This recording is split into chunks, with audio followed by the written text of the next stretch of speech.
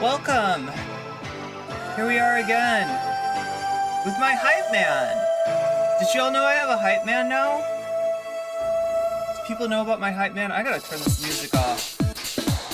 Oh wait, it's done. It's done anyway. We can get right to my favorite music of the day. That's right, the intro to the show music. How is everybody doing? Welcome to the show. I feel so bad every time I have to miss a broadcast. Like, I was supposed to be there with you on Monday. It seems like for some reason 2 days in a row is like something that I cannot handle. Even though I've got tons of stuff to bring you, I'm also dealing with a lot of stuff that I'm trying to in my personal life that keeps on getting in the way. But yeah, I'm here now. I guess that's the important part. I just need to give you a better sense of when I will be there and when I won't be there, because I know it sucks to show up and then I don't show up. You're counting on me and I let you down. I've got a very interesting rabbit hole for you today, all about Ana Kasparian and her continued journey, I guess you would say, into the intellectual dark web, which is exactly what she's doing right now. I mean, you could compare it to Jimmy Dore. It's not a perfect comparison. You could compare it to Dave Rubin. Again, not a perfect comparison, right? These are people that, you know, kind of went like fully to the right. I suspect that Ana will end up there either way, right? But for now, it's like a better comparison to talk about like intellectual dark web figures, because she really is trying to have it both ways. She doesn't want to tell her progressive audience to F off. She just wants to hope that a lot of them are not keeping score at home. A lot of them are not noticing who she's throwing under the bus. And a lot of them are just as bad of shitlibs as she was. So yeah, that's Ana Kasparian. And there's my hype man right there. Let's see what he has to say. Right, this guy talked about me again. What did he say? What did he say about nocommentchick?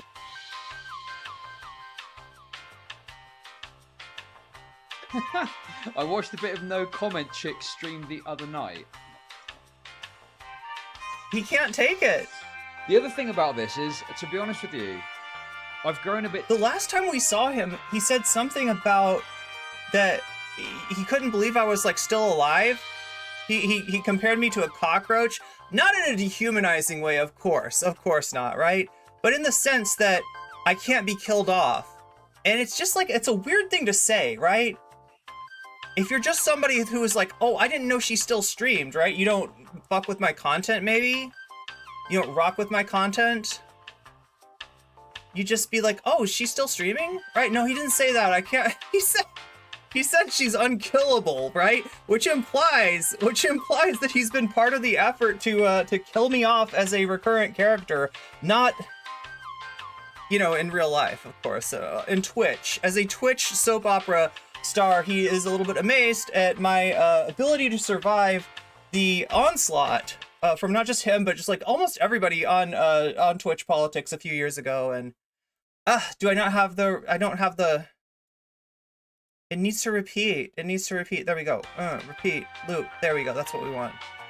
We got the loop. There we go. I'm better. I just need my music, chat. I can't give you the intro without the music. The Majority Report, they rely on their music to give you the intro. I'm the same way. I'm cut from the same cloth as Sam Cedar, Emma Vigland, Jamie, Michael Brooks. Michael Brooks is like my older brother. Not literally. All right, but he's like my older brother. You know, and that, like, I can't exactly explain him, but I appreciate him.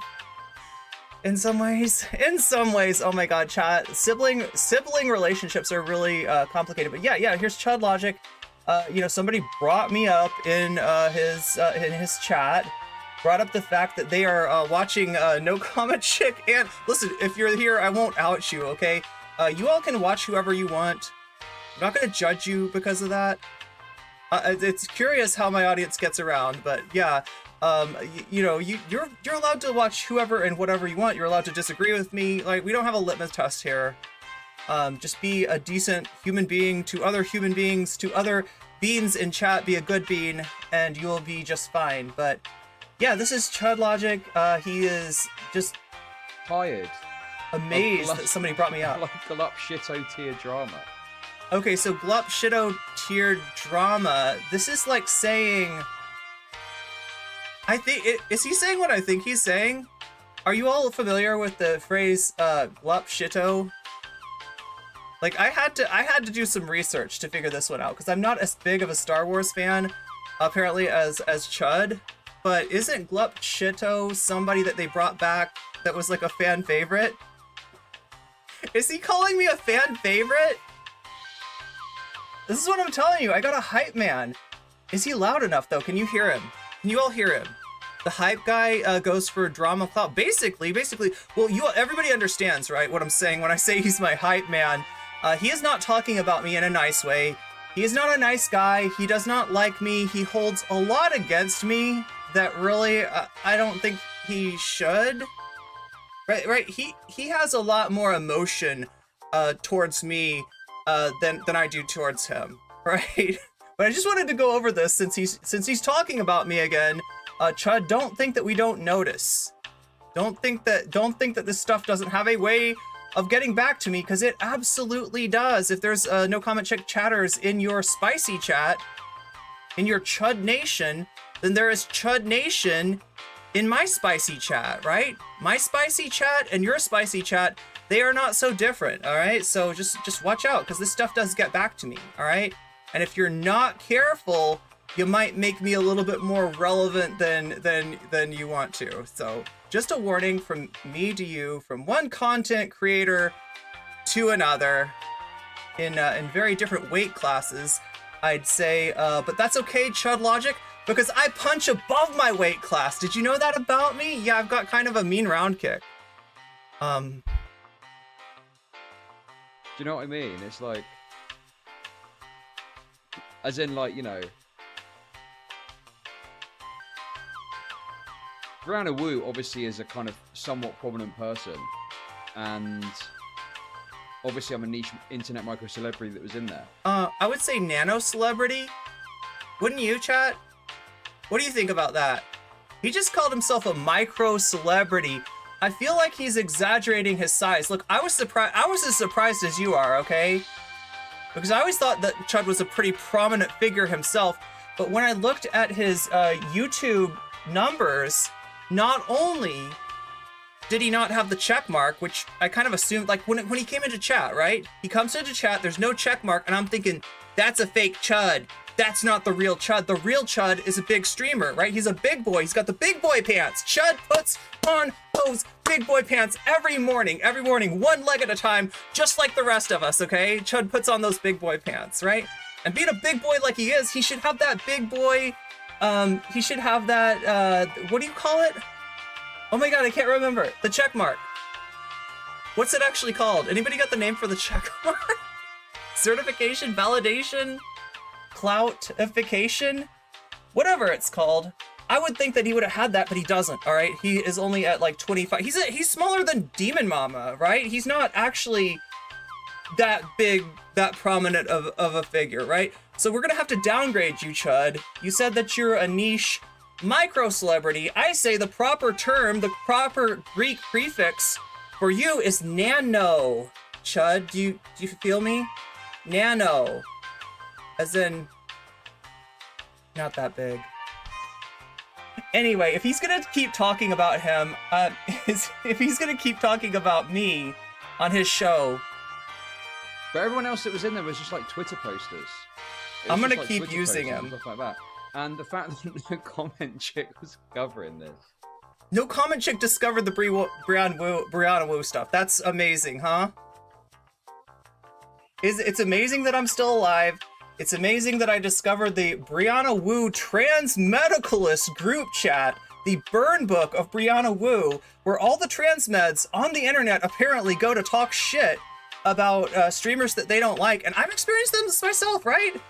Without even knowing who Gammy was, right? Somebody just sends me a link and like, yo, this bitch is talking about you. And it's like, sure enough, look, Gammy cannot get my name out of her mouth. Neither can Chud Logic. Neither can the rest of these transmeds. He was in the transmed group, though. This guy got an invite.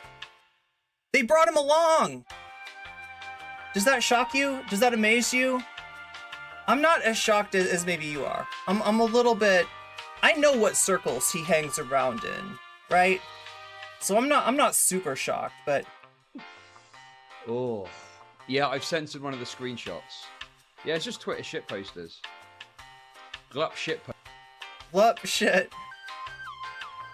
Glup shito tier streamer. Should I change my name to the Glup shito tier streamer? I'm a fan favorite, chat. They wanted me back.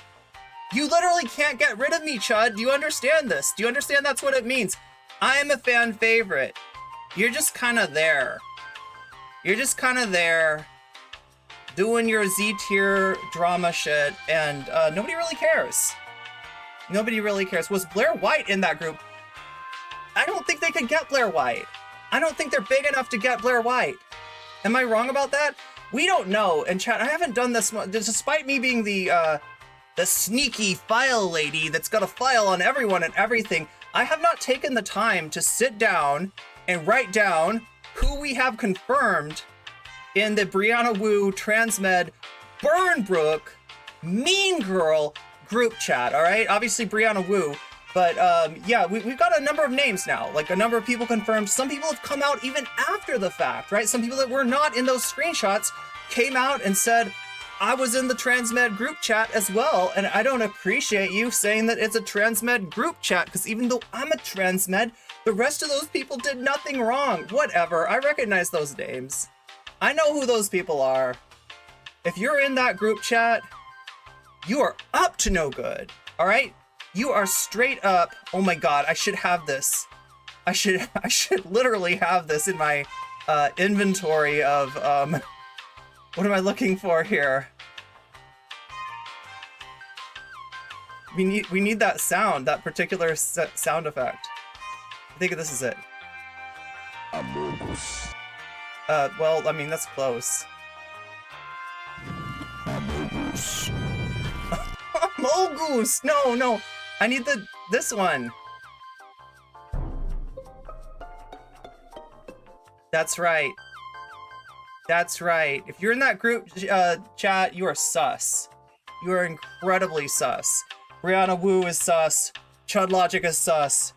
Everybody, but I haven't really done the, oh my God. I keep on kicking the table. That's why I keep on bouncing around. Every time I bounce, it's because I kicked the table. And you know, if I was gonna let out the noise, that it'd be like, I'd be doing that Family Guy noise, you know, every time, but I try to suppress it, right? Just to, like, you know, keep things going. Anyway, so yeah, we got Amogus, we got Sussy Bakas, we got imposters among us, and that's what the transmeds are. Not that they're not trans, right?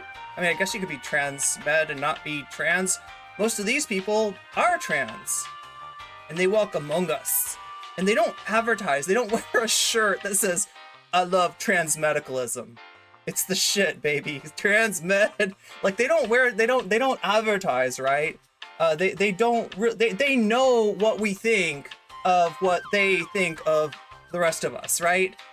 They want to say this stuff in their little group chats. Well, it gets exposed, right? It's not hard to figure out, if you know what to look for, who is and is not a transmed, and who's like the biggest friend of these people too. Their favorite streamer apparently here, Chud Logic, still talking about me, but that's not what we have to talk about today. That's right, we got rabbit stew. No, we got a rabbit hole, and we got one Ana Kasparian going down that rabbit hole, becoming more and more right-wing every day, it seems. We also have a civil war between President Sunday and Wick. These two were thick as thieves. These two were doing content together, doing everything together. Now they're at each other's throat. Wick's got a manifesto against Sunday. Sunday's bad for doing literally the only good thing that Sunday has ever done. You know, exposing the Brianna Wu group chat, right? Now Sunday's in trouble, and we're gonna take a look at that too. So we got a lot to cover today. We do not have time for little nano celebrities like Chud Logic. I'm so sorry, Chud Logic. You're not important enough to take anything up more than the very beginning. Wait, does somebody has a rabbit? Yo, I feel like we got another rabbit. I feel like, look, I gotta show you this. Chat, I'm wild today. Is that okay? I wouldn't be surprised if Ana Kasparian and Jesse Singal were in we're in the group. Yo, they would invite Jesse Singal. I don't know if he'd accept. They would invite Ana Kasparian. I don't know if she'd accept, right? But I'm wild. Are you wild? Are you feeling wild? I don't know what it is. Look, like there's two cats that live with me, and they're kind of wild. Like one of them scratches me through the green screen and bites me like I'm petting her, and she's just like, oh, you know, and I'm just like, okay, I guess that's how we're living. I guess we live like this now, right? We're wild. They're wild. I'm wild. I was bitten by the feral kitty, and now I myself am feral as well. So my vibe is great today. I'm so glad that you're with me. I'm so glad that you're along for the ride. Paul Squall says not wild enough. That is probably true, possibly true. Oh my god, we got so much stuff. Look, let's see. From your favorite shit glotto. Wait, what is it again? Glotto shitto shit glot shitto? Can anybody explain glot shitto in a better way? Like, I sort of understand what he's saying there, but not really, because I'm not a Star Wars. Like, I'm not a super Star Wars head. This is our, so look, we've always had this sub goal here, all right? Always had the sub goal, right? Now we have a member goal. What is a member goal, all right? I should probably describe this, because not everybody is super familiar with the fact that you can become a member on my stream. You can get emotes. I'm talking about on YouTube, right? You could become a sub on Twitch. You can become a member on YouTube, and there are emotes for this one, right? So if you've ever wanted to use emotes on YouTube, and you're like, I'm not on Twitch, I guess I'm screwed. No, you're not. You can still get a membership. Now this goal is kind of weird because it says I have 419 members. I wish.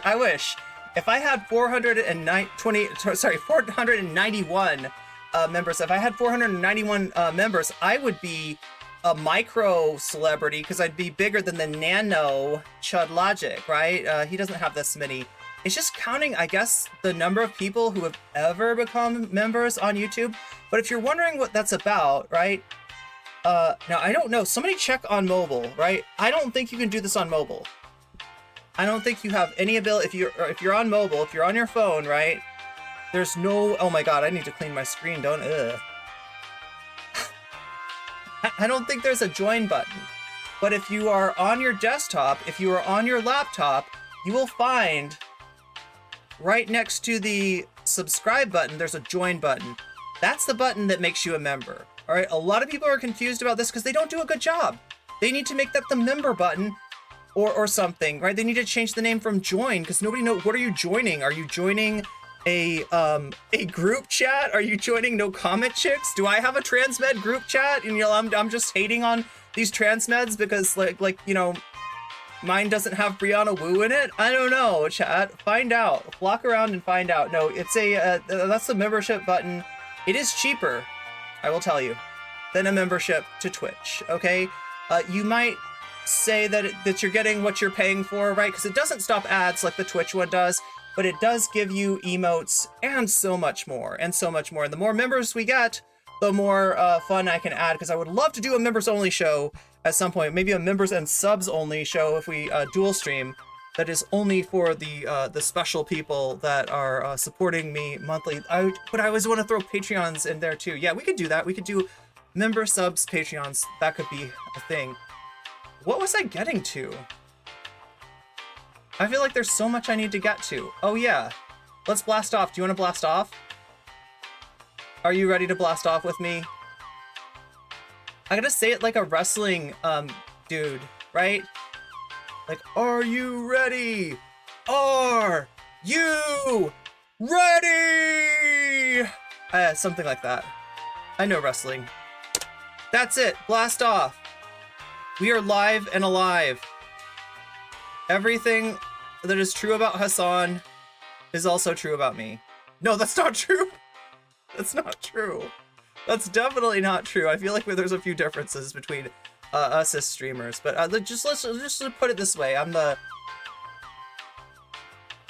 I'm the trans femme Hasan. What else could I say? No, I don't know. What am I saying? I don't know why I'm saying this. I don't want all this baggage. There's too much baggage, chat. There's too much baggage in being the trans femme Hasan. But that is the X, Twitter, whatever you call it. That is the that's the thread for today, right? And this brings in people who don't already watch me, and they say, "Ooh, Ana Kasparian. I do not like Ana Kasparian. Let me watch what nocommentchick has to say about her." So, if you hit that like button on this, if you hit the even better, the repost button, they're no longer retweets; they're reposts apparently, right? It helps it get to more people, and more people can see what's going on. Also, speaking of TYT, I have last minute been informed by a very trusted source, an expert, you might say, on all things Hasan, that Cenk Uygur went on Hasan's stream to talk about trans women in sports and how much of a fucking danger we are. We're a goddamn menace. We're taking all the gold medals, all the first place awards, all the trophies, and we won't let the cis women have any of them. First, we took over fishing. Then we took over chess. Now we're gonna take over everything. We're gonna take over pickleball, okay? There's gonna be a trans pickleball star. Oh yeah, also, what is going on here? Why do I have birds of prey, Klingon birds of prey to either side of me?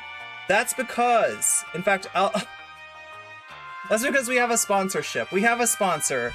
We are being sponsored right now by Star Trek Fleet Commander. And I think it's this one. We're doing mobile first. I thought I could do both of these at the same time. They have got a new PC mode, right? So if you were, last time we did Weasel Alliance, right? That's our alliance, the Weasels. Let's get the, we have some, can I get some Weasel in chat? Weasel. Dingus Gambit. That's right. Yeah, we got the Weasel Alliance. Some of you participated in it last time. You can participate in it again because we're gonna be playing, right? But what I really need is for some new people to join us and to play along with us, right? Let me just make sure. Let me confirm this, that the one we're doing this week is in fact. Come on, show it to me. Show it to me. PC. Oh wow.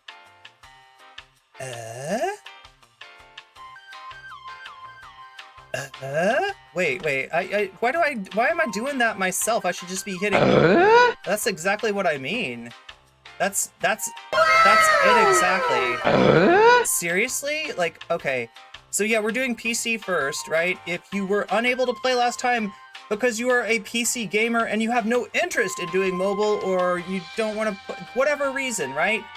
You can join us on PC. So I'll be playing some of that hopefully today, and we will be restarting and reinvigorating the Weasel Alliance. Some of you have still been playing. I've noticed there's some Weasel Alliance people that have gotten quite far in the game. So we have some big accounts, you know, supporting you when you start out, right? First of all, there's noob protection, all right? Until you hit level 15, I think, you got noob protection, so you won't get raided by anybody, because this is one of those massive multiplayer online games where people can take your stuff. People can definitely take your stuff while you're mining, so be careful when you start mining, but nobody should be able to take your stuff other than that for until you're at level 15. But what are we looking for here? What are my goals? Play and reach level 5. That's pretty easy. Unlock second ship. That's pretty easy. And then reach level 10, right? Each of these goals will help me financially. And let me just tell you the real shocking thing, without you paying a dime. This is free to play. If you want to, you can spend money on this, and it probably makes your experience better. There's online purchases available, in-game purchases are available to speed you along if you want to, but I played it without spending any money. I think a lot of people played it without spending any money, and it's a fun game. The other thing that I really need to do... Oh my god. Well, let's get to... Let's put on, let's put on Cenk and Ana while I make sure that we are officially a sponsored stream in the background. So first, let me give you a little bit of background on the event. It's Powerhouse Arena in Brooklyn. I love them, and if I ever have another book, I'm definitely going to launch it there, because so far, look, it's just somebody wrote Also, in earlier today, and Natalie Marie, if you're in, yeah, that's is it Tim Allen. I think so. It's the Home Improvement guy. Is that Tim Allen? I always mix up my 90s sitcom people. Cenk, unelectable Cenk. Oh yeah, I forgot about that. He's running for president. He's running for president. He like half-heartedly announced that too. That's why I forgot about it. Yeah, he was on Breaking Points with was it Crystal and Cigar? Is that right? Breaking Points is Crystal and Cigar's new show, and he just was like, oh, by the way, it might as well run for president since nobody else is. Okay, Cenk, we see you. We see you. Tim Allen, aka the Santa Claus. Tim Allen, isn't Tim Allen like sus? Oh yeah, I forgot about that. Tim Allen like narked on people. He was caught doing dealing some powdered sugar back in the 70s, right? And he, in order to get his charges reduced, he told who else was involved. Yeah, Tim Allen, not a great guy. let me just, I'm always honest with you guys. He's selling. Oh, this is the book that he's selling. Yeah. I'm definitely. Justice is coming. Didn't Kamala tell you not to come though, Cenk? She said very clearly, and I quote, "Do not come." A little bit bitter about this fact. Like none of the other bookstores asked for it. Like they not politics and prose. Come. And busboy and poets, like these are supposed to be like great independent bookstores in DC, for example. Nope, don't want it. Okay, they do politicians all day long, but progressives are outsiders and are no good, and so they don't want it. So what happened? 200. Wait, do you think it's really because he's progressive that they're not selling his book, or do you think it might be for some other reason? 30 people showed up and bought books. Also, we're gonna see exactly how progressive he was today on Hasan when he was like dragging trans people. Showed up and paid like $7 to get in because they already had books, right? So 200 to 300 people came, and the whole place was packed. They said it might be the biggest event they've ever had there, and I love you guys for it. So these pictures are just us. We just took it. There's not a professional photographer or anything, but it gives you a little bit of sense. So there's a second layer that was packed with people. And so this is a picture taken from there. That's Colby Hall from Mediaite, who asked me the original set of questions, and then we did a long Q&A with the audience. I'm going to share a question he asked and my answer in a second. So that's us over there. And then, by the way, people would come by that window and recognize me and be like, hey, Jake, from the window from the outside. So gives you a rough sense, like this first layer, second layer, and they were both packed, right? And then one more for now. Then we had a line of, about over 200 people, and I stayed inside everybody's book and I talked to everybody, and that's part of what I want to talk to you guys about today in a sec. And I'll show you some other cute pictures of like kids and stuff that came by. But first we're going to show you one of the questions and answers. A little bit long as in like 4 minutes, but that's good. At least gives you a sense of how the night went. Okay, so let's watch that. There seems to be, and maybe this is naive, but something brewing in the zeitgeist of, people are tired of the division. And there is a sort of a desire to sort of, maybe try to figure out what we have in common. And you and I have talked about this a few times that, apart from the xenophobic and really ugly sides of MAGA, there are parts of the MAGA side that aren't too dissimilar in its DNA to, say, Bernie supporters. And, if those two ends of the circle could just stop turning. Do you hear what I hear, chat? Do you hear what I hear?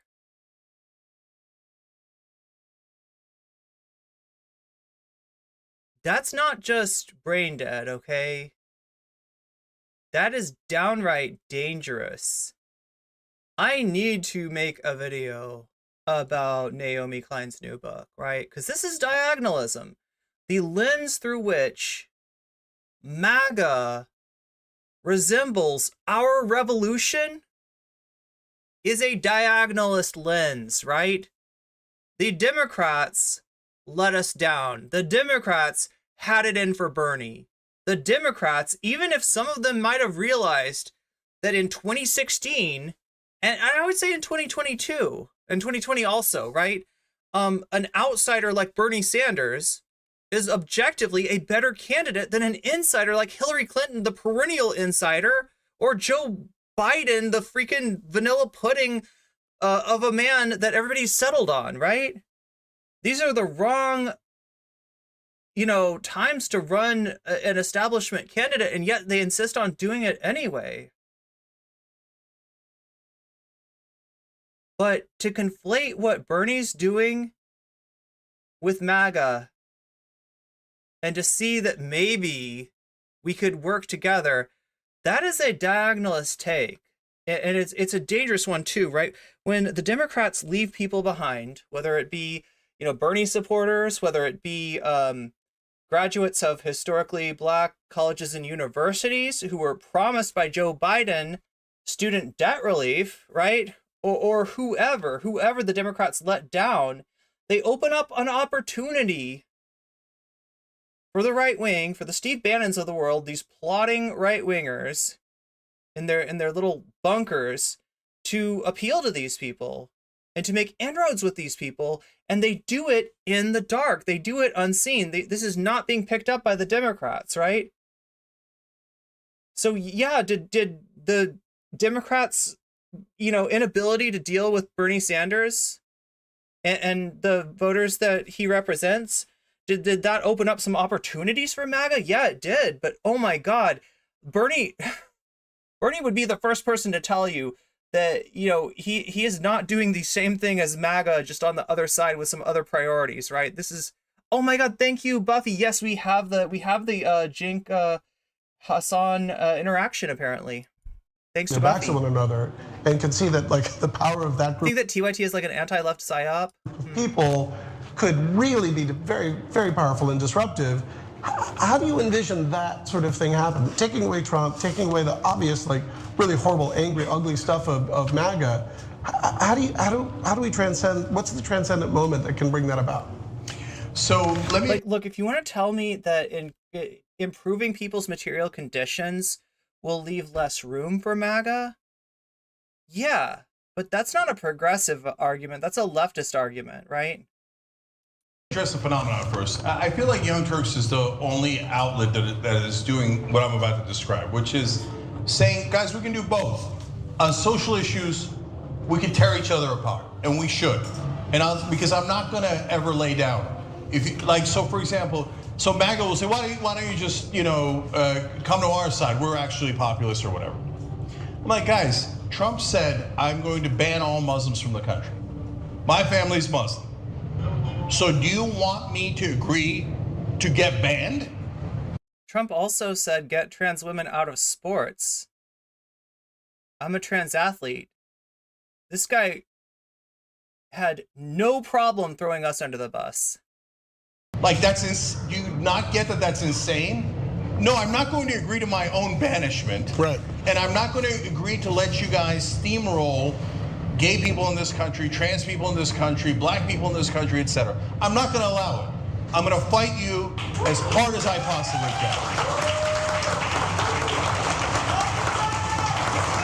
can. Honestly, who's getting excited for Cenk Uygur in 2023? Did I get the right? Oh, good. Okay, so yeah. This is 5 minutes of him doing this book signing, and then we'll get to the Ana Kasparian stuff.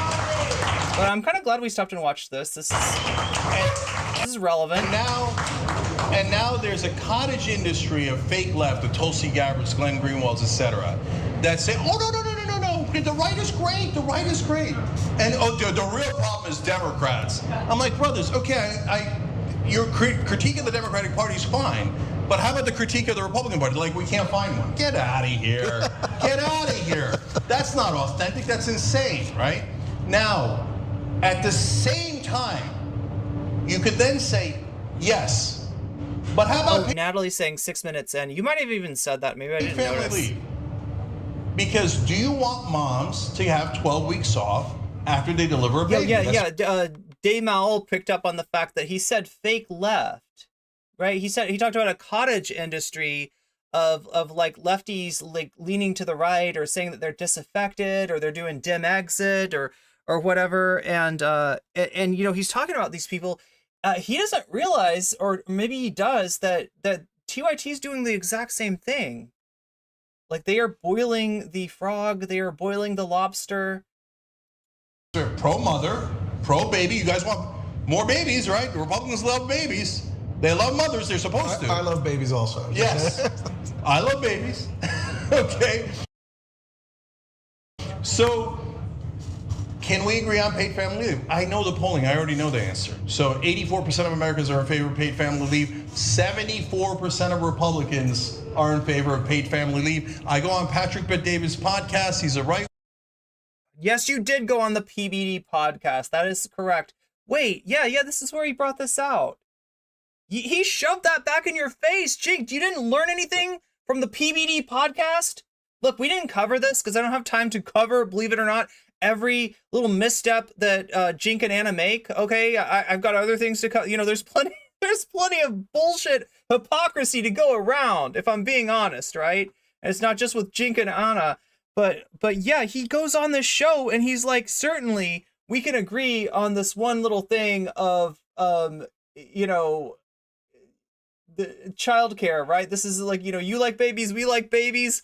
Look, they don't care about the babies. They use the babies. They use their pro-life standpoint. They make weird allegations where you think that the Democrats are like doing things to babies like after they're born, like doing a post hoc abortion or something like that, right? They literally have people believing this stuff, right?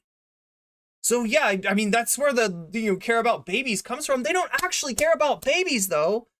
They care about taking choices away from women. They care about making women more dependent on men, right? They care about the patriarchy. They don't care about babies. How could you miss that? So he brings this up to Patrick Bet-David. And Patrick Bet-David, I believe, the response to Jink was, well, you know, okay, you say that that's a simple little thing that we could all get together on, maybe, but what about the fact that women are women and men are men? Can you agree with that, Jink? And look, they're not ready for that yet, right? They might get to that eventually. They're pretty anti-trans, right? But they're boiling the frog. They're boiling the lobster. They don't want the lobster to get out of the tank and be like, yo, it's getting a little hot for me in here. I don't know about this. What did I sign up for? They got butter sauce over there. I'm out of here. I don't want to be like the lobster in, Little Mermaid, right? I don't want to be getting cooked by the chef. But yeah, this is, they're not going to go full transphobe. I mean, for a lot of us, they have, right? But they're not going to show those cards of being fully anti-trans people's identity until a little bit later. But yeah, that was what he got back. That was what he got back. Oh yeah, you want to make a deal? Here's my deal. F trans people. That's what PBD told to Jink. Winger, they polled their audience. Guess TYT just banned you 2 weeks ago?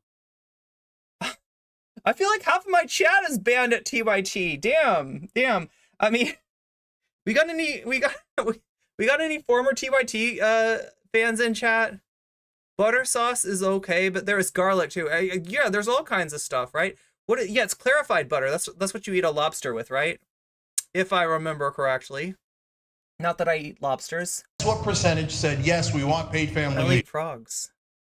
Like Chud Logic. 75%. Okay, so while I'm kicking your ass on your bigotry and you're kicking my ass on being Muslim and you think that's like such a great thing, right? I'm an atheist now, but I grew up Muslim, etc. Can we go fight, stop the fight for 1 second and let's pass paid family leave for all moms? Right. Right? And then let's get back to fighting. We don't have to be dishonest. We don't have to be dishonest and we don't have to stop fighting. but that doesn't mean we can't agree on the Speaking of things we don't logic. agree on. So the point of media is to rip you apart. They're trying to get you.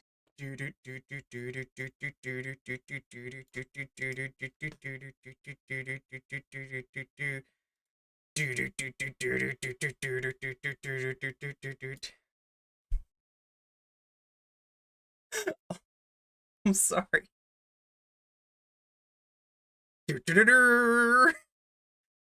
It's Chud Logic. Hey Chud Logic, what's up? Hello, no comment chick. It's your favorite micro celebrity, Z-list drama streamer Chud Logic. That's right, I'm your hype man now. I'm gonna sit right by. All right. We got big Chudgas. We got big Chudgas in the house. Okay, sorry. I don't know what's wrong with me today. There's no excuse. Fight and never find common ground. I don't. Does anyone think that I mind the fight? Right? No, I love the fight. I got no problem with the fight. But let's. Yeah, because you need more engagement. Because people are getting bored with you. Has paid family leave. Let's end money in politics. Republicans hate money. Is that a great impression? Do we have anybody in chat that hangs out in Chud Nation that could maybe tell me if that like I said, I'm not mad at you if you watch me and you watch Chud Logic. I think that's charming. I don't understand it, but I think it's charming, and I'm not gonna shame you for your Twitch watching habits. In politics. Any Chud Logic experts in chat? So, I mean, that's what's in the book, which is, yeah, and chapter 3, I explain why Republicans suck, and as Kirkus Review said, I give them a shellacking. But then I explain in the rest of the book also at the same time that yes, and you saw me today if you watched the show today. I mean, furious at Republicans, including Republican voters, and I talk about that in the book too. But at the end of the day, there are a ton of things we agree on, and that's never discussed in the media. And the right-wing media doesn't say it. Let's be honest, left-wing media doesn't say it. Mainstream media doesn't say it. We're just about the only show, and then in the book I say it. Yeah, there's a ton of stuff we agree on. Why don't we do the things we agree on? I mean, basically the nugget of truth here is that there are a lot of progressive priorities that are very popular, that are so popular that you could say that they transcend the leftist political zone, right? You've got right-wingers that'll be like, ooh, paid family leave, sign me up for that, national health care, sign me up for that, right? There are policies like this. Like that's the nugget of truth, is that progressive policies are actually incredibly popular. And yet we get a media spin on them that prevents them, like tax the rich. Tax the rich, tax the rich, tax the rich. But when you try to present that to the media is like, ooh, tax the rich. Won't that hurt the economy? They want to raise your taxes. Maybe they think that you're rich. And you look at the policy and it's like, it starts at $250,000.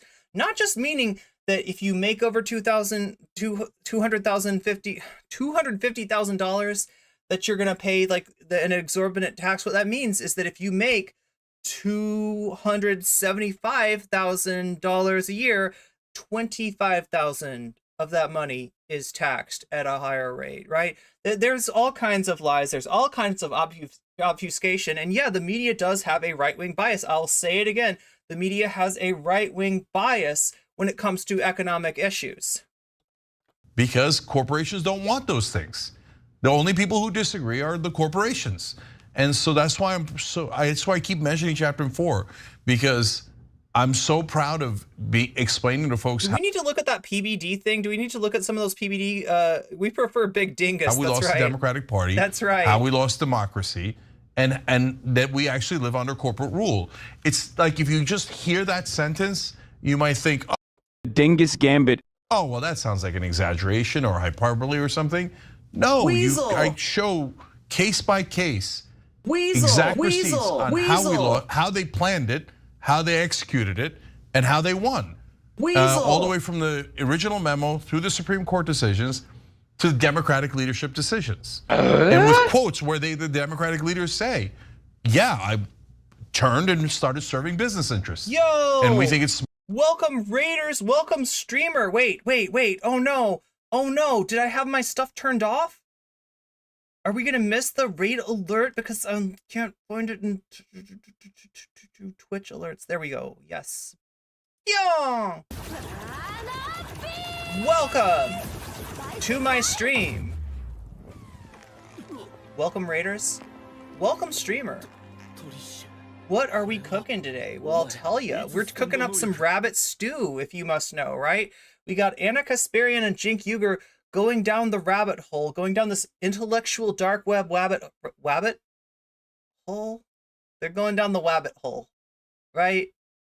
And then we got Chud Logic over here. We got Big Chudgus talking about me. He can't stop talking about me. That's what's wild to me, right? I seriously hadn't thought of Chud Logic in like a year or more. And all of a sudden, out of nowhere, like, you know, somebody sends me a link and like he's talking about me on his video, right? In a really dismissive way that implies that I am a nothing burger. I am a completely unknown, random, small streamer chick that nobody should care about. And yet somehow, he is not embodying that nobody should care about aesthetic. He keeps on talking about me. So if he's going to talk about me, I guess we got to talk about him too. And he's now my hype man. He is now hyping me up, reminding Twitch that I still exist. And that we have some crossover apparently between my own spicy chat and Chud Nation. So who knew that? What's up, Phoenix Dragon? What's up, ZX227? What's up, Adrian Vixen? Good to see you. Meow. Wascally Wabbits indeed. We're going down a wascally wabbit hole with our friend Cenk Uygur, Ana Kasparian, and Chud Logic over here. Who knew? Smart politics to serve business interests. So, all right, let me pause there. Anna, any thoughts on that section? No. Also, Chud, if you would like to have a conversation with me, if that might help get me out of your head, I would be willing to provide you with that, all right? Your chat obviously wants you to talk to me. I have said I am open to that. I am not going to let you just come in here unannounced and take over my content. But if you want to have a conversation, I will have a conversation with you. I am not afraid to talk to you. I don't know if the reverse is true, though. I get the feeling you kind of ran. You kind of pulled a President Sunday last time. So, you know, if you really want to have a conversation, if I'm like that song that you just can't get out of your head until you hear the song, I will come on your stream, I will grab my ukulele, I will play the song for you, and I will pretend to be canceled, like that I did something bad because she's got files. There's screenshots of folders with people's names on them. Oh my God, that really proves something, doesn't it? That proves that, what does it prove again? How are those screenshots connected to me? Did you forget that part? Did you forget that part when you were trying to shit can me? When you were trying to stomp out and exterminate this roach? That's right, he called me a roach. I think not so much in a dehumanizing way, but in a sense that I can survive any sort of nuclear blast that might that might absolutely get rid of other streamers. So thank you very much for noticing. He also notices that my community supports me. That was another thing that he commented on, is that I've got trans people in my community that will go to the mat for me, right? And I'm very happy to have that kind of community. I'm very happy that I have a supportive community, not the kind of community that you know is a bunch of Dylan Burns fans or Chud Logic fans that they're gonna leave me the second that the femoid says something feminist, or you know what I mean? I sound like too much of an SJW or a woke scold or something. I have people that appreciate me for that, right? He noticed that too, you know, and that's part of like being unkillable. Yeah, Chud, you have every reason to fear me. I don't have any thought. I mean, I do. Oh my God, ads. Really? We got ads? Yeah, we got ads. Damn it. It's not giving me the warning. Oh, it is giving me the warning. I just didn't pay attention to it. Thank you, by the way, Phoenix Dragon. Phoenix Dragon can't hear me. All right. But just remind me to thank Phoenix Dragon when the ads are over, because I wouldn't have even known to look. But I don't. Okay, got you. That means you don't want to say it. Okay, maybe we'll come back to it. I just look, we've been over this. I think that you have this itch to fight, right? And I think that I hear what you're saying about wanting to fight back against the bigotry, right? But I think that sometimes the way. Excuse me, Rose Jackson, thank you for the follow. Scuba Duck, thank you for the follow. And Baked Reman Zeta, thank you for the raid. Thank you, streamer. Thank you, raiders. By the way, if you get back to your keyboard, let me know how your stream was. Let me know what you talked about. I would be curious to know. That you communicate within that fight accuses people who don't really fall under that category of being part of the bad. To those of you who just got here and don't know why we're talking about Chud Logic, we're talking about Chud Logic because Chud Logic can't stop talking about me. So that's who we're speaking to. We're addressing the big Chudgus over here. That's right. Does that make sense? Is that visual cue doing it for you? Yeah. Guys who have bought into the bigotry and stuff. I think that the situation's just a lot more complicated than that. Now. And the way that I've been thinking about all of this is how do we bring more people in rather than repel people from what we're trying to accomplish, right? And so the messaging, I think we need to be a little more careful with so we don't make people who do not subscribe. So you see how there's like a difference of opinion here. Did anybody think like that Jink said anything that controversial? I just thought that it was a bunch of pablum, really. Like, right? The problem with what he said was that it was largely meaningless. It was a gesture to reach across the table to make deals with Republicans on these kind of progressive issues that are really, really popular in the country.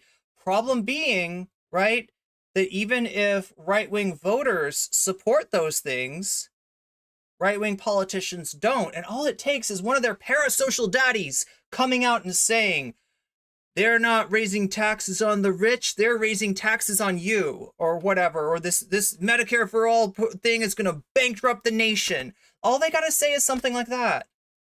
Everything that Jinx says is controversial. He does need more engagement. He is going for more engagement. Yeah, that's true. Louder for the ones in the back. Wait, did I miss something? Adrian said something. Rar. Oh my God, so much chat. Yeah, that's right. We've got the Star Trek. You don't know Chud Logic. That's blessed.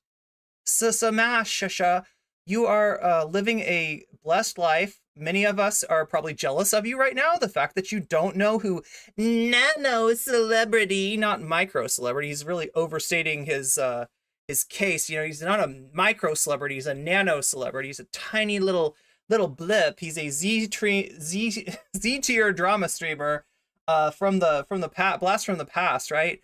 Is who we're talking about here. Anna doesn't care because she's a bigot. Yes, indeed. And listen, if you got something in chat that you really want me to read and I'm not paying attention, there's two tools I want to point out. YouTube, you can use the highlighted text, right? That's one of your channel points awards, right? You can highlight the text. That should maybe get my attention. If it doesn't get my attention, it'll probably get a mod's attention, and the mod will be like, hey Irene, you need to pay attention to this. Or if you're on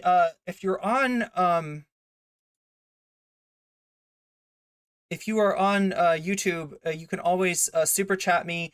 That is a lot more visible than a regular chat. And the other thing about it is it makes a noise now. If you super chat anything over $9.99 or over, you actually will have a automated voice read off exactly what you said, right? And yes, she is British, and yes, she is sassy. Okay, she's sassy. So a sassy British woman will read what you had to say.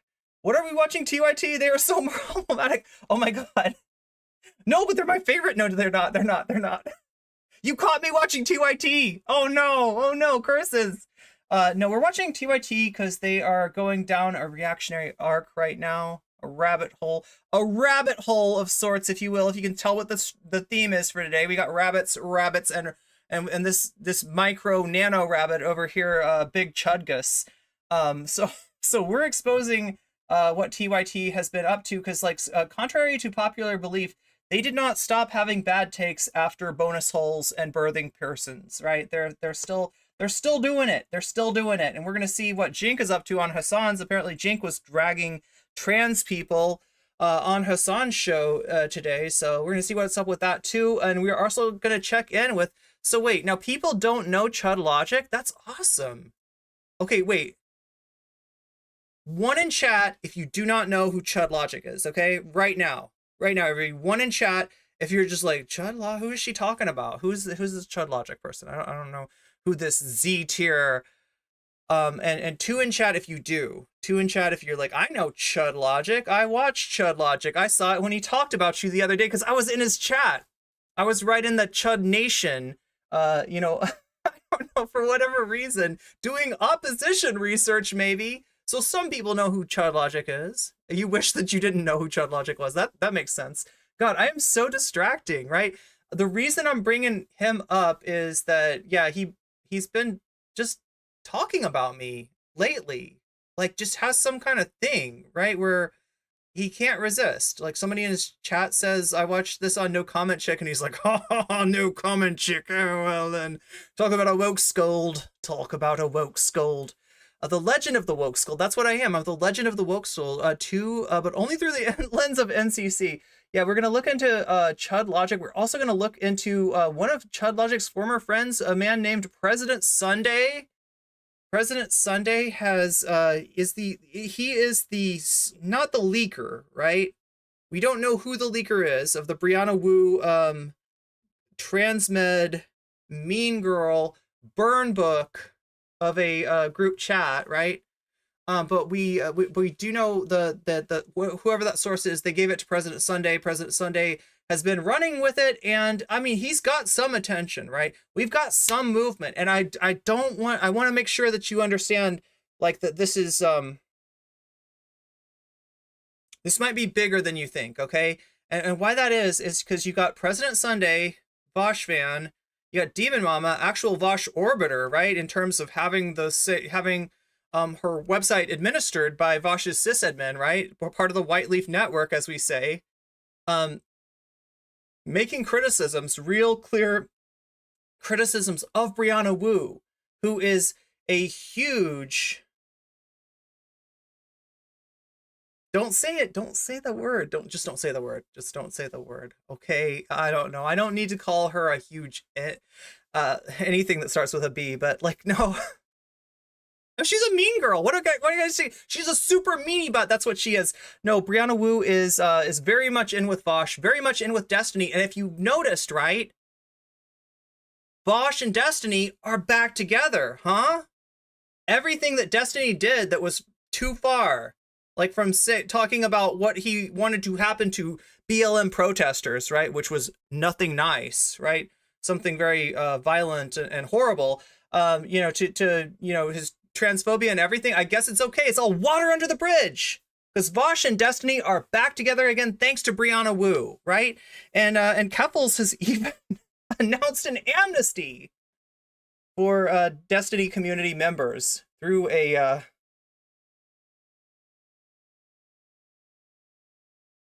very interesting intermediary. Hopefully we'll get to that, right? It all depends on you. It all depends on our ability to meet the sub goal. We are at 0 right now. We need to be at 10 to extend the stream. We've also got a sub goal. If you notice, a member goal for, this is for YouTube, the member goal, right?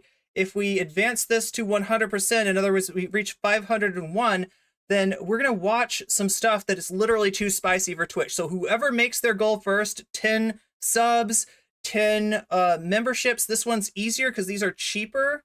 But you know, whatever floats your boat. We're just gonna have a little competition between YouTube and Twitch today. See who gets that extended stream. I wonder how Demon Mama will take the Vosh.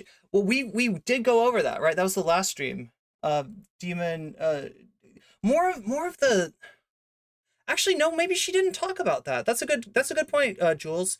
Yeah, Demon Mama was more talking about the Brianna Wu thing. Obviously, she's not a fan of Brianna Wu, not a fan of transmedicalism. Good on her, right? Good on her, right? Because it's not easy to speak up against the leadership of your, you know, when you're website is literally administered through Vosh's sysadmin. It's not easy to speak up. Anyway, I'm completely getting away from the. I am completely getting away with. I'm sorry. I'm too excited. There's too many things going on, chat, and I have ADHD.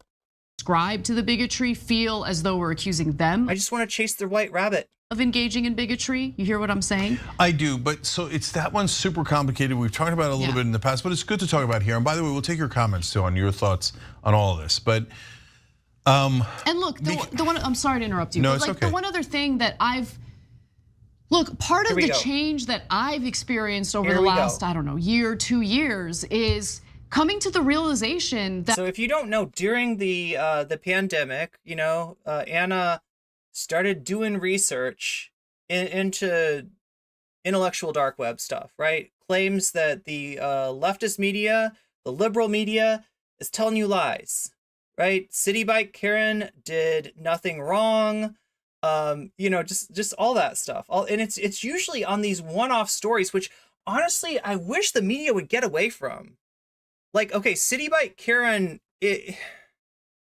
you shouldn't be basing your political like philosophy on the outcome of the City Bike Karen situation. That being said, there was a lot more to it that didn't get reported on, right? The right-wingers came out with a claim that no, actually she had that bike. Yeah, that's right. She went up and she, you know, did on her, she literally reserved a bike that somebody else was holding. That's true, okay? But there's a lot more to the story than that. And you know, if you talk to, it was actually on the TYT network, I think,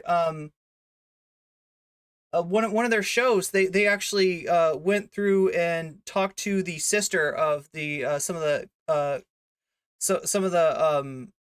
guys that were on those e-bikes, right? And found out that yeah, no, City Bike Karen was trying to use, you know, her white privilege, her, you know, apparent vulnerability as a white woman amidst a group of black you know, kids, right? And everything else. But anyway, it's stuff like this. It's little, you know, go back and look at and see that Kyle Rittenhouse actually did not take a gun across state borders, right? Which people had kind of hung their hat on a weird thing, right? That's not what's wrong with Kyle Rittenhouse. What's wrong with Kyle Rittenhouse is that because of all these MAGA chuds, because of all these talking heads, you've got a kid that thinks he needs to go defend, I don't know, stores in you know, in another city, right? Like you've got somebody that thinks that they need to bring a gun to a protest, right? That's freedom of speech. Is that really freedom of speech? If you're at a protest expressing your freedom of speech and somebody brings a gun, how free is your speech when you know that there's this dangerous, you know, object in the midst of you, and if this person feels like it, they can use it, right? You're in a situation where any loud noise is going to be taken as the discharge potentially of a firearm. It's going to make people freak out, right? The whole situation should have never happened. That's the point of Kyle Rittenhouse, right? But Ana's got basically the destiny take on Kyle Rittenhouse. So, you know, this is what she's been concentrating on, and she's been, you know, talked to Jesse Singal, and, you know, he's like, well, I'm a trans ally, but I think it's a little bit too easy to get medical care, to get gender affirming care, which the bar's just a little too low. And what that means is we're pushing these people through it. And because I can find people that call themselves detransitioners and that say, like, you know, I was allowed to do XYZ in terms of medical transition or social transition or whatever, and ended up now I no longer identify as anything other than my birth sex, right? You know, you're talking about 1% of people. You're talking about a very small amount of people, people that, you know, fine, you know, if they don't want, if they think they've made a mistake, you know, people's gender identity is up to them, right? Nobody on the left who knows what they're talking about has any problem with that. Also, it is free if you only have your voice. Is it free if you only have your voice against big money speakers. Wait. Your voice against, yeah, people with, yeah, is it free if you got AstroTurf? In other words, I think Yasiel is asking. But yeah, so yeah, the number of detransitioners is incredibly low, and they will use bogus science on desistance, which is a different thing than detransition. Desistance is like literally if you tried on your grandmom's slippers and they were kind of, you know, not something that was terribly masculine, and your parents noticed, right? You could end up in the study. And then if later on they ask, you know, what about your child? What's your child's gender identity now? And your parents say, my child is still identifying as their sex assigned at birth. Then they will mark you down as a desister when all you were was a curious kid, right? It's bogus science. They've been trotting it around, you know, all this time. And basically what they want you to think, the action item that they want, the people like Jesse Singal, is to gatekeep gender affirming care more rigidly than it's already gatekept. If you ask any trans person, the problem with gender affirming care isn't that it is too easy to get, it's that it's too difficult to get. There's too many, you know, bars, there's too much gatekeeping, there's too much, you know, kind of, you know, not respecting your own identity, right? Which is a subjective thing. When we're talking about identity, we're talking about an objectively subjective category of your personhood. Only you can know that. No one else can look at you and be like, I see your gender identity is this, this, and that. No, we can't look at you with a microscope. We can't like check your heart rate. You know what I'm saying? We can't take your blood pressure. We can't like look in your eyes or your ears or, you know, your colon or anywhere, right? There's no objective measurement for this. Where do we get gender identity? From asking the person, from self-identification. And that is the word that scares these people, whether it be, you know, Transmeds and Brianna Wu's group chat, or whether it be Jesse Singal out there. That's what scares them more than anything. The radical subjectivity of believing people when they tell you who they are, right? When they tell you that's their identity, right? They want to get away from that. They want to establish some kind of objective, right? And it's inherently transmedicalist. That is going back to the bad old days. Let me tell you really quickly before we get back to Anna, because I realize this is a huge, enormous, like, stun lock that I'm going on, but this is important. Back in the old days, right? The bad old days where, you know, essentially the ones that transmeds want us to go back to, right? Where it was really, you really had to convince your doctor that you needed gender affirming care to get it, right? They had this thing called the Cogiati test, right? And, you know, this is essentially a test that asks you things like, on your last big major life event, funeral, wedding, what have you, right? Do you remember what you were wearing? All right? And no is an answer that will make it less likely for you to receive gender affirming care. That is what we're talking about. That is what they want to take us back to. And I stand in solidarity with trans people. I stand in solidarity with non-binary people. I stand in solidarity with honoring your subjective experience of who you are, because guess what? You're the only expert on that. No doctor can tell you who you are. No doctor can tell you what your gender identity is. It takes you affirmatively saying that, you know, this is how you feel, right? To know that kind of stuff. So, yeah, I don't want to go back to the bad old days, but I feel like people like Anna, through allowing Jesse Singal that veneer of respectability, because nobody takes him seriously when he says he's a trans ally. No trans people take him seriously. Oh yeah, you're really doing, you know, God's work for us over there, right? Nobody believes that he's on the left, right? He's fake. But Anna's like, I don't know, maybe we should take a look at Jesse Singal. Destiny is like, I don't know, maybe Jesse Singal's got a point, right? Destiny just hates trans people. Destiny just got like a burr in his saddle towards trans people and has been, You know, his whole thing operates on who he hates, right? Does he hate anarchists this week? Does he hate communists this week? Does he hate trans people the next week? That's what Destiny's politics are. They are the politics of grievance. He might as well be Trump. I said it.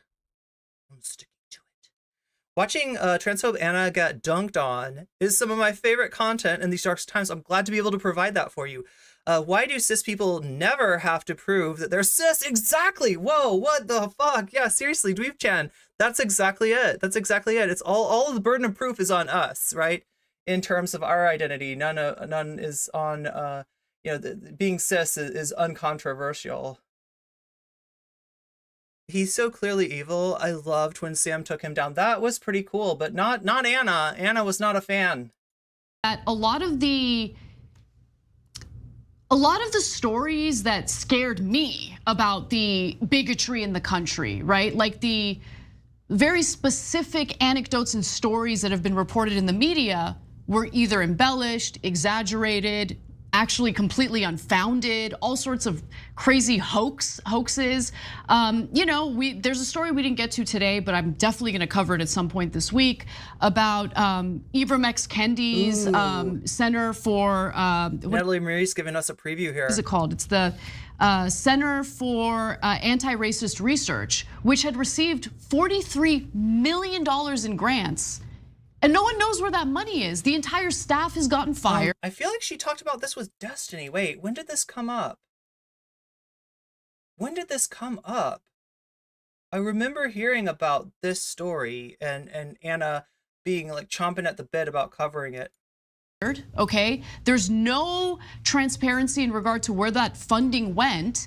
And it's just, I think a lot of people see how potentially, I don't know for sure in this case, I think there needs to be a full investigation, how certain people have used this narrative of racism in order to profit from it and to exploit it for their own benefit and enrichment, right? So what we do here is we talk about all the different nuances, because that one has a lot of nuance. I mean, when she says specific instances of bigotry, right, and this is a characteristic of the IDW, they will tell you that they are the real liberals, that there is something fundamentally illiberal about the progressive viewpoint, right?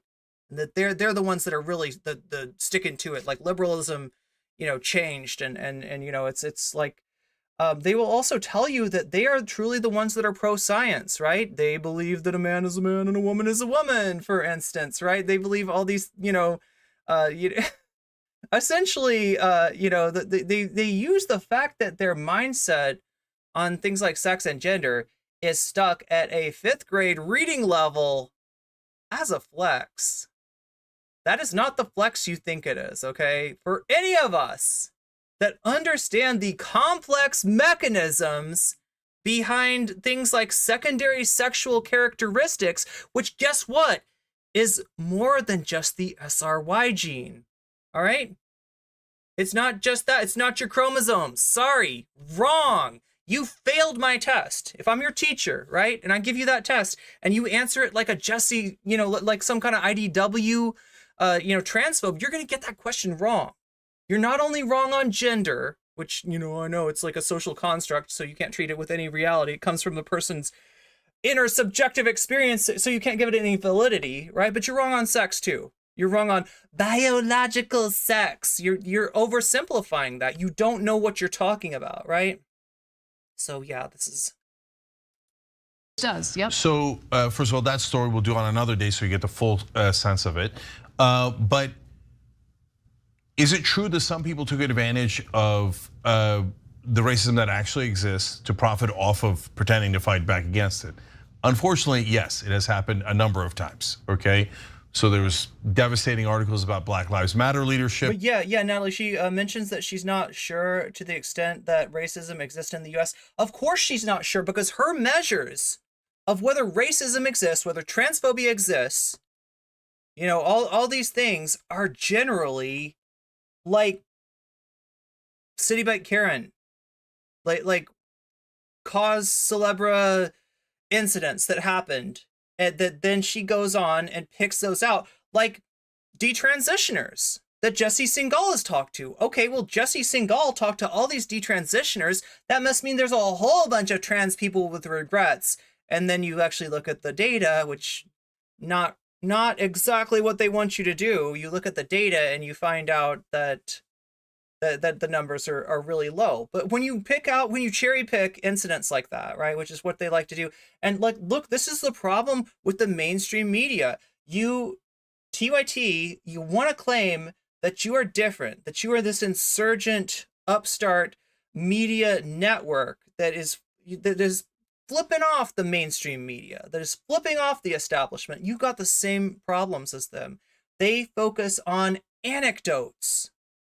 They show time and time again that they do not have the ability to actually look at data, right? And when they do look at data, they have no discrimination between a study that is going to get them clicks and a study that's actually peer-reviewed and a study that's actually conclusive in some way. Because guess what? Most studies end up, if you look at the discussion session, they will say this phrase, more research needs to be done on X, right? That is generally the conclusion of most studies. More research needs to be done to know XYZ, right? That is a responsible story. That's a responsible, that's a sign of responsible research. The sort of meta narratives and the larger truths are found not usually in single studies, but in the preponderance of the evidence over time, right? And you never get that kind of analysis. You never get that kind of analysis in the mainstream media, and you also don't get it from TYT. And honestly, at this point, like, TYT has been, hey, what's up, Charlotte Jackson? TYT has been around for what? Not 20, 15 years? Are they 15 years old, 16 years old, sweet 16? I don't know, something like that, right? I'm sorry, but y'all are mainstream. Y'all are part of the mainstream media. I hate to break it to you, but you TYT network getting, $20 million in seed money. You are mainstream. You are establishment. You are not the alt press anymore. As one example. 21? Yo. Okay, now. They've been going since, and we covered, what, 2002? Because we're honest. Right. But having said that, it doesn't mean that there isn't racism and bigotry. There is. There is. But it was literally a show on MSNBC. Oh yeah, and Al Gore's network too? To be honest, given all of the lies that I've realized the media has been telling about it, I don't know the extent to which it does exist. I'm not saying it doesn't.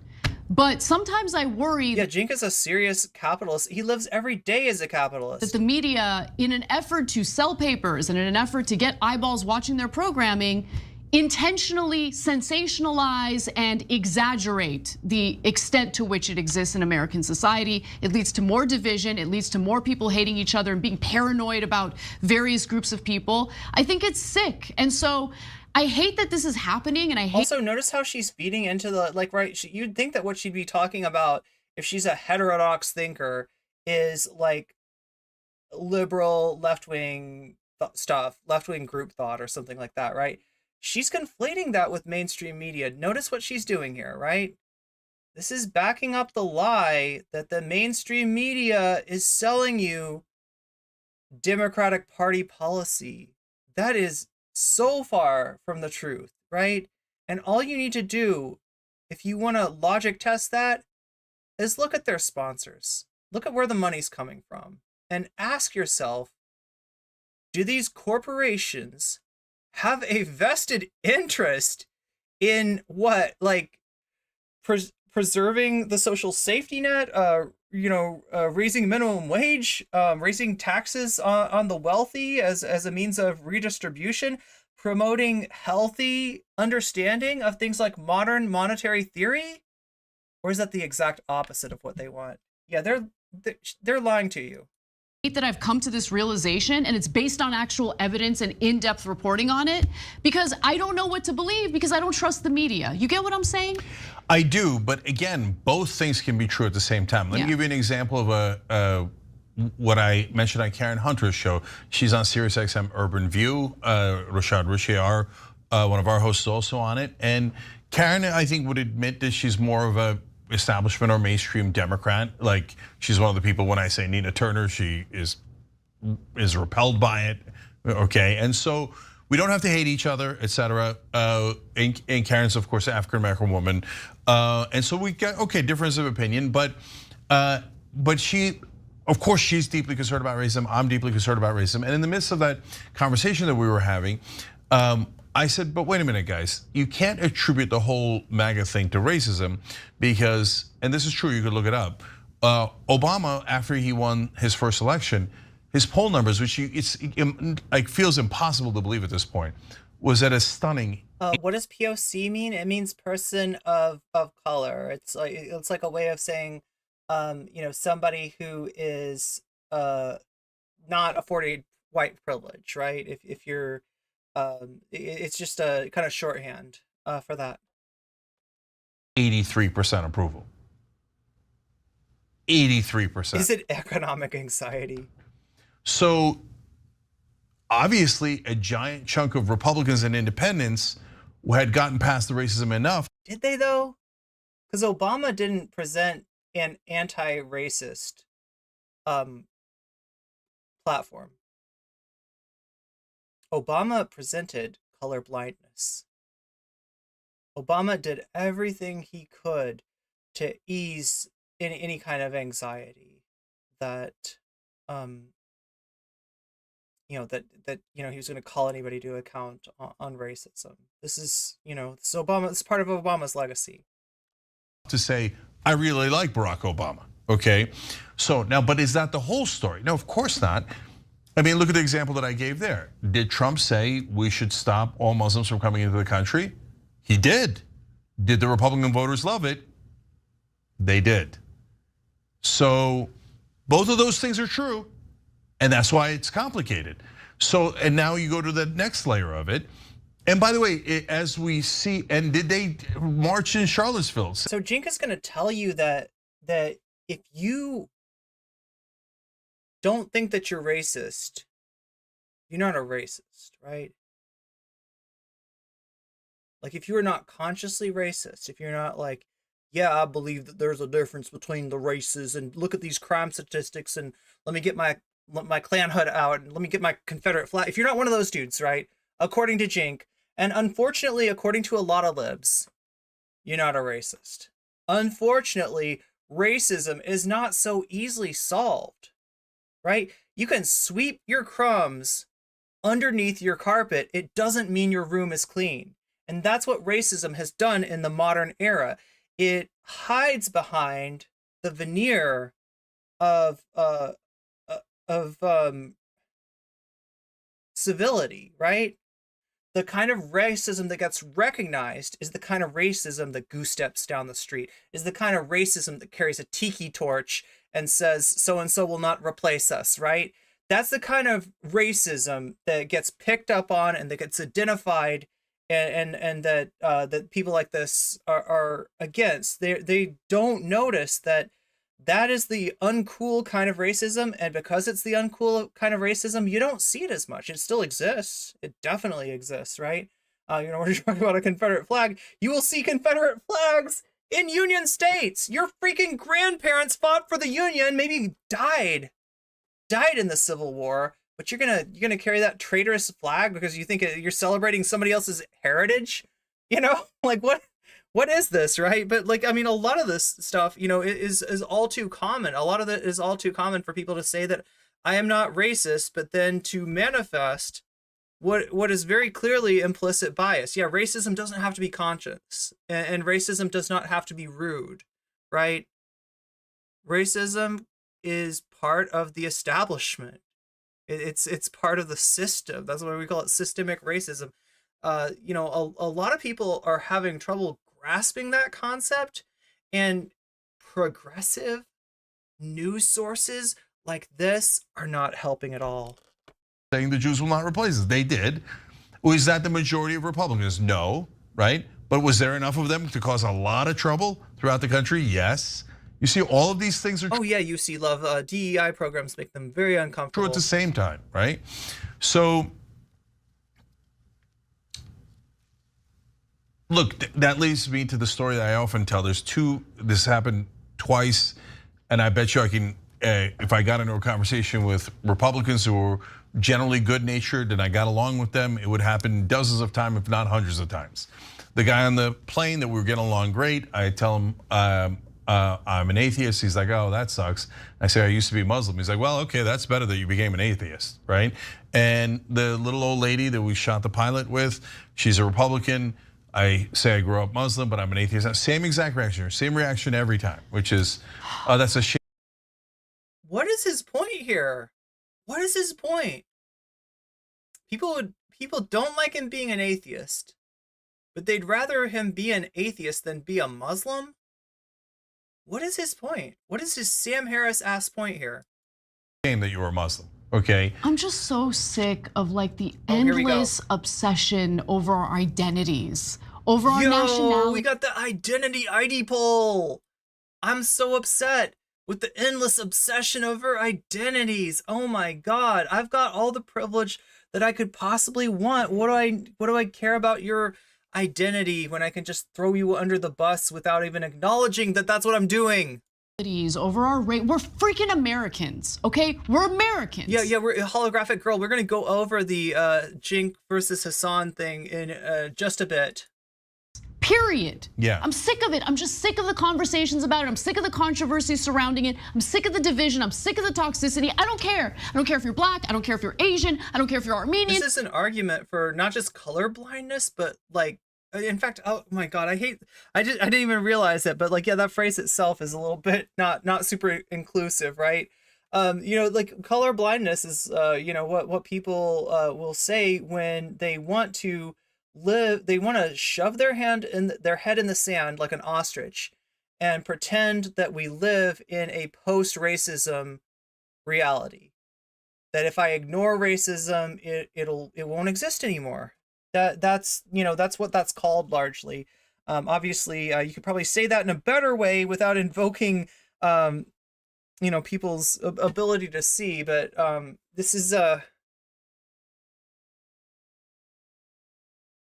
it again. But she's expanding this, right? It's like the same idea, but not just about race, about gender identity, about sexual orientation, about like country, of origin, about anything that you could possibly be oppressed on. If we just ignore it, it'll go away. How does anyone take this shit seriously? They are fundamentally unserious people at this point. Ana Kasparian doesn't care about black people. It's funny that when it was Cenk who fired Hasan. Really? Whoa, general public, you were giving me some information I didn't know. I was wondering about that. Right? So if you don't know, Hasan is the nephew of Cenk Uygur. Hasan used to work for TYT, did some controversial things, may have implied that, there were things that the United States did that precipitated the attacks on 9/11, may have talked about a brave mujahideen having intercourse with Dan Crenshaw's eye hole. Some kind of controversial things were said by Hasan, and I guess he was let go. But I don't know exactly what he was let go for, and I always thought that maybe he just quit. Because, like, honestly, he doesn't need these people. He doesn't need this news organization. He doesn't want to be... Can you imagine if Hasan was still on TYT? He would be infinitely more constrained than he is on Twitch. And Twitch puts some constraints. Twitch puts constraints on you as a streamer. If you are Hasanabi, right? You cannot describe the word that starts with a C and an R and rhymes with slacker. You cannot say that word if you are applying it to a white person, right? You're not allowed to say that C word. You're not allowed to call somebody a saltine, etc., right? So there are constraints on Twitch, but nowhere near the kind of constraints that Hasan would feel if he was still with TYT. Ana is the most lib shit here. Weasel alert. Weasel alert indeed, right? Way more based off TUIT. I agree. I don't care if you're Turkish, we're Americans. Do you love this country or not? Weasel, that's the real question. Weasel, do you love Weasel. your fellow Americans or not? That's the real question. Because when I see people in this country, do you love your fellow Americans or not? What the fuck kind of question is that? Like, this is the problem with populism, right? Now, if you want to say, do you love your fellow human beings? I'm all ears, all right? But do you love your fellow Americans? That is... What are fellow Americans, right? American citizens? Okay, so I love people that are citizens, but if you're undocumented, I don't like you. I don't like, yeah, that, you know what I mean? Or if you're a little bit more to the right than this IDW shit that she's kicking, you can absolutely hear from what she's saying, real Americans. You know what I mean? You know what I mean? The real Americans, not any of this other shit, right? Not any of these blue-haired college students, not any of these illegal immigrants, not any of these college professors, real American folk. Oops, I meant to say folk with an F, but I accidentally pronounced it with a V. Must be that Waffen SS, those Waffen SS vibes creeping in from Canada. I know that you're not supposed to say this. I know that this isn't in vogue with Democrats right Yeah, if you're houseless, right? If you're... now, but I don't see race. I don't see religion. You... See, she wants me to get mad. That's why I'm trying not to get mad. I'm not mad, okay? I just want to bang my head on my desk. That's all. That's all. Oh, I didn't realize this one was like Lower Decks returns to Star Trek Fleet Command. Yeah, that's going on. We will get to that in a second. You know what else we're going to get to?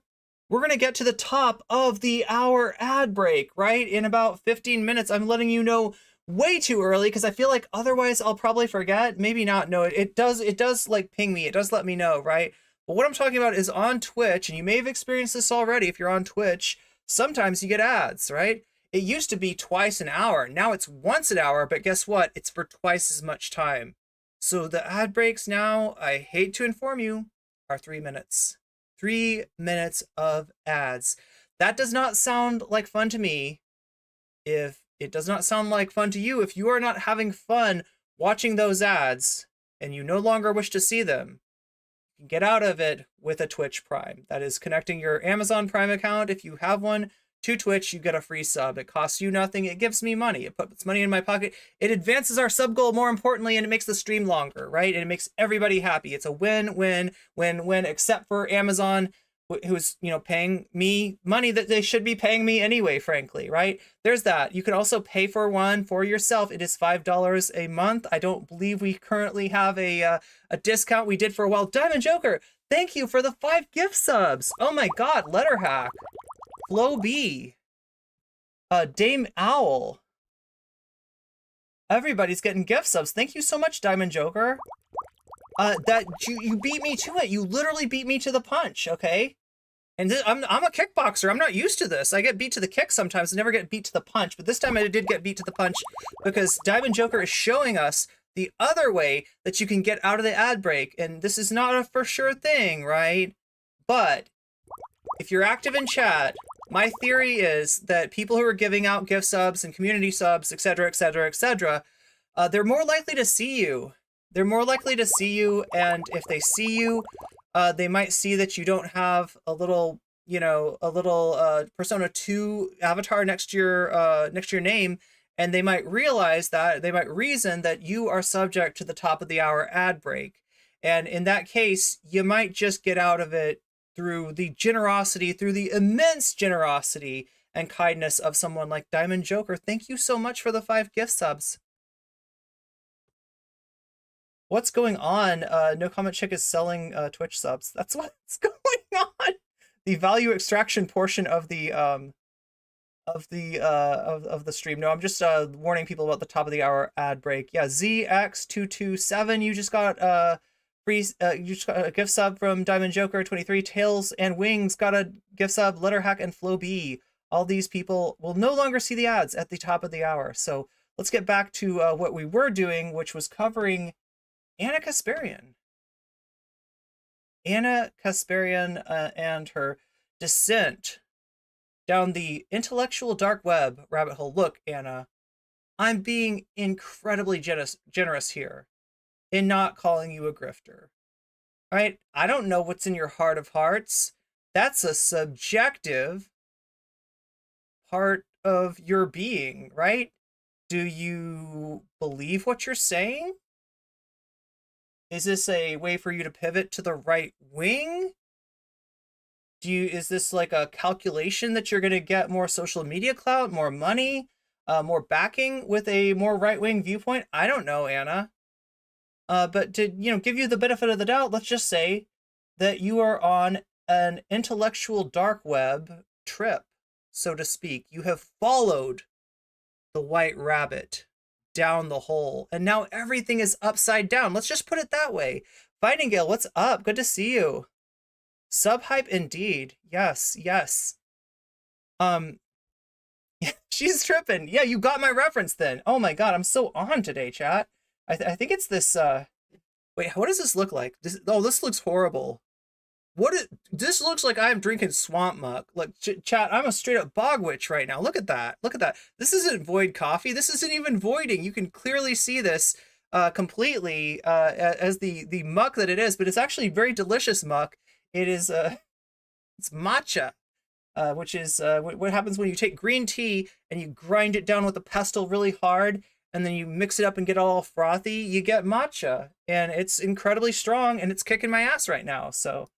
I don't see what your nationality or, your heritage is. I see you as my fellow American who I want to fight. My fellow American. Oh my God, she's really on this populist fight for. tip. Who I want to fight alongside with. That is actual patriotism to me. Okay. Yeah. You're a matcha. Wait, mocha. Wait, isn't mocha the ice cream thing? Have you ever had matcha mocha or mochi? I'm thinking of mochi. Has anybody ever had matcha mochi? Matcha mochi is my favorite thing in the world. Like, you could probably bribe me with matcha mochi. You could probably lead me, if you put a matcha mochi inside a very obvious cage that with a tripwire, so that I know when I crawl in the cage I'm gonna get stuck in there. I would probably go in there anyway because I just love it that much. So Ana, tell me, I know what my reaction is, but some people think my reaction is wrong. And we got into this side topic. Sorry, I'm going to come back to actual patriotism. The viewers, the people who came in a second. But I told a story the other day, and I laughed about it, about the stories I just told you, and somebody said you shouldn't laugh about it. That's really terrible, right? Yeah, it is terrible, but everybody has a different. Matcha is the green tea powder. Mochi is the dough made from rice flour. Wait, what's the mochi thing with ice cream? I thought that was just called mochi. Different reaction to it and a different way to solve that problem, right? So Trump told her to see it that way. My guess is her religious leaders her whole life told her to see it that way. And so she views Muslims as bad. There's no question about that, right? Based on her reaction. When you start to enjoy the bitter flavor, is this adulting? Am I becoming an adult? So, okay, I don't hate her for it. And if you're a lefty and you say you should hate her. Probably not. Probably not when I'm calling other streamers big chudgus. For it. I'm sorry. That's not very mature. Sorry, but I don't. I think she was misinformed. And if we had a longer conversation, I think I could talk her out of it. And for a lot of people, I can't. Yukimi Daifuku. Oh my God. Talk them out of it. But I bet you tons of them would go, oh, I didn't know that. I didn't know that. Warned. And oh, you look like a normal person. You look like an American. I'm an American. I bet I could. You don't realize how exploitable that shit is to fascism. Look, I want you to love your fellow American, okay? But I'm not gonna tell you to love your fellow American because the love in your heart should not be limited by borders or nationalities. love your fellow human being, which includes your fellow American, I guess, right? But anything else like this is like, look, I know I'm not okay. Don't overinterpret this. I'm not calling Cenk Uygur a crypto. All right, I don't think that he secretly has a shrine to Nick Fuentes and Catboy Kami in his closet, right? I'm not saying anything like that, okay? But what I am saying is that kind of appeal to my fellow Americans is very vulnerable to becoming to my fellow Volk, all right? And yes, that is literally, what the fascists used. They drew up a binary, and you got degeneracy on this hand, right? And then you got the Volk. You want this, and this is bad, and to make this better, we got to do something about this, all right? That you're playing with fire, Cenk. You are playing with fire. That is not the kind of populism I want to see. Do that, okay? And I don't have but yeah, what exactly does a normal American look like exactly? Anna, what do you think we do with that problem? Because it's not like they don't think that, they do think that, right? So, and they is too general, right? So some think this, some think that, some have issues with this race or that religion, but we can't ignore it, but we can't do endless fighting. So it leaves us in an wait, is he disagreeing with her? Near impossible situation. So I get the most angry at the people driving it, whether it's Trump, right-wing media, it's mainstream media, etc. But with the Republican voters who think those things, I'm in a conundrum. I don't know what to do with them. I think, look. Okay, so slightly disagree. I mean, look. For those of you that are that have your money on this is a this is a grab for more attention. This is a grab for increased social media clout, right? You scored a point right there. Because the nice thing about this is not only do they get to hog out, which who knows how long they've been waiting.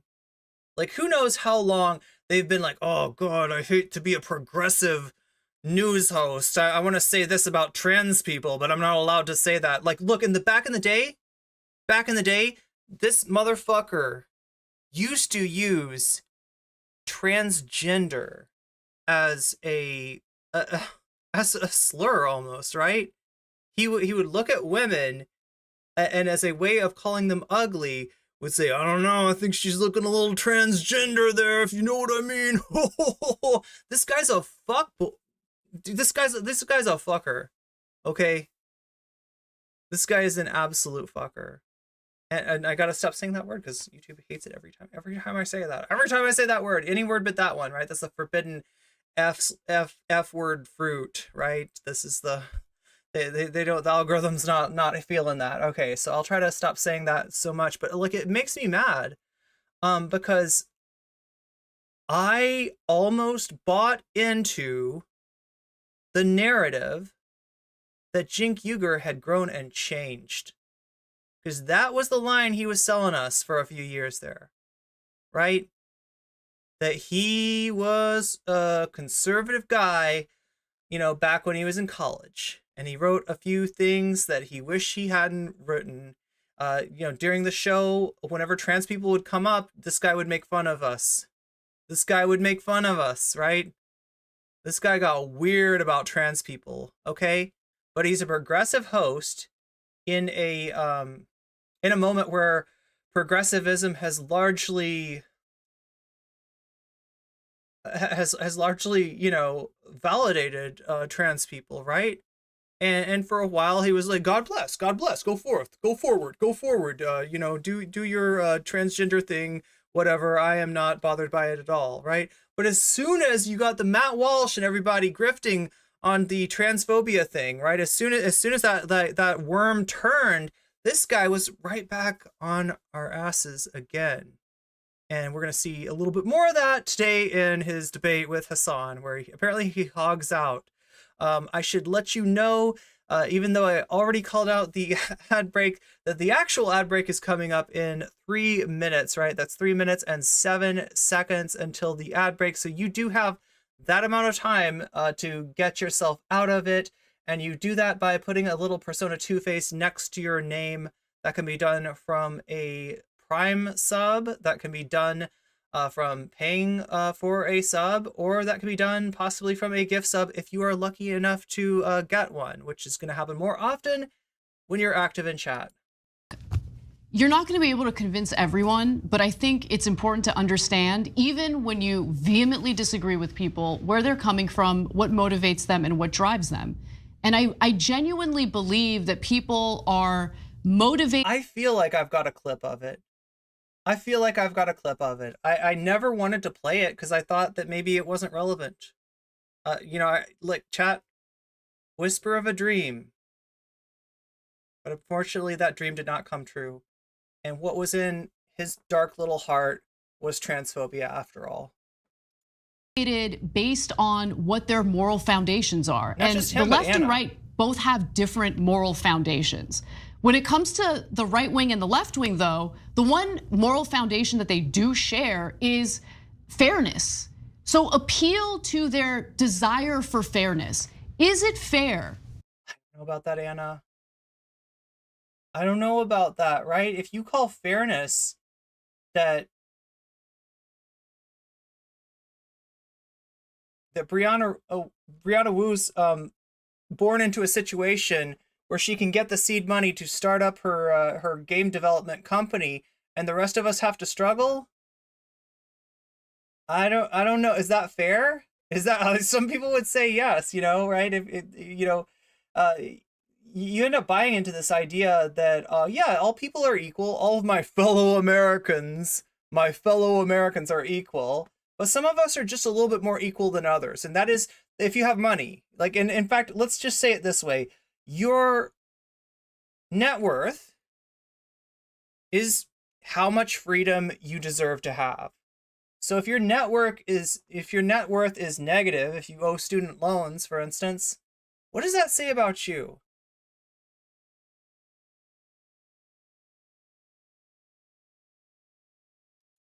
To treat one group of your fellow Americans Yeah, they think that the meritocracy is real, hierarchies are fair. Exactly. differently from every other American. Oh, now we're worried about discriminating against MAGA. Please cry me a river.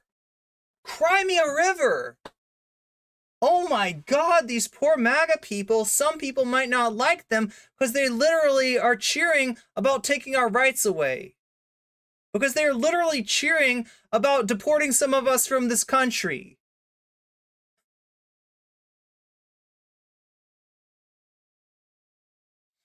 God damn, Anna. You make it hard. How do you have a united country that is successful and thriving when you treat certain groups of people unfairly, right? Like, now you're worried about unfairness. Before you were trying to convince me that racism was overblown. Like, look, for the longest time, I think that our strategy, and it was like People are being super meanie butts to bigots, right, Weidengale? unwittingly engaged in this. Super meanie butts. Having a conversation about like what's the best strategy, right? I think this is the first time we've ever actually really tried to address it and think about it more critically. But you and I both have this Why is urge my hair to so fight. long? And so as a result, we get into like these passionate arguments on the show. And in the context of those very passionate, off the cuff, There's the ad break. Rants in a lot of Boom. cases, we end up saying things that group the entire Republican voter base as racist, as bigots, and I just don't think that's true. Every single person watching. Wait, they say things like MAGA voters are racist? Anna? This is a Twitch poll take. Does anybody recognize this take? This was the take behind the cancellation of one Polly Robinette people, all right, from Twitch poll. Y'all remember when Polly used to go on Wick's show, on Chud Logic's show? Polly was, doing content with a lot of different people, all right? You remember what stopped that? The beginning of the end for Twitch poll being halfway decent to Polly was when Polly came out and said, yeah, I think if you vote MAGA, you are racist. If you are a Donald Trump voter, if you are a Donald Trump supporter, I got no problem with saying you're racist. That was. Can somebody do a spicy take in chat? We don't have like a sound for it. I'd like to have a sound for every emote. That ideally, right? Can somebody post a spicy chat? Spicy take. Sorry, spicy take. That's what I need. Does anybody have those emotes? Can we do a spicy take in chat? Does anybody have the emotes to be able to do that? Yes, that's the one I want, Zara. Every Donald Trump voter is and was racist, right? Exactly. Polly is just keeping it real. Polly is just keeping it real. Yeah, that was what started getting her canceled. That was what started weird, creepy stalkers like Zonia talking about her like she's some kind of menace to society. Like, what the fuck? And people listening to that monster, that person can't even, they can't even gender somebody correctly, because she doesn't agree with them on stuff, right? Somebody that thinks it's funny to say literally inward Andrea on a panel, right? No, but Polly is the one that we need to worry about, right? Not Zonia. Never mind her weird connection to the hate raids. Never mind that. Just don't pay no attention. Pay no attention to what's behind the curtain on that one, right? Let's go get Polly though. Let's remove Polly from the internets. The show right now has a Republican in their family, has a loved one in their family, or maybe even friends that vote Republican. Do you really think that they're all rabid racists that want to destroy the country and burn Muslims alive? Wick responded with, "We must befriend MAGA chuds for 3 years and then drive them to the polls." What? Just please vote to take away my rights as a trans person. Please vote to ban HRT. That's yeah. Really think about it. It's really easy to visualize it that way when you're thinking about people. And welcome back, chatters. I hope you enjoyed that 3 minutes of ads that you had to suffer. Again, if you don't want to suffer those anymore, it's as easy as getting a sub by your name, which may or may not be easy, but it is definitely possible. Who aren't close to you. And we've got some people that can thank Diamond Joker for getting them out of that last ad break, right? If you didn't see the last ad break because you got a community sub, that's a good thing. Twitch poll might as well be 4chan poll. Well, I mean, that's why hey, listen, general public, if the jackboot fits, okay? If the jackboot fits, I would say wear it. Yeah, Twitch poll can wear that jackboot. But think about people close to you. I guarantee you have family members and loved ones who vote differently from you. And do you feel comfortable grouping them in with this, idea or this vision of what the average Trump voter is? So the real discrimination that we need to worry about is the discrimination against those who want to vote for discrimination against us, right? That's the real, we need to stop worrying about actual diversity and start thinking about political, ideological diversity and how we're being super meanie butts. Super meanie butts to those MAGA chuds, right? We should just be nice and drive them to the polls, right? We gotta drive them to the polls so they can vote for Donald Trump. Yes. Thank you, Wick. Talk about useless. I don't think I've ever met someone more useless than Wick. There's your clip, Wick. Enjoy it. Yeah, but you see, that one's also nuanced because I hear you, and that's definitely use it in good health. True, my uncle voted for Trump, and he's a Muslim, right? So at the same, and I know tons of good people who are Republicans, etc. At the same time, if you ask the Republican voters in a poll, should we ban Muslims from the country? Wait, whose emotes are those? You know what I'd be surprised if it wasn't above 60% that said yes. All right. Okay. I mean, but do you disagree? Let's just keep doing what we're doing then. Let's just keep doing it. I mean, I don't know. I mean, look, to be honest with you, people will respond to polls in crazy ways, and I don't even know what the. I think that there's probably around 30% of Republican voters who have totally bought into some of the most toxic garbage that Donald Trump unfortunately sells, okay, to them. But I don't think that they're indicative of the entirety of the Republican. Yeah, it's unfortunate that I have to enable them in order to sell this idea of ideological diversity and make you use your like liberal values, use your progressive values against you, right? Because you don't want to discriminate against anybody. You don't want to gatekeep anybody out of anything. And she's going to use that against you. She's going to use the literal paradox of tolerance against you to try to twist your beliefs almost diagonally. Oh, we'll get to that later. Yeah, we're going to talk about Naomi Klein at some point. I really need to. There's some concepts in that book, chat. That new Naomi Klein book, Doppelganger. Highly, highly, highly recommended. Seriously. Party. And when we address Republican voters, I think it's wrong to lump them all together as being in favor of that stuff. Yeah, by the way though, yes, I agree. Having said that, they should every once in a while feel like vote a real argument, does it? in the right direction. And I don't mean vote for Biden, vote for Hillary Clinton. I mean like if in a primary, when a guy says terrible things about different races and religions, maybe you vote for the guy who doesn't say that. I think that's a super fair ask. Now, having said all of this, when I go to do the book signings, one of the best parts of the night was several different people who came up and said, I was a Republican and you guys talked me out of it. I was a libertarian and you talked me out of it. I was, it started out as, one guy even said he was an Alex Jones fan. And the YouTube algorithm served him one of our videos. He's like, let me get a load of these jackasses. And he started, oh, wait a minute, that's weird. They're actually right. Right, and so Anna's definitely right that if all we do is do our own form of banishment, we banish all the right wingers and we don't want you, and we don't want to talk to you, and we dismiss you. Well, then they're not going to have an opportunity to change their mind. It's a losing strategy. Right. So now, having said that, when they go to pass a law against LGBTQ, yeah, how can we assume that they're in favor of bigotry just because they vote for it? Folks, I'm going to fight them, and I'm going to fight them 200%. And politically, rhetorically, I'm going to punch them in the face.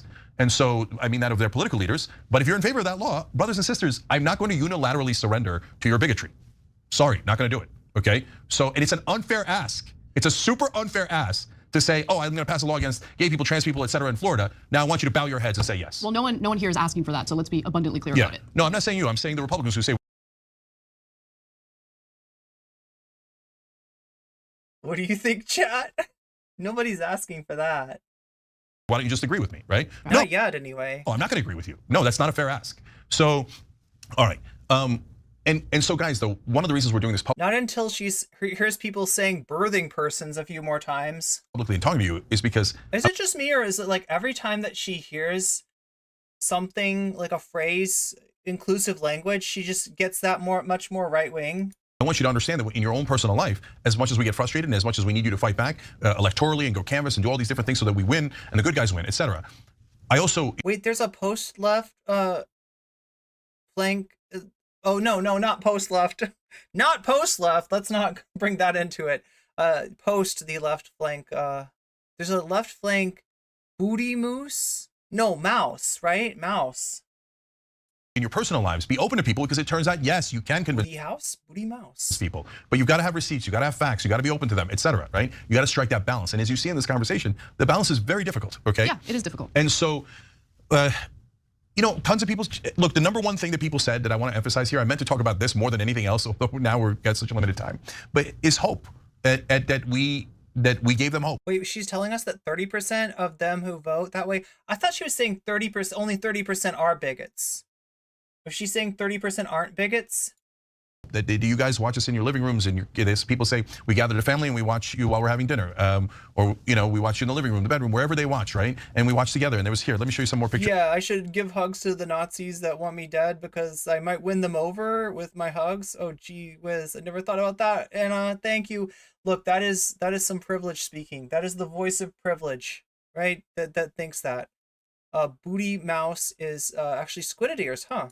Because I want to show you some of the people that came, right? And every walk of life, every race, every religion, every ethnicity, you look at the crowd and it was America, right? And every gender identity, there's a gay couple who watches together, right? And then here, there's that kid asked me a great question and the crowd loved that kid, okay? What did he ask you? He's 9 years old. He asked me, you say justice is coming, but tell me what justice means to you. Oh, that is a great question. How's that for a smart kid who's paying attention, etc.? And then his brother also watches, and the whole family came, and so many different types of families. And is his brother the one in the Nirvana shirt? I love that. I love that. So, by the way, as we ask people on the left to be open enough to have conversations with the right, if you're a right winger out there, Is it not fair to ask for you to be open-minded too? That maybe a family that doesn't look like yours or doesn't act like yours no. might also be Americans and might also be wonderful. I just found the one drawback to this matcha. I don't know if you can tell, but the last gulp of my drink is sludge. It is thick. It is grainy. Okay? Decent people. Can you be open-minded enough to fit that thought in your head that it's possible, right? I gotta do something about this. You know, and then some folks come with T-shirts from old campaigns, and so you should keep going with the pictures. And so that's Steven Garcia right there, one of our oldest members. God. And now, Steven. You know what we did there? We took a picture with Steven when his daughter was a baby. Yes, I remember that. Yeah, Yep. and then we recreated it at the book signing. Oh, so yeah, that's right. One of our cameras in here, Edwin just pointed out, is Steven Garcia's camera. And another person who came said Anna's chair is his chair, right? And then Wait, David Maloney, you're saying they donated the money for this stuff, or 7 was there. Oh, wow. Okay, he signed up in November of 2005. Wow. That brother has Wow. carried us all this way. So they Ooh, a matcha scented candle? tell me that we give them hope. Are you kidding me? You give us hope. To stick with us that whole time, to believe in us. One guy was very I love sweet, said, tea. hey, I left during one of the Can you tell, chat? Can you tell that I love tea? controversies, followed the other person, found out, oops, they were wrong. And I came back, and then he said, sorry, you don't have to say sorry, okay? But I appreciate you for being open-minded and for looking at the facts, and then realizing, oh, yeah, it turns out they didn't have that person didn't have your best interest in mind. And look at how honest we are, guys. We're grappling with all the same issues you're grappling with, and we're trying to solve it, and we're to the best of our abilities, and we're trying to move forward and get you positive results. And so when we embarked on this mission 21 years ago, we didn't want to just do a regular news show. You can get news anywhere, right? We wanted to do something that created a community, that gave you hope that there could be something better. There's nothing wrong with doing the news and then saying, Imagine being in the TYT community and feeling like I'm involved in a community. I gotta hope that things could be better. You know, like as Anna's like complaining about like, I can't believe they said birthing person. I can't believe they said bonus hole. Like, I don't know, just be like, you're sitting in the flaming house of TYT and you're like, this is fine. This is fine, right? Like, it is not the place it was when you joined as a TYT supporter in 2006, 2008, 2010, 2012, 2014. Well, actually, there's one thing that's like, you know, the transphobia was there a few years ago, right? But other than that, it is not the same place. Like you have absolutely been sold out and tricked into giving up true progressive politics for a parasocial relationship with two people that don't deserve your internet affection. Sorry. but let's make it better. Let's make it better. Let's all work together to make it better. So soon, actually. Hashtag TYT mods quit. That's right. I'm going to DC Thursday, Friday, partly because of this. When I come back next week, we're going to launch something I'm calling Operation Hope, okay? Because we've got to have some hope in these dark times. And there's too much darkness. And You're going to give us hope. the reality is that hope is You're about to give us hope in this Hasan interview. perpetuating. When you have hope, all things are possible. If you don't have hope, then nothing is possible because you won't even try. But the minute you try, hope snowballs. And you try a little bit more, and then a couple more people join. And then you try a little bit more, and more people join. Hope creates itself, right? And makes all things possible. So yes, that snowball shit only happens with solidarity, right? If you set a precedent in your group that nobody's getting left behind, nobody's getting sold out, nobody's getting thrown under the bus, then yes, you can build a snowball of hope. That is true. And you know, you still have a snowball's chance, okay? I'm not trying to make it sound like what we're trying to do here is easy. It's not. But you do have a snowball's chance in that case, all right? That's with solidarity. What are you operating with? Because it sure as fuck isn't solidarity.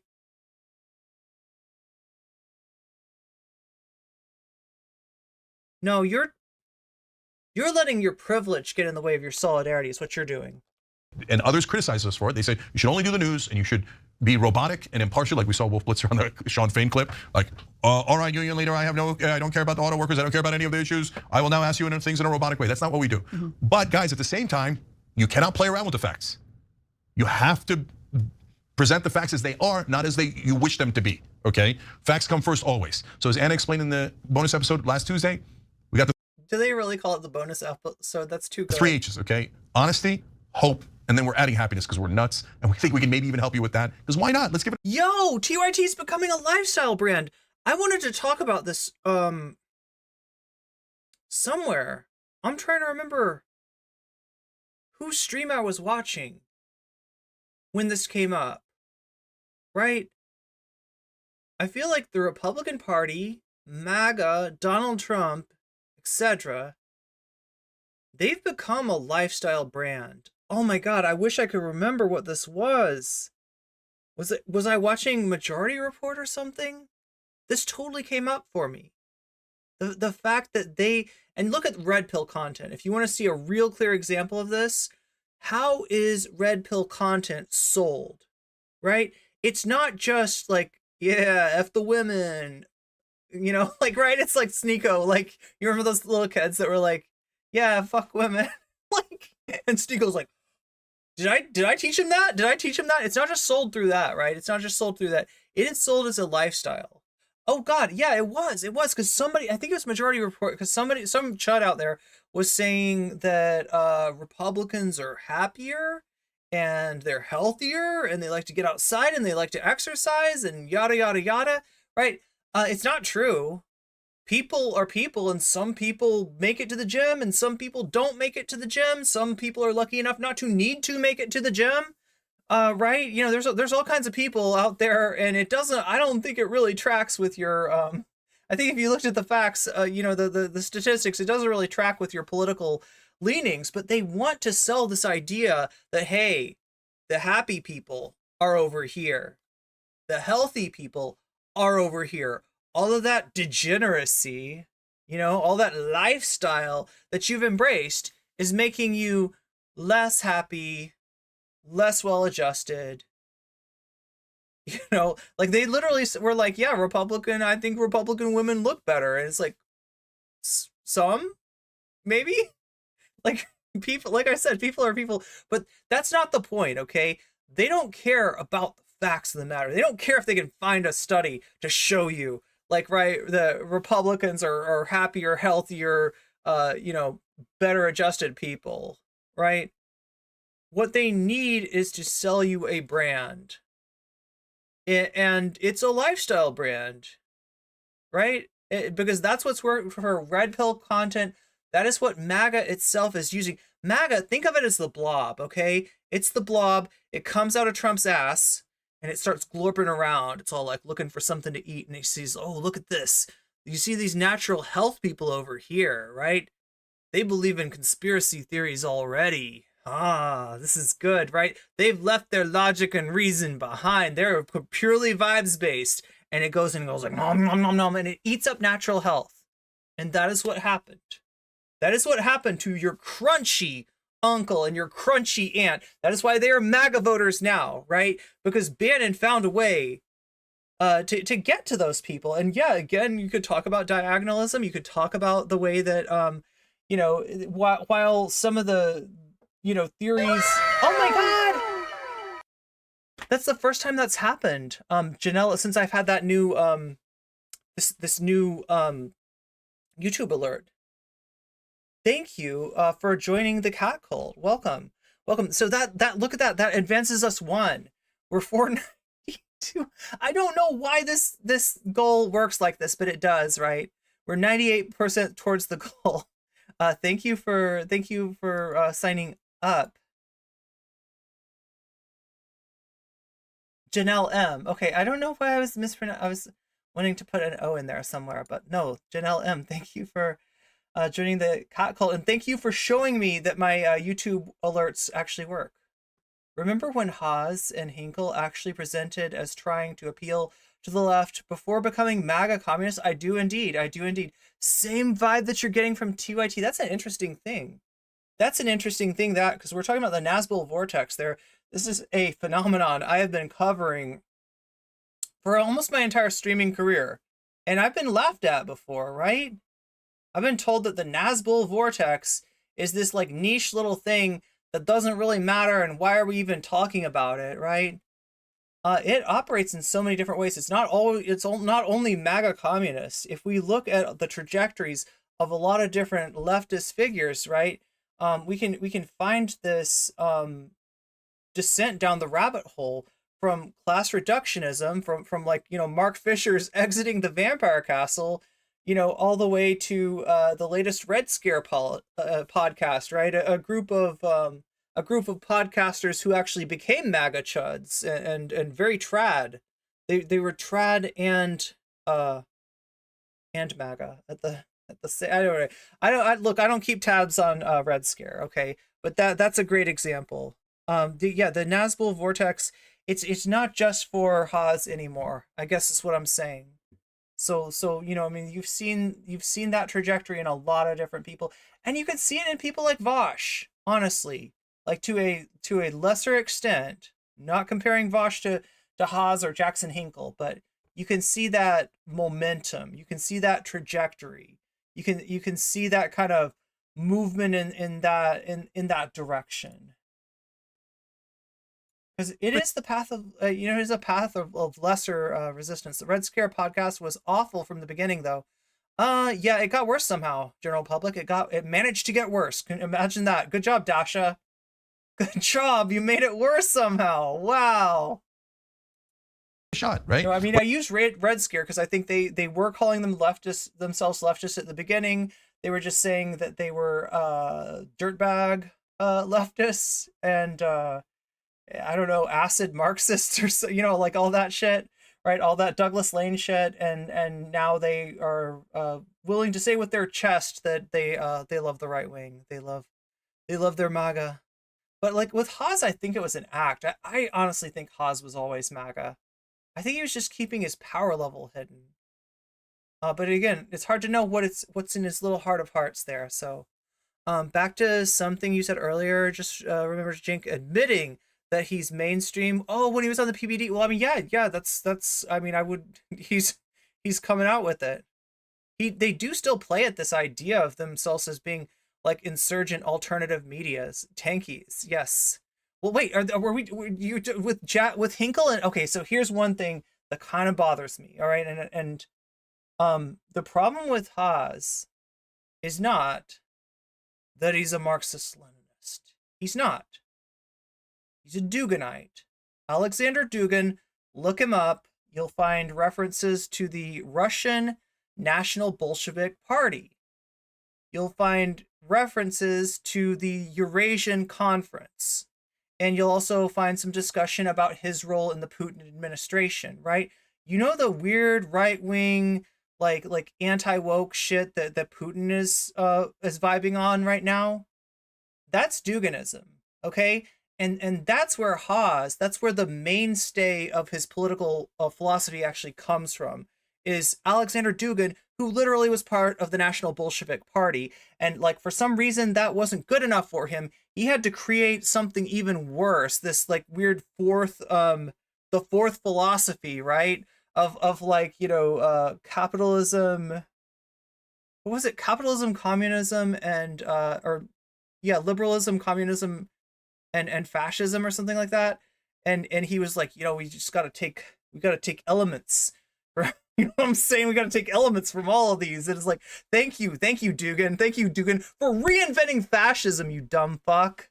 For reinventing fascism and selling it as this Eurasianism. That's right, it's all about the land, and the land's got natural valleys and shit like that, and that should determine the boundaries of different like weird little fascist fiefdoms that he wants to arise. So I mean, like, that's what gives, you know, legitimacy to the idea that, yeah, like, right, Ukraine is geographically part of Russia, right? That's Duginism, that's Eurasianism right there. So there's so much more wrong with Haas than any kind of thing like he's an authoritarian leftist. That's giving him too much credit.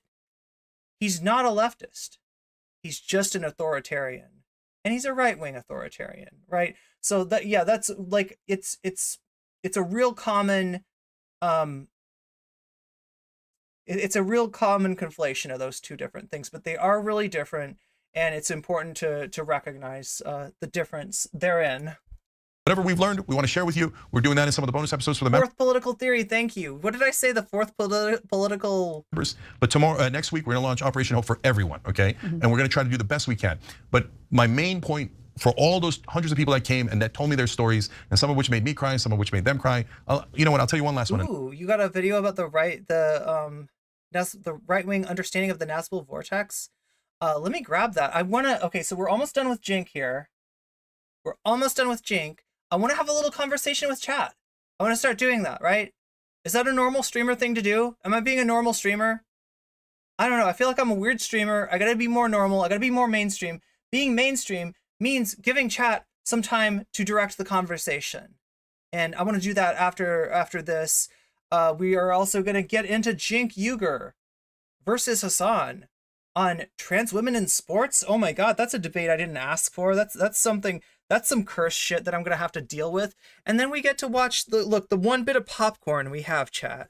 The one moment of let them fight that we're going to have today is to see President Sunday and Wick go at it, go at each other.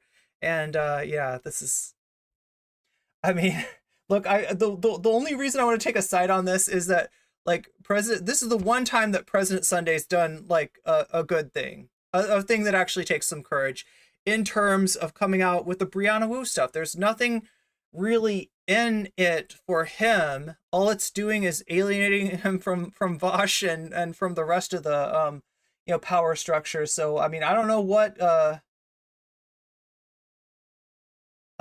magic worm crawled up his ass to get him to do that, but I guess I'm glad that it happened, right? Imagine like this not coming out, right? Imagine Brianna Wu continuing to operate both in the Vosh sphere and in the Destiny sphere, bringing these spheres together in an unholy alliance, the unholiest of alliances, like the unholiest alliance imaginable, right? Oh my God. And all that. Somebody said that they kind of lost faith in humanity and that they weren't going to have kids. Wait, someone clipped that? You need to show this every time someone mentions Haas. Yeah. And that we gave them enough. God, I was hoping he'd be less influential. I was hoping he was less relevant. Hope in humanity that they had a child, and that child exists in the world today. And so he wanted to thank me on his behalf and on his kids' behalf. And that's a hell of a thing, brothers and sisters. Wait, were they listening to TYT while they conceived their child? What was he talking about? I'm not just saying it. For every member out there, you did that. You carried us so that we could deliver that message. So we deliver that baby, the TYT baby. We keep doing this together, and at the end, you don't get to the right. Wait, Haas made Bad Empanada a killer intro? Results magically and perfectly. You don't come up with like some genius plan and you execute it and it's done. No, you get there through tons of errors and mistakes and failures. So, I've now gotten to the point, and I have to confess to you guys, that when I ran for Congress and then it was so hard and I got so viciously attacked and then I lost badly and I was hurt, dog. Don't ask me if I was all right, okay? And I remember after that election, I was at probably one of my lowest points of my life. But now I look back at it as a badge of honor because at least I tried. And I'm gonna keep on trying, and I'm gonna ask you to keep on trying with me. And we're gonna make a ton of mistakes and we're gonna have a ton of failures, but that's how you get you're like the grifter version of Miss Frizz. Like, we're gonna make mistakes, we're gonna make messes, we're gonna F everything up. The right result. You don't get there magically. He went on a fashy pod. Oh, great. And you don't get there perfectly. You get there through the mistakes and through the failures. So let's try together. Oh, no. Not like Haas made an intro to be nice to Bad Empanada. No one's nice to Bad Empanada. Not even Bad Empanada, right? Not even me, because Bad Empanada would hate me if I was nice to him. He loves it when I mistreat him, chat. So I guess that's what we're going with, right? We're gonna mistreat the Bad Empanada like everyone else does. Just like he mistreats himself. What can I say about Bad Empanada, right? What can I honestly say? No, but I think that what people are talking about when they say that Haas made an intro for Bad Empanada, I think they mean that Haas said something that Bad Empanada clipped, and it was really funny, and they made an intro. Is that right? Is that how it works? Is that what people were saying? Right? Yeah, obviously Haas is a super meanie butt. And Bad Empanada is a super meanie butt, right? But yeah, there was Haas is just the gift that keeps on giving. Like, everybody remember the 3 holes thing? And yeah, we can be done with this for now. Like, it's freaking There we go. Yes, we're back to my rabbits. We're back on the bunny slopes, on the bunny hill. We're on the bunny hill, right? This is where we learn to ski. You know, I'm gonna teach you. I'm gonna be your ski instructor and try to take you through a little chatting with chat segment, talking with chat, just chatting, as they say. How are you doing, chat? How are you doing? How are you finding my beautiful, immaculate, sumptuous, splendiferous ADHD? Is it working for you? I feel like I'm all over the map today. I don't know, like, you know, stimulants are supposed to help, but I don't know. I mean, this is just green tea. This isn't some kind of omega energy drink or something. Sorry you derailed my line of thought by mentioning Haas. I don't know. I mean, it's you remember the 3 holes? Yes, that's right. Haas only knows of the 2 holes, right? Where does the pee come out of? I don't know. The vaginal complex, like, right? Can I abuse you? I mean, I guess.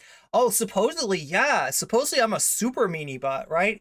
If you read stuff about me that like other content creators have said, that like randos on Twitter have said, you would think that yes, I can definitely, yeah, like I can be a super meanie butt myself. But that might be a part of nocommentchick that only exists in the lore. It might be. The vaginal industrial complex. Yeah, that's where the pee comes from. There's only 2 holes, right? The poop and the pee. That's the and the baby comes out the one with the pee. I'm sorry, I don't mean to be talking about this stuff, but you got me talking about it. I shouldn't blame chat for that. That's my fault. That's my fault. Look, I feel like Chudgus needs to go somewhere else. Like, look, we're gonna put him up here. Yeah. And then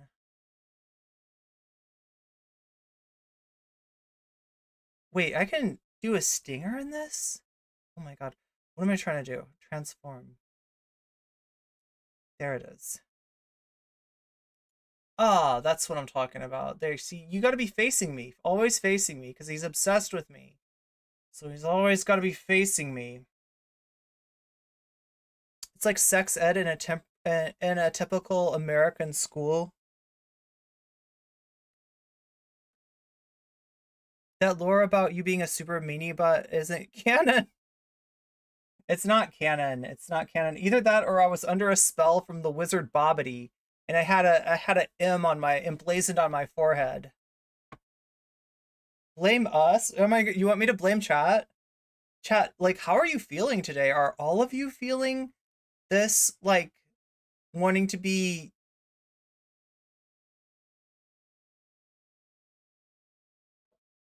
scolded by the head woke scold of the universe?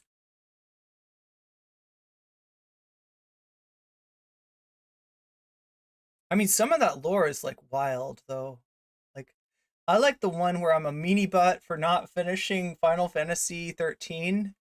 I only played 13-1 and I didn't immediately play Final Fantasy 13. I've got Final Fantasy 13 too. I just feel like people would rather watch me commentate on politics, on other streamers, on the drama, on the pathos and the everything that's, yeah, there's so much to talk about, right? I never have time for video games anymore. I feel like I don't know if people would want to see me play a like 10-year-old, 15-year-old Square Enix game. Not familiar with the NCC lore. Yeah, it kind of lost relevancy at some point. It's like QAnon, right? Nobody will claim to be QAnon anymore. Do you know about this? Like, QAnon rebranded, right? Just like NCCanon. They don't be like, oh yeah, I'm an NCCanon. Yeah, I know about the file folders. She had the file folders. She had everybody in the file folders, right? Usually they don't do that. There's like some kind of like variation of that. I'm trying to remember the last thing I heard. Yeah, Chudlogic talked about this. What was his idea about it? I think he blamed the mods. I think he was like, yeah, no, maybe it wasn't her, but you know, some of her mods, they were up to no good, collecting files upon everyone. As he looks at his files full of drama targets, right? Who am I gonna abuse next week? Let me go for XQC's X. Let me go for Olimey. Let me attack Olimey again. Let me attack Ico Rules for the 18th time. Jesus Christ, it's so weird. I feel so like, I should play through a game series. That sounds like fun. Well, I'm almost done with Persona 2.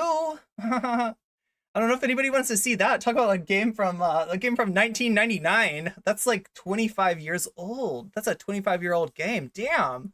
I'm like playing an artifact here, right? I might as well go back to, wait, what's that place that you're in? The mystical, like, city that you're in at the end of the last Q theory I heard is that they're gonna turn us into zombies with the sound alert. That's right. If you got the shot, okay, then you got the nanobots in your body swimming around, okay, and then you hear the emergency management system, like the FEMA alert, right, and then that activates the zombie virus, and you go around and you're like, brains. I gotta get some brains in here. You play D2. Wait, D2? Wait, D2. Why am I thinking D2? Destiny 2, yes. Silly me. You can see how knowledgeable I am about video games. What is D2? All they accuse you mostly is having files on people like Destiny does it with his manifestos. Yeah, and it was weird people too. Like, right? It wasn't just like, you know, you obviously like Hasan, Destiny, Vosh were there. Because the idea was like, right, if you are a sussy baka and you got a bullshit story, but you want people to pick it up because you're nobody, right? You got no clout, you got no reach, you got nothing, but you want other streamers to talk about it for you, right? All you got to do is make something up, let's say a file directory. You could put people's names in it, and if they're names of a big streamer, then that big streamer is gonna be like, what? This bitch was doing Oppo research on me? Like, I don't think that many of the Vosh did mention it, but he didn't seem too concerned. He didn't block me or anything like that, right? He's not on friendly, we're not on friendly terms, clearly, right? We're very far from being on friendly terms, but, you know, he doesn't seem like Hasan did not react. Don't think that they got, you know what, I could be wrong. Maybe Destiny reacted. I literally don't know. But they did get people to talk about it based on including their names in the document. That seems like that seems like sort of the I guess you'd call it like a Dingus Gambit. That seems like the Dingus Gambit that they were on at the time, right? And implying that I am some sort of weasel, and that I did everything right and they indicted me. Well, they didn't indict me though, right? People didn't really know what to make. Like I did have people like, you know, like a little confused and like asking me like, what's all this about? And I'm just like, you got me. It's the first time I've ever seen those files in my life. So yeah, they forgot some sort of to fabricate some sort of evidence connecting me to the files, I think, is where they fell off. Did you see the short clip of Vosh claiming that Hasan's comments about China caused a streamer White House tour to get canceled? What? Ugh, interesting. Interesting indeed.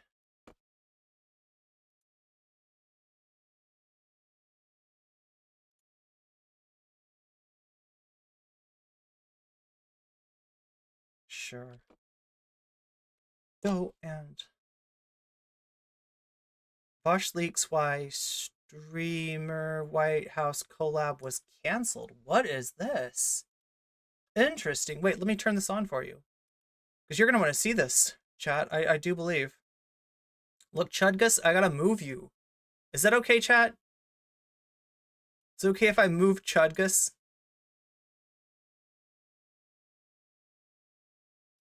There you go. There you go, of course. facing me as always.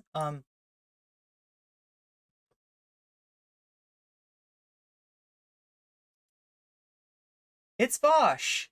It's Vaush. It's Voosh. You don't trust Vosh. Oh, nice. Remember the Nazville video?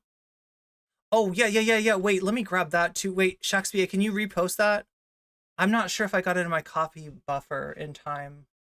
No, cultivated thing. I heard there was supposed to be an event at the White House that got. Wait, where are we on time? Oh my God, we're 15 minutes away from the next top of the hour ad break. Top of the hour to you. And as a reward for that top of the hour, we serve you with a 3-minute ad break. Canceled. Also heard that Hasan was somehow involved. Yeah, Chungus of Substance. Wait, what is Vosh talking about? Oh man, I'm like actually angry about this one. Okay. Okay, so there were I posted 5 hours ago. did get to meet with some White House staffers outside of the White House, and that was pretty fun. But there was a White House event that was planned where we were going to go and get an influencer tour and meet with staffers in the White House. And apparently, I don't know this for sure. I don't want Vosh having access to the White House. He's gonna do all of Hunter's coke. Sure, but apparently, like what is Hunter supposed like? Right? You know, Hunter will be like. One of the people who was supposed to be there was Hasan, and the whole thing got canceled because you don't want to have Hunter bring his supplier to the White House again. Thrown into suspicion when Hasan's recent comments on letting China take Taiwan made their way up the chain. Like the whole thing was planned, and then Hasan's treasonous horse shit ended up getting fucking elevated to a point where it was like fucking treason, my dude. This is like, what is this Dingus Gambit all about? Like, right? This is okay. So Vosh's take on China was treasonous, and they like shouldn't they want to like they should be like, okay, so do they think that all streamers are like in the same Discord? Dude, what is their confusion here? Why would Hasan saying anything like have any effect on whether Vosh gets to go into the White House bathroom and party with Hunter Biden? The whole thing got canceled because it was thrown into suspicion when Hasan's recent comments on letting China take Taiwan made their way up the chain. That is not his fucking comment, you Chungus. Little Chungus. Medium Chungus. Whatever kind of Chungus you are, you're wrong, okay? You are wrong, sir. You are wrong. This is not correct, okay? This is like everyone's soy or a tanky to Vosh. Affirmative action is useless in his mind. Don't know. He has countless bad takes that throw all my radars off. Yeah. Treason is literally a capital crime. Is he trying to do it Donald Trump? Is he trying to do it like what Trump was doing to General Milley?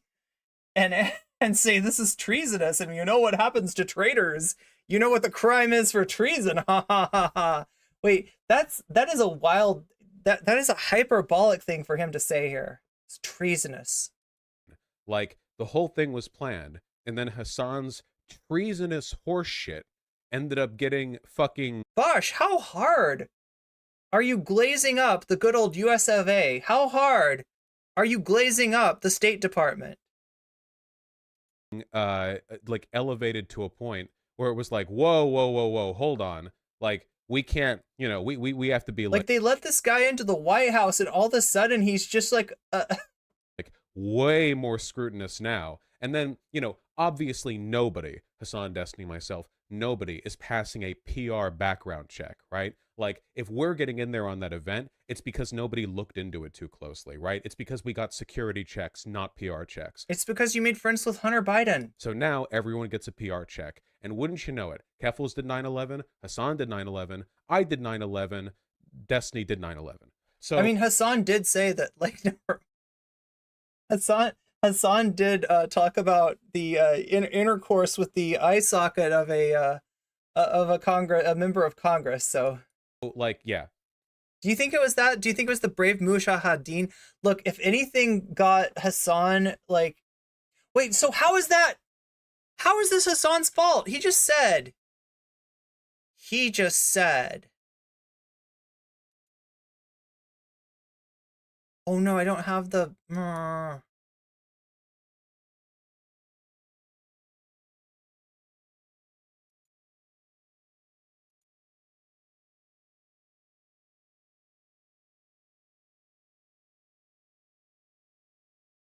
He just said that Hasan was...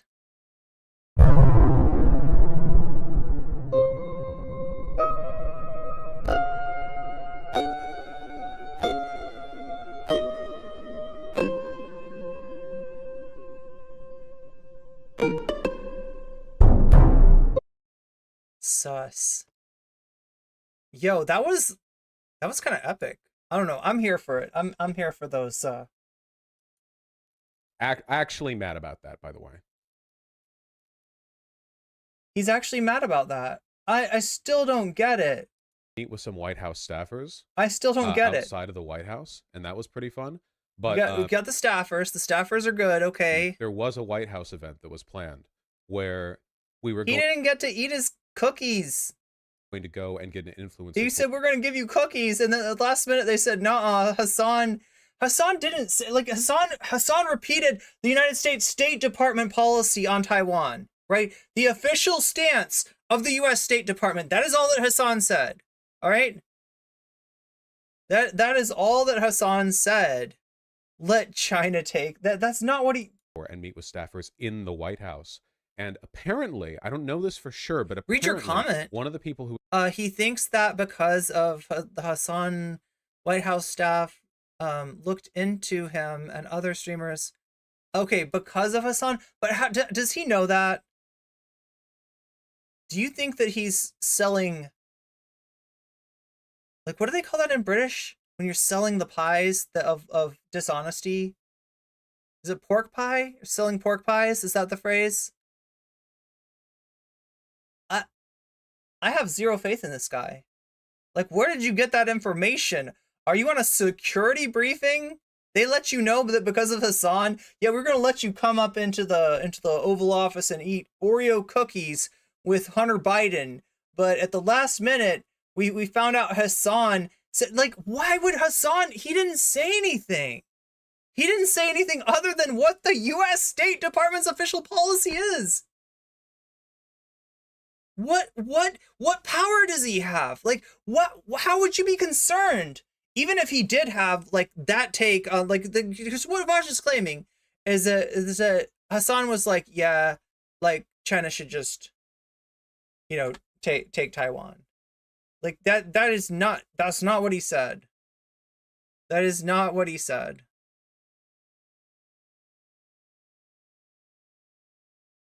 You have a short poly clip of how wrong Vosh was on Taiwan? Porky pies. Thank you, Woody Red. Thank you. That is, I think, wait, why is Big Chudgus getting in the way of chat? Chat, how am I supposed to pay attention to you when Big Chudgus's big chud ears are like all over the place? You woke up from your nap. And now you're awake. Okay, wait, no, Shakespeare sent me a clip. I'm trying to remember the order in which people sent me stuff. Okay, Nazgul Vortex. Yo, we got some Lemanoff in here. Oh no, this is Keith Woods. Wait, Shakespeare, why did you send me a Keith Woods video? This is 2 years ago from Keith Woods. I mean, is this safe to watch? Yeah, this is from an actual Nazgul. Capitalism's destruction. Oh no, wait, is she? We can't watch her. Oh no, oh no. Okay, I'm backing out of this. I'm sorry. I'm sorry. I don't think that Twitch likes Lauren Southern clips. We're not watching that. No. Not today. We can't watch her, unfortunately.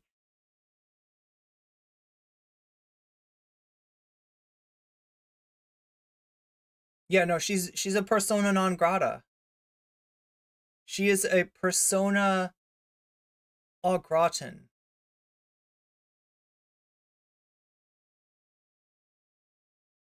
It was a Keith Woods clip. I wonder if Keith Woods made a funny that Shakespeare wanted to share. Like, you know, sometimes Nazguls are funny. Yeah, there are a lot of times. What is up with that? Everybody that I would consider to be either tangential to the Nazgul vortex itself or down the Nazgul vortex, a full-fledged Nazgul or third positionist of some kind, right? Every single person that I can even think of is hilarious, right? We've got Caleb Maupin, we've got Peter Coffin, we got Haas Infrared, Jackson Hinkle's kind of funny. Didn't Jackson Hinkle do something recently? Has everybody seen the Jackson Hinkle clip? Glad she is non-grata on here. Lauren Southern's very fashy and racist. Yeah. Everyone involved in trying to rehabilitate Lauren Southern, Nazgul Vortex vibes. Absolutely. Yeah, the Burger King himself, right? They're all funny. There's something about Nazguls. I mean, I'm not saying you should just laugh at them and not take them seriously, right? Because, you know, that is how... I mean, that is one form of diagonalism. That is, you know, one form of what's usually like a leftist aesthetic appeal in one way or another to draw people who are on the left into the right. And this isn't like, this isn't horseshoe theory, okay? This isn't like, I'm not saying that, you know, it's diagonalism. That's what it is, right? LS is popular. Lauren Southern is popular with reactionaries and bigots. Yeah. Hinkle is wait, is Hinkle banned from Twitch? Maybe Hinkle's banned too. Hinkle wasn't on that thumbnail though, so maybe Hinkle is not. Haas, yeah, Haas is just like unbelievable. Completely unbelievable, but okay, I want to see. Was supposed to be there was Hasan, and Hinkle did get banned, yeah. So we got to watch out with the Nazguls. Most of them we cannot show on Twitch. The whole thing. Any time I ever find myself, you know, knock on wood that it never happens, but I have to cover Haas again.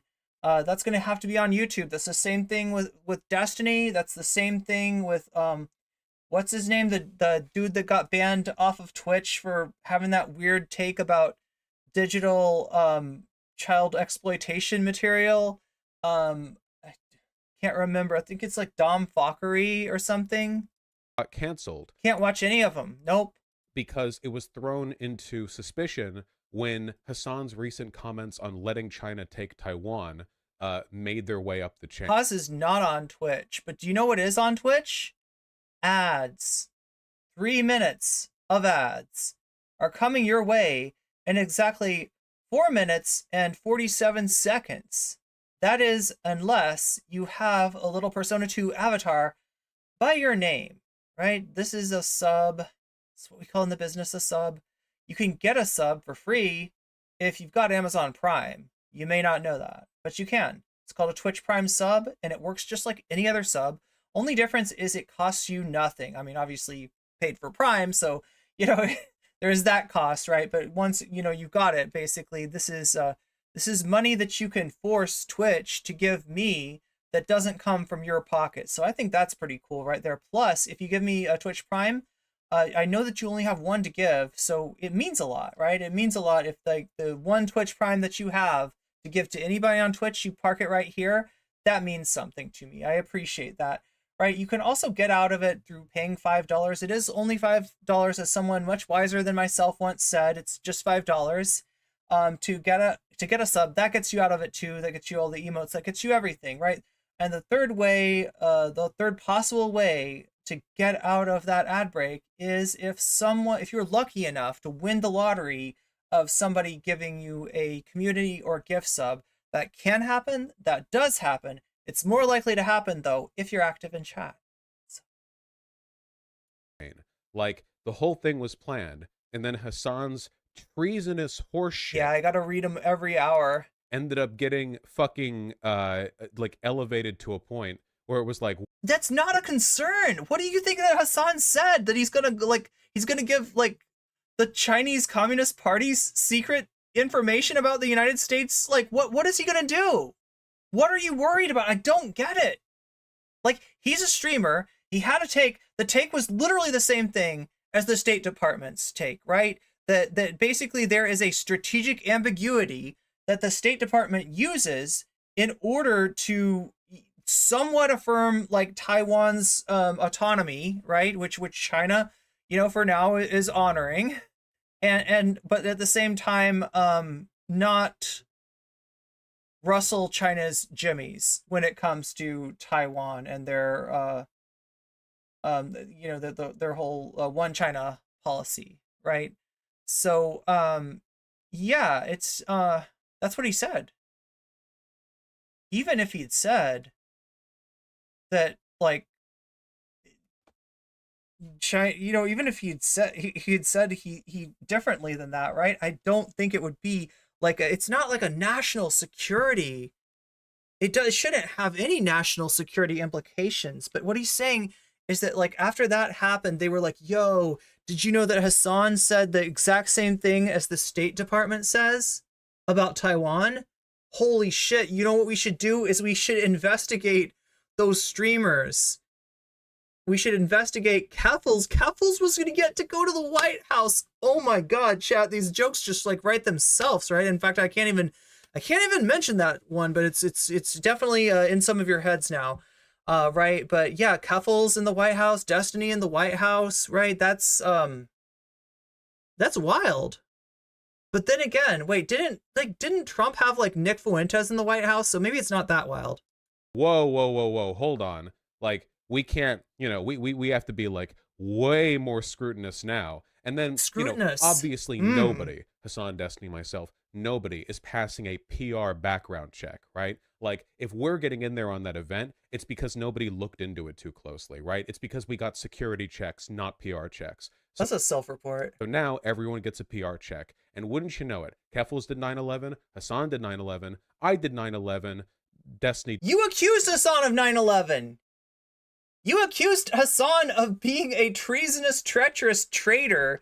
You accused Hasan of being a super meanie butt and a weasel. You accused Hasan of some sort Dingus Gambit. And you said that I did everything right and they indicted me. So, I don't know. I just don't know. I do not know.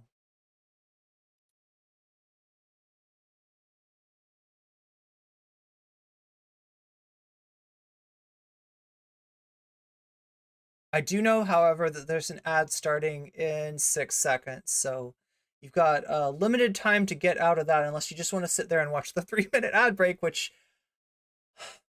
God help you.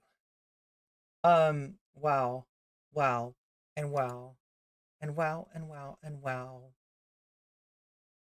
and meow, meow, meow, meow, meow, meow. Sorry. Okay. Okay, so I think I got a sense of what part of the Hasan VOD to watch if we want to see Hasan have a conversation with his Uncle Cenk. And if you want to see if Uncle Cenk, oh wow, yo, somebody just made this easy for me. Somebody just made this really easy. Wait a minute. We got 37 minutes of Hasan. Buffy, are you in chat right now? Don't pretend that I brought. Yo, Austinox, you are fast. Look at this. Look at this guy. Austinox, right? This is, oh shit, it's not Austinox. It's not Austinox. It's one of the clip channels. Sorry, I got fooled. I thought it was Austinox. Brought it up. No, you brought it up, and you made it a giant issue. Yo, this looks uncomfortable. All right, Buffy, if you are in chat, let me know if I can watch this without missing any any moments of bliss, right? I want to know, right? This must be the bad part, because Buffy warned me that there would be a bad part. Is the U.S. State Department banned from the White House? Right? What is up with that? Hasan just pointing out what led up to 9/11. Yeah, well, I don't think that they were even. I don't think they even knew about that. Vosh claims that it was his discussion with Ethan, I guess, on H3, where he basically said, "I have the same perspective on Taiwan as the U.S. State Department," which is that, strategic ambiguity perspective. And you're the one hurting the progressive cause and the trans rights cause. We win on every goddamn issue on trans rights. Why are you going and dying on the hill that no one agrees with you on? You're going to ruin trans rights on other issues. Okay. We're going to lose because you're being so extreme. And then every ally Something about this is just hyper real. you're like, nope. Is there like a fisheye lens on these guys? Like, what's going on? Nope. I'm going to be more pure than them. I feel like we got POV turned up. Do we have POV? What is it called? FOV. Yeah, I mixed up FOV with POV, and I mix everything up with PIV, which is another thing. But no, we're not talking about PIV or POV. We're talking about FOV. And this clip, what? He's got a JoJo. What is that, chat? I gotta show you this. I gotta show you this right now. Look at this. Look at this. Look at this.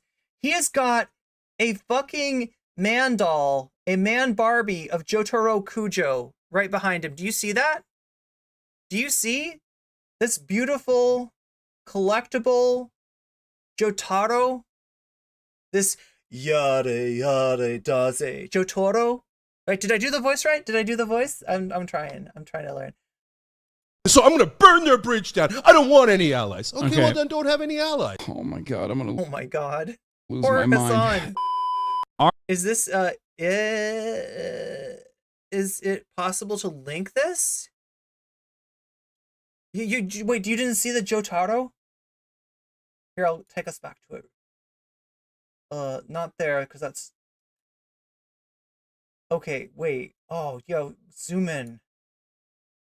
Zoom in, Austinox.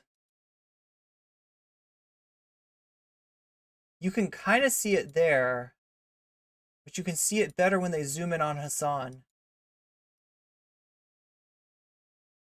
There it is. No.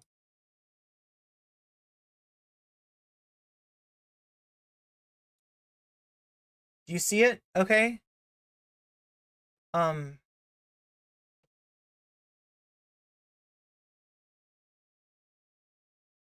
It's like right here. Wait, no. It's right here. See it?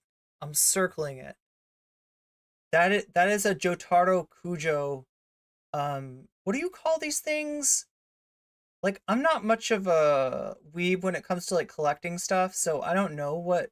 I don't remember. There's a name for this though. Figure? It's like a figure? Link the video in chat. Yes, I can. Yes, I can. That's right. I can. Actually. And here's the link. Thank you for reminding me, Natalie. Action figure? No, there's like another name, right? I mean, you're right. It literally is an action figure, but I know that if I call it that, I'll upset all the weebs because there's another name for it that's better. It's better than action figure. It's like a more dignified, more mature way of calling an action figure that is like not necessarily for action, but more for display. And oh my god, he's got a few of these. He's got like a few of these. What's this other one? I can't tell. Like, he's got the Sandman? He's got the Sandman, a figurine. Is that what it's called? A figurine? It sounds too girly. I don't know. I don't know. Maybe you do call them figurines though, because often they are waifus. But in this case, this is Husbando, Jotaro Kujo, everybody's, everybody's crush. Jotaro yare daze. He's so gruff and he's so moody and he's so perfect. I think they are just called figures, just okay, I thought there was some special name that I was supposed to call them. to make the weebs happy. But if the weebs are the weebs happy? Did I make the weebs happy? I usually make the weebs happy. I've been told I'm a bit of a waifu myself. Who knew? Maybe I should be selling body pillows or bathwater or some such contrivance as this. I'm gonna burn their bridge down. I don't want any allies. Plushies. I wish there was a Jotaro plushie. That'd be cute. Okay, well then don't have any allies. Oh my god, A Jotaro plushie? That is adorable. Like, especially if it was all the weebs are happy. Yes. lose my mind. I'm so glad. I'm so glad. All right. Cenk Uygur is here, ladies and gentlemen. Cenk Uygur, and he's still in that weird perspective. Is he just leaning? My dude is like over here. Like, that hurts me. I mean, he's sitting down, so I guess he's kind of slouching. But Bernie looks good in the slouch. See, Bernie's right behind him. Bernie looks good. Why does this guy not look good in a slouch? Look, Ethan looks good in a slouch, okay? Sexy Ethan with his incredibly muscular legs. Gentlemen, it's a classic Uncle Oh, he did a podcast with Hakeem. Is that where the offending clips came from? Did he do a bad tanky? nephew. Did he do a bad tanky? Was he super mean about Kaya? Kaya's there? Where's Kaya? Face Off, as I have talked about already. For those of you Face Off. This is gonna be like that old movie. who don't know, Cenk wrote a book. This is a More like Mask Off. Am I right? in the face. Of course I'm right. Cenk wrote a book called Justice is Coming, How Progressives Are Going to Take Over the Country and America is Going to Love It, which is, I mean, I'm a very cynical I wrote a book called Do Not Come. I'm gonna tell you not to come, and you're gonna love it. person. I don't think, I'm a very pessimistic person. Forward by Kamala Harris. I don't think it's happening anytime soon, but maybe you'll make an argument for that. Yeah, we're going to talk about your book, and we're going to talk about another thing that you literally didn't tell me while you were announcing it, which is that you're running for president. Tell us about this half-hearted run for president that you're doing so late in the game. Look, do I want somebody to run for president? Like somebody, to run for primary against Biden? Yeah. I think almost any Democratic president needs to stand for a primary, okay? And we need to normalize that. You don't just get the renomination because you're the incumbent. You need to do that primary. Also, check it out. If you have no primary and the Republican Party has a primary, guess what's happening? We're building hype for Vivek. We're building hype for Nikki Haley. We're building hype for Donald Trump because he's not at the debate, and that's a story in and of itself. Oh, look, Donald Trump went somewhere other than the debate to talk to non-unionized workers, right? That's news, right? That's news. Donald Trump is bitching outside of the courthouse. That's news. Donald Trump gets to campaign, but somehow Biden, and like, I don't know about this theory. I don't know about this strategy. What are they doing, right? Are they trying to hide in the Biden? They're hiding the Biden. They're hiding the Biden, right? Either Biden is an incredibly weak candidate who, a lot of people don't have a lot of confidence in him finishing out his term, being able to physically finish out his term. Either Biden, needs to be replaced by a better candidate, or Biden should have no trouble wiping the floor with all the candidates, right? They can't, like, one or the other. Vivek's rap career is taking off. That's right. Oh, God, Marianne Williamson. God. I wish she was a more serious, candidate. I really don't know where she stands. We watched her on Bill Maher. The fact that she went on Bill Maher at all is a little bit of a question mark in my book. It's a little bit sus. I'm just saying. But, the way that she the way that she rolled over for him, it makes me feel like she's courting his voters. Like she's going for the Bill Maher audience. And that's a bad feeling. That is a bad feeling. Look, some of those people will vote for you because you're not Trump. But if you go courting their vote, the heterodox, intellectual dark web vote, you're going to alienate the rest of the party. And some of your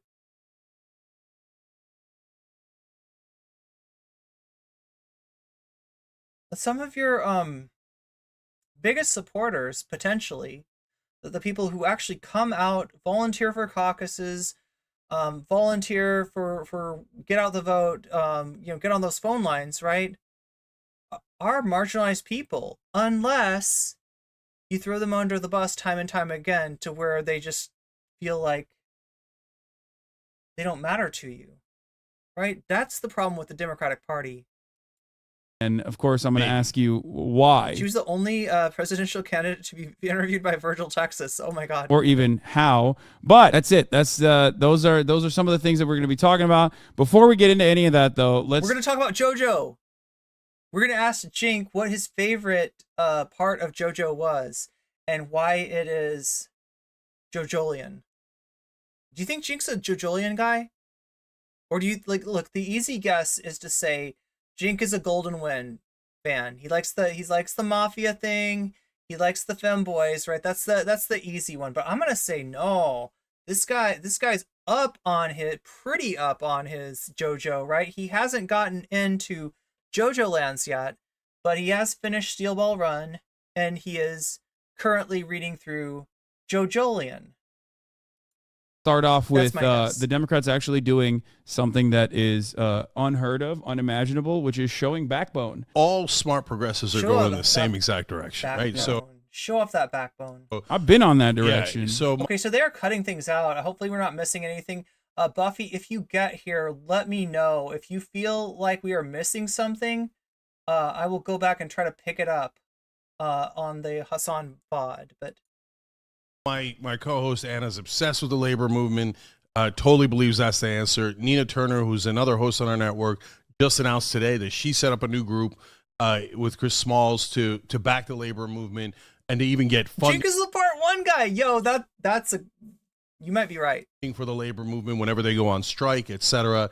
And so that's what pushed FDR. That's what's going to push the next generation. Everything is trending in our direction. The only thing is we can't. Cenk got confused when they brought out the stands. Right? He watched through part 2, and he really liked it when von Stroheim came to save them. But then then when they introduced stands in part 3, he was just like, I don't even understand. What is a stand? What stand? What are you standing? There's a stand. They keep on talking about stands. Is this a mistranslation? Do they mean to say stand? I don't know what the fuck a stand is. What is that punching guy next to him though? What's the story behind that? They got these punching ghosts standing right next to them. I wonder what that's about. Snatch defeat from the jaws of victory. And I hope Nina talks to Anna about racism. That would be great. There's 2 icebergs ahead. And spiritual weight loss. So I'm not Pollyannish. I see the icebergs probably better than anybody else does. And I'm really worried about it, okay? One is the progressive movement, honestly, and this is where you and I can begin to disagree. Oh no, what do we got? Yo, he's literally pulling the fuck Hasan parachute, isn't he? Am I right about this, chat? You know what I'm talking about? Anybody who watches Hasan, maybe you've heard about this concept before, right? Hasan has such a big hate following, has such a big hate audience. There's so many people out there that hate Hasan's guts that if you're ever losing an argument or you're looking bad in any kind of social media, event, right? If Hasan is involved, you can just appeal to that audience. You can pull the parachute and say, F Hasan, right? Is that what Cenk is doing?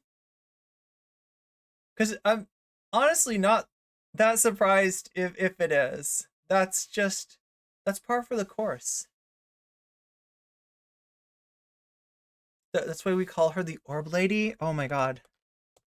I mean, I like orbs. I like orbs, but getting too radical and too away from what most you can't be 100% feels Americans want. And the second iceberg. What do you mean by that?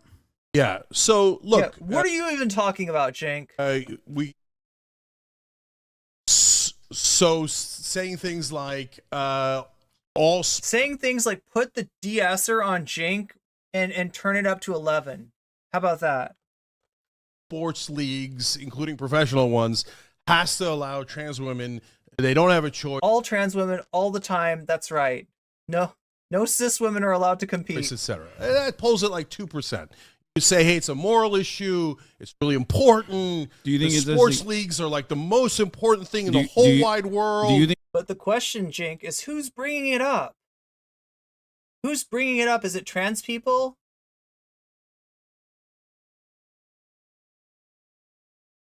Or is it getting brought up because there's a fucking moral panic against trans people? And your solution to that isn't just like, because Hasan, let me tell you Hasan's solution, right? Hasan's solution is to not talk about it. That is how he handles this issue, right?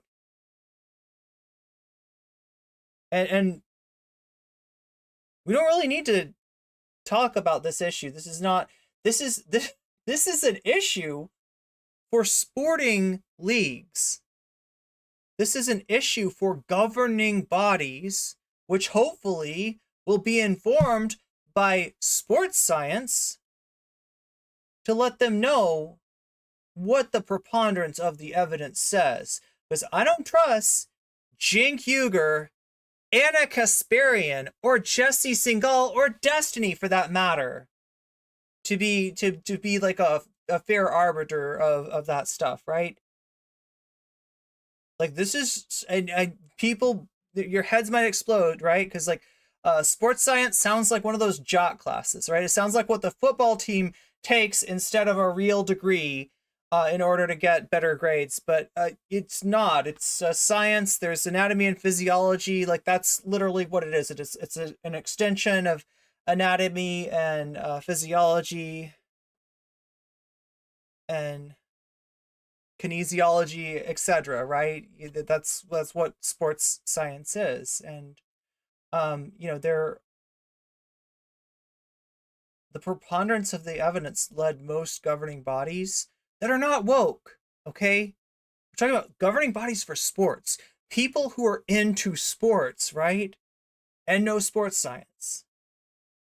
Decided that it's more unfair for trans women to not be allowed to play sports than it is unfair potentially for trans women to be able to play sports, right? This is a moral panic based on nothing, right? They don't have situations. They'll post headlines like trans woman dominates track and field. Oh yeah, how did she dominate it? Did she win everything? No, she placed 5th. She placed 5th in one of the. That's dominating it. That's dominating the fucking field. There aren't that many trans athletes. They don't tend to do that well. They are swimming up a waterfall when it comes to being able to compete at their sport at an equal level, right? Not only do they not have some kind of, the genetic advantage thing comes from the ignorance that people just don't understand what HRT is, and they don't understand that some of the preconditions for competing in these sports are that somebody has to have been on HRT for X amount of time and generally test within like a range in terms of testosterone and estrogen, right? They're completely missing out on that fact. So yeah, if anything, there's a disadvantage. Think about trying to participate in sports as a trans person, right? You got 2 choices in like high school.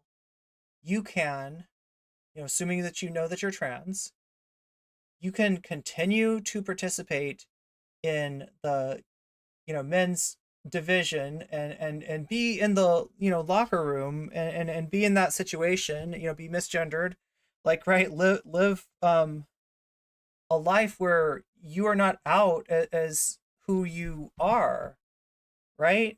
Or transition, get the ire of all these conservative parents, that possibly the ire of your coaches. I mean, you're like this huge controversial issue now for the coaching staff, right? What do they think about that, right? If they're really fucking woke, then maybe they're like, yeah, I will be there to support you. I want to make this happen for you. But more likely, because again, we're talking about sports people. We're talking about people who like sports. Do you understand? That is a demographic that cuts a certain way politically and is not to the left, right? And the fact that these sporting bodies have made this decision despite the fact that their natural predilection towards something like, allowing trans women to participate in sports as women, their natural predilection might be against it. After looking at the evidence, they kind of, can't justify excluding trans people from sports. So anyway, sorry, God. Think it's actually a significant issue? Do you think that is a significant issue or a driver of the conversation? So that's what Hasan is going to say, is that this is not a significant issue when the Republicans are trying to engage you on that topic. That is bait, right? They want to change the subject. We've got so many. So in one way, they sort of agree about the pragmatic, whether they're gonna make their platform be about supporting trans people's ability to participate in sports, right? They agree on that. But Hasan's take is basically, so don't talk about it. And Cenk is like, we got to talk about it. We got to tell them that just like you Republicans, we want to keep women's sports from being dominated by these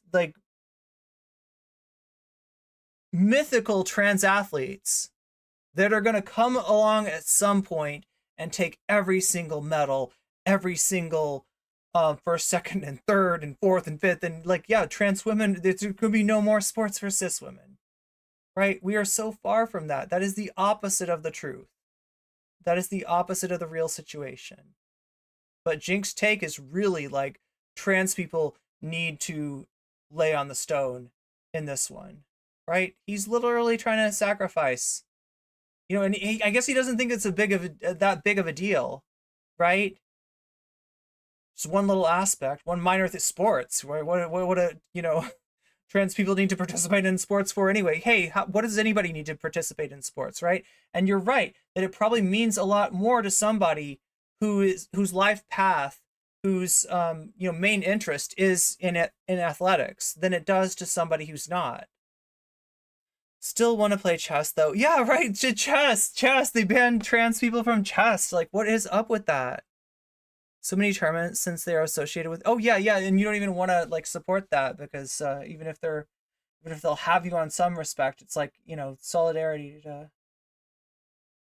call out their bullshit. We're just a nuisance to them. They don't care if we. Yeah, exactly. Look, this is what.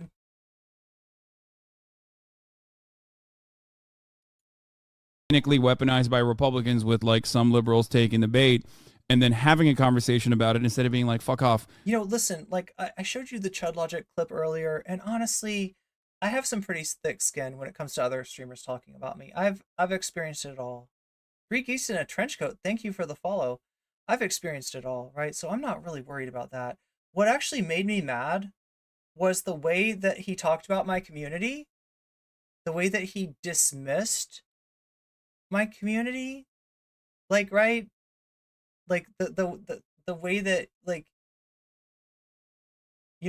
a bunch of trans activists that care about niche subject matter, whether somebody that's running a political action committee for trans rights secretly hates non-binary people, right? Niche issues like that got his derision, and that part does kind of piss me off, right? Because I think on one hand he underestimates the size of that contingent, and I know he underestimates the seriousness of that contingent. And this is what I'm trying to say, right? Is the people that the Democrats are disaffecting by taking Cenk's position, and just hey, we will sell trans people out literally as a bargaining chip for other things, right? This is an unpopular issue. Throw them to the wayside. The kind of energy that the Democratic Party loses by throwing us under the bus is actually immeasurable. They don't even, it's not just that they obviously they don't have solidarity, right? Obviously you can't expect a bunch of corporate libs to have solidarity, but they don't even have self-preservation, right? And they don't realize that there is a pragmatic aspect to doing right by your constituency. If you want LGBT people to come out and support you, stop leaving us behind. Stop throwing us under the bus.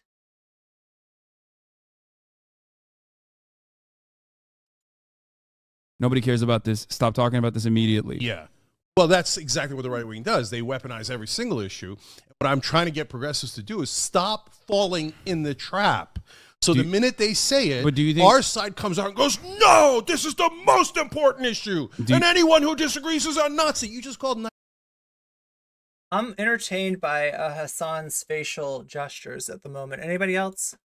98% of the country Nazis. Okay. What are you doing? You're alienating voters like crazy. Do you think that organizers on the ground, both trans and cis, that are or members of labor unions are even using this as a talking point in any meaningful capacity, or is it simply reactionary Republicans bringing this up because they tried and unsuccessfully failed to push the anti-trans button with bathroom bills? Except for the fact that they passed all those bills, which I despise. I hate those bills. Let me just clarify something here.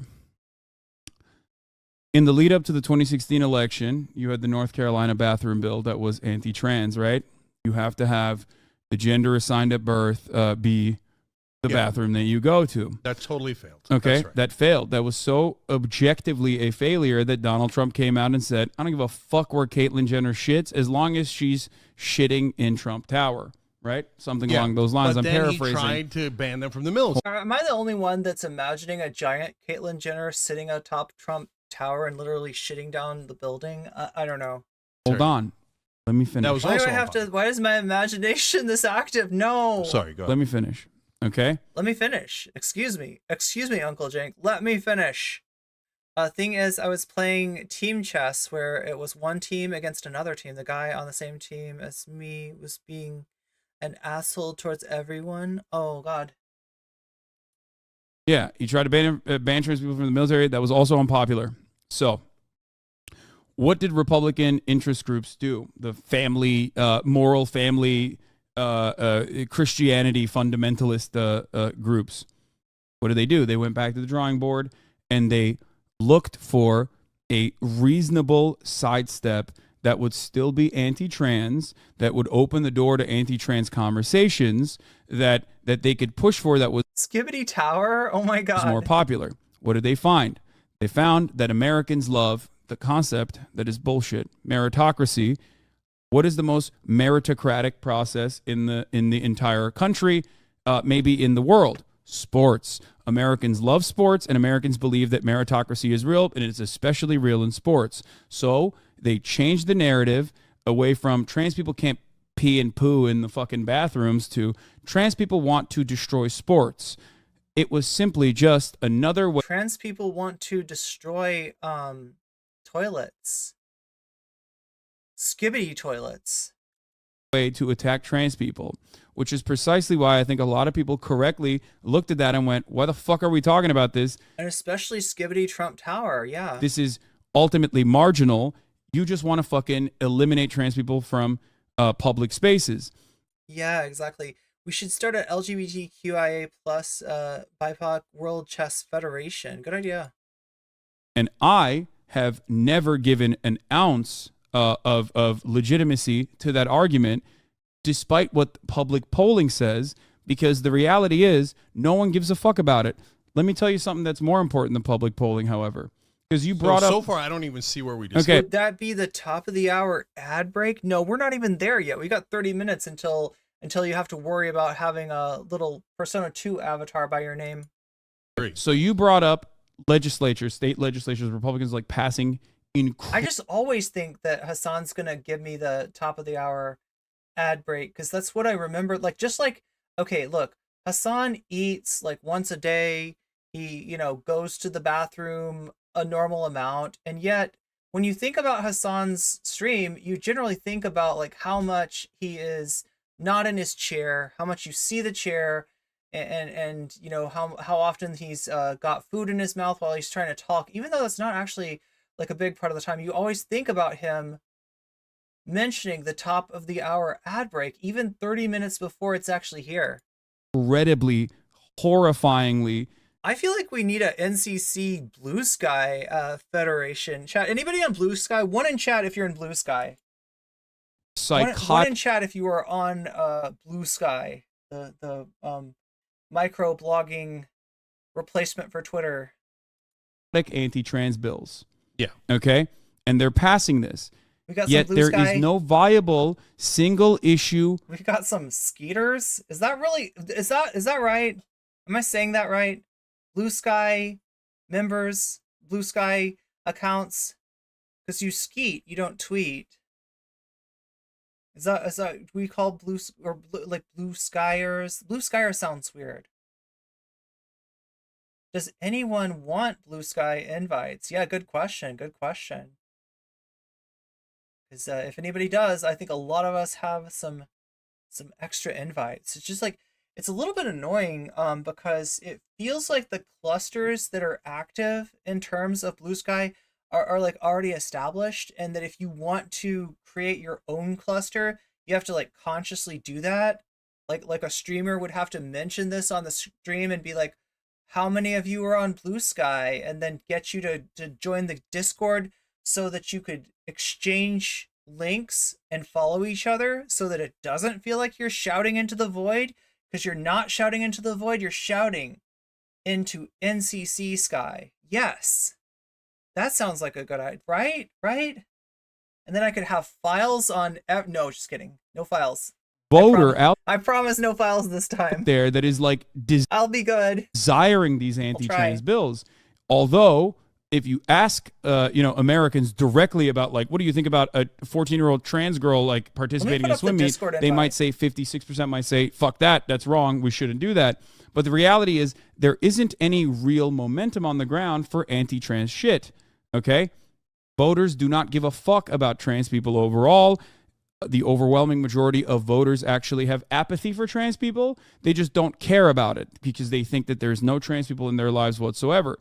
Republicans, yeah, they just don't care about us. However, have kept on pushing the anti-trans button over and over again and made it their major fucking talking point. Link. That's right. That has yielded horrifyingly bad results for them. And instead of like fucking assassinating Christopher Rufo, for example, who's one of the leading guys here at the Manhattan Institute that was like doing the CRT stuff, doing the anti-trans stuff, instead of going, dude, what the fuck are you doing? You ruined our midterm chances when Biden had a historically bad economy, when a red tsunami was supposed to happen. That was a major failure on their part, one that actually has led to Kevin McCarthy's ouster as the speaker right now, a domino effect of like the Republican Party imploding in and of itself, partially because the only thing that they have been looking for, the only thing that they have, the only tangible policy position is just increasing the dial of transphobia, but there's not enough people on the ground who are demanding it. And those who are demanding it are increasingly more psychopathic, which is pushing away. So it's almost like Cenk is unwittingly playing into the Republicans' hands and creating artificial demand for transphobia where none exists. Normal fucking Republican voters who are just like, I just want tax cuts, man. Like, I'm racist, sure, but like, the fuck's going on? Like, I don't give a shit about this. Like, why are you talking about dismembering children's genitals all the fucking time? You sound like a psycho. They're getting outrage fatigue, and it has demonstrably been a failure.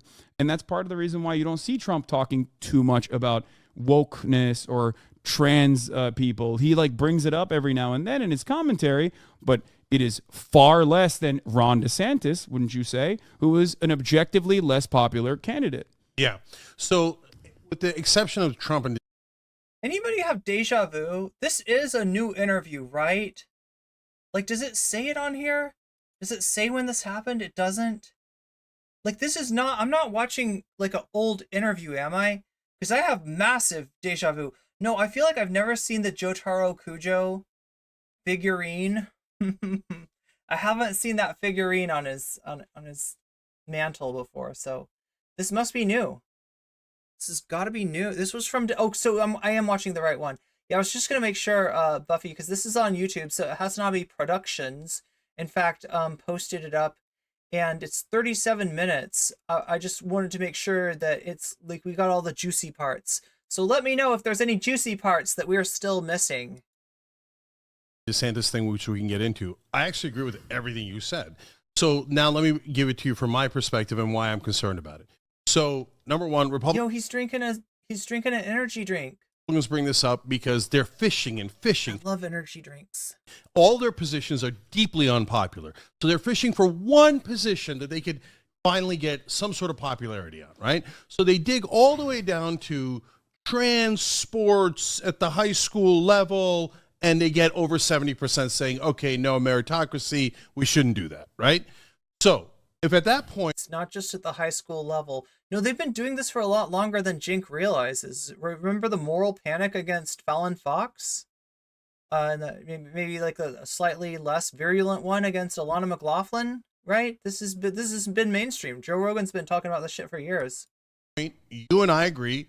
Like, we fight back when they propose a bill, and we do the best we can, and we aggressively... Is he running for... That's a good question, Diamond Joker. I do not blame you for not knowing, because even though he has said, yes, that he is running, he's like... He's not selling it? Like, it's like this understated desire to run for president. Even what he said was something like, I am... Were his official words like we're putting together a war chest or something like that? Like, it sounded very perfunctory. It sounded like, you know, he's dipping his toe in. He's not jumping. He's not doing a giant like swan dive into the pool that is the presidential primary at this point, right? He's just kind of dipping his toe in, and it's almost weird because, like, you know, if you're running for president, you kind of want to make a splash. Especially if you're not a front runner, and he is not a front runner, right? Marianne Williams is not exactly a huge household name, despite the fact that most of us in here know about the Orb Mommy. Robert F. Kennedy, despite his notoriety for being a weird anti-Semite conspiracy theorist, he's not exactly a household name either. Cenk Uygur, I think, is probably... You know, let's be real, got less name recognition than either of them. So, you know, he would need to make this successful. If he was serious about running for president, he would be consciously making more of a splash, getting more attention, announcing it in a more prestigious place.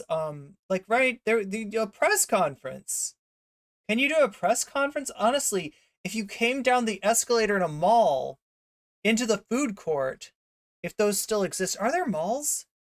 Do malls still exist? I think there's like one, right? In Minnesota. There's one mall left, okay? All the rest of them are dead malls, just like Blue Sky. No, all the rest of them are dead malls with snakes crawling through them. And basically, if you lean up against any of the walls, you'll no clip through reality and get stuck in the back rooms. Like that's what a mall is like at this moment. But Cenk could find a mall in Minnesota to go to, come down the escalator, and pretend to be Donald Trump. That's how he needs to jump in. Take mermaid lessons. Make the case that you just made and that I make all the time on the air, right? And then we don't... Cenk has this issue about trans sports and pulling totally backwards. You need to ask oddly specific questions to get people to be transphobic. A majority of voters actually find open stated bigotry kind of cringe and not good. Yeah, and especially this stuff about trans kids when they start talking about like genitals and stuff, like that they legitimately sound weird to most people. We're okay with it, and everybody would agree. The country is in favor of trans rights, okay? So, but in the midst of these conversations, one of the things that happens is, okay, on air, I say, okay, you're asking, fine. I think at the high school... Who asked? Who asked? School level, trans girls should be able to participate with biological girls. Oh yeah, I forgot about this. His take was slightly less bad than who's his name? Ben Glebe? Because Why do you talk about that at all beyond how? it comes up because No, no, there's no, a bill. No, no. Wait. Is he saying yes to trans girls in sports as long as it's high school? Is that what he's saying? I'm know. fighting against the bill. Okay. But why do you talk about it beyond it being a distraction? Perfectly. Biological girls and inorganic girls. Yo, I want to be a crystal. Can we just like say that I'm an inorganic life form? Like some kind of formed by ionic bonds? Cooked up because you said you agree with me. Why do you talk about it beyond it being a fucking Some sort of gym-based life form, possibly? bill that is laughably unpopular, so unpopular that like It's not incredible. so unpopular that Yeah, it Ben Glaive is super sus. didn't pass in all the red states. Wait, what? The trans bills that None passed, of- Crystal Mommy? it's none not of the- about bathrooms, but about sports and all that Wait, horse crap. But none of those bills were passed with popular support, Jank. I know they're passed by Republican legislators, and the Republican you're not gonna legislators tell me- are appeasing their base. Okay, and their no, base they're is not. maniacal. No, and they're their not. base wants it. No, they're not. That you and I are entirely Okay, incorrect. so they go You are- fishing in that area, and in that conversation, No. I say, "Hold on, let me finish." Okay. I say, at some point, look, my real opinion is, at the professional level, yes, of course the leagues get to make their own decision, and sometimes, yes, trans women have Wait, it. the leagues did make their own decisions. Who do you think made the decision? Oh my God, he's so backwards about this issue. Right? Yeah. Listen, apart from like state, whether it be like local, state, municipal, whatever, or federal, right? Apart from legislation of some kind, apart from laws, these things are going to be decided by governing bodies of sports, which include leagues, right? A league is, I guess, the governing body of that. It's the company that runs the sport. So yeah.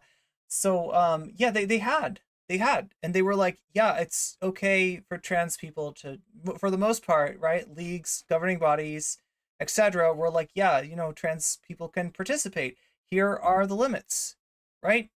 Take HRT for this long, have maybe even there's in some cases some requirements for testing of hormone levels, but beyond that, you were allowed to participate in sports. And nothing bad happened. There were no problems. There were no issues, right? Hell, I would love to tell you that in that time, I think 20 years now, right? That the International Olympic Committee had allowed trans women to compete in sports as women. There weren't no gold medals won. 20 years. It's been allowed. It's been legal. The gates have been open. And nobody ran through those gates because the reasons that I told you, right? It's really hard to be a trans woman in sports, even if you are legally allowed to do so. And there are no legal stumbling blocks, no legal hurdles that you're unable to climb. You still have to deal with prejudice. You still have to deal with bigotry. You still have to deal with shitty looks. From the audience, from the coach, from from everybody, right? You still have to, it's not easy. It's not easy at all. And now, like, what you're doing is basically being like, the de facto ban that we had on trans women participating in sports because of bigotry and prejudice and how fucking hard it is to do that. Let's just make that formal. Let's make sure that they never win. And you do it under the auspices that championships, awards, medals, trophies, etc. are being taken away from cis women. They aren't. They are not. You got rolled, Jink, is what you got.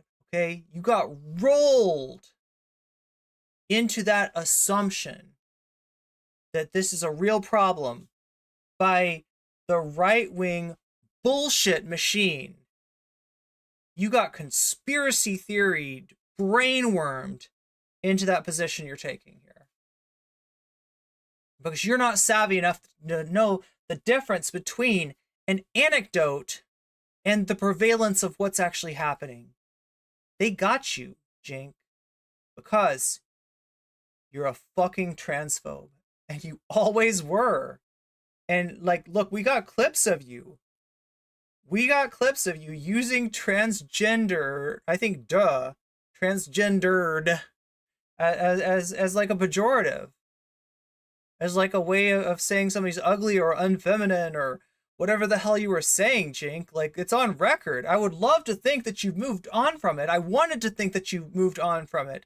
I was willing to let it go. Let him go. I was going to let him go. I was going to let him go and be like, oh, yeah, he's better now. No, he's not. He's not. He's a fucking transphobe, right? And his beliefs, his viewpoints on trans participation in sports are informed by that bigotry. An advantage, and the league Is this too much stun locking for you, chat? allowed to say. You can let me know if it is. No, we're not going to allow it. Okay. So what happens next? Every single person that I know in mainstream media saw that what they perceive as a progressive community then called me a Nazi. Then they go, okay, progressives are lunatics. Yo, Ben Glebe went out on a 15-minute rant about Target and the swimsuit thing, the tucking swimsuits. Oh no, God, no. I'm writing all of them off. It was a goodly amount of stun lock. Yeah. Okay? Are you kidding me? Because somebody let it go. Yeah, exactly. Like this microscopic difference of opinion. Let it go. Let it go. Like the most radical end of the progressive base. They're right-wing pivot, Republican, Nazi. Well, okay, you guys sound nuts. Mm-hmm. Okay, and don't do that. You think just say, you think hey, that's what it took? I disagree. So what? Mainstream media literally called you a bestiality-loving horsefucker when you tried to run for office in California. What was this about? Did they mix him up with Vosh? Did they think he was Vosh? You think they he could be like Vosh's uncle. Needed the fucking you think they needed like 11 trans people with anime avatars on Twitter calling you a Nazi to be like on them on a platter? That's crazy. And they then have there material are real interests issues that are much larger. They have that material also cost us, and it makes it look like we are extreme when in reality 2/3 of the country's on our side. Take the fucking. Yeah, I didn't know that Ben Glide weighed in on the like. That's a real like backstab, because like the way that Ben Glide and Cenk were talking is that they were trying to sound reasonable. They were trying to split the baby on the issue of trans people in sports. And Ben Glide, even after the fact, right after a whole bunch of people added him on Twitter, Ben Glide eventually, I think, apologized and revised his viewpoint. But then the very next show that he did where trans issues came up, he had another bad take, right? So he just like swapped out his bad takes. And but like this is a little surprising, right? Because the Target thing, like that's another level. If you are feeding into the moral panic on Target, you're trying to get us hurt. And I mean, I could say I don't appreciate that, but I think you know that already. I think you know that I a little bit more than do not appreciate it. All right? That's... Win, take the win. So here's another one, and this one I don't know how you're gonna light up on this one. No, this is defund important. the police. It's a terrible slogan. Okay. A terrible idea. We're moving away from defund TYT. Other talking points. Let's get back to the one issue that we were talking about. Get him back on track. My perspective is that what's he trying to do? Gish gallop you with trans women in sports and with ACAB? What is this? Cenk is on video saying he would legalize. Yo, wait a minute. That's like beyond Vosh. What is that? What is that? He really said that? Wait. Oh my God. You took all your subs away from YouTube. They lost you. Cenk would legalize. Oh my God. I shouldn't even say these words. Would legalize human and animal coupling. As long as the human pleasuring the It was the human pleasuring the animal and not the animal. What? What? Who's pleasuring who? Wait. I don't. Maybe I don't want to understand this. I don't think I understand this, and I don't think I want to understand this. Like, who's pleasuring who? Wait. I feel like when I have sex, I hope that pleasure is going both ways, right? I don't know. I mean, I guess there's certain, acts that might take a little bit more focus, where one person might have to really concentrate on what they're doing, and the other person might just have to lay back and enjoy themselves. I guess that exists, but I mean, I would hope that there's pleasure in both directions. Otherwise, find someone else to have pleasure with, that you can both feel pleasure. I don't know. I don't know, Chad. I sound like I'm lecturing on how you should. But like, he's not talking about with humans, okay? Apparently.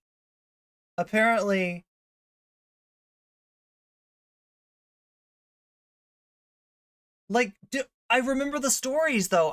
Okay, I think I know the story that got this take from Jink, because I remember this. There was a guy who broke into a stable, did something to a horse, was found with said horse, and went to jail for it. Went to jail, did time for it. And then supposedly, the day that he got out of jail, he was found with not any horse, but that same horse in the same action. And I think it's that story that TYT was reporting, because otherwise, why talk about this gross shit? Why even talk about this gross shit at all? Like, unless you're Vosh, yeah, right? then you can't stop talking about that gross shit. The TYT Vosh divide will be mended by horses. Indeed. Are you lecturing? Yo, no. I'm not telling you how to do that. I'm telling you, maybe don't do that. It's like, the animals can't consent, so do not go in that case. Do not.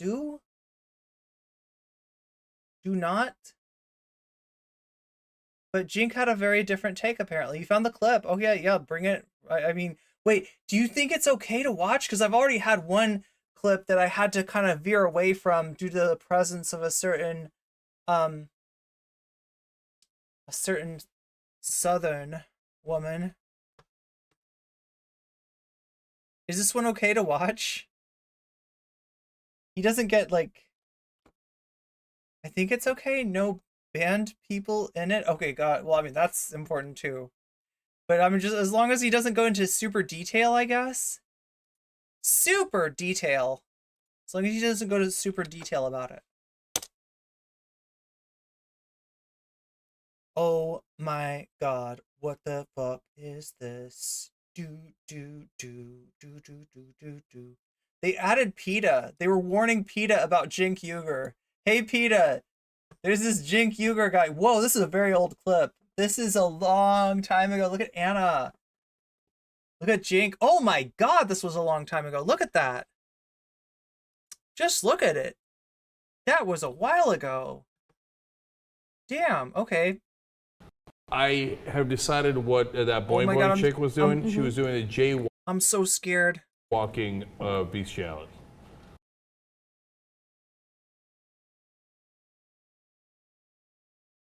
Look, there's some things I just don't like to talk about. But luckily, one of them is not the top of the hour ad break. I have no problem telling you at the top of each hour, there will be a 3-minute ad break, which you will be watching if you do not have a sub. If you want to not watch those ads, you can get out of them with a Prime sub for free.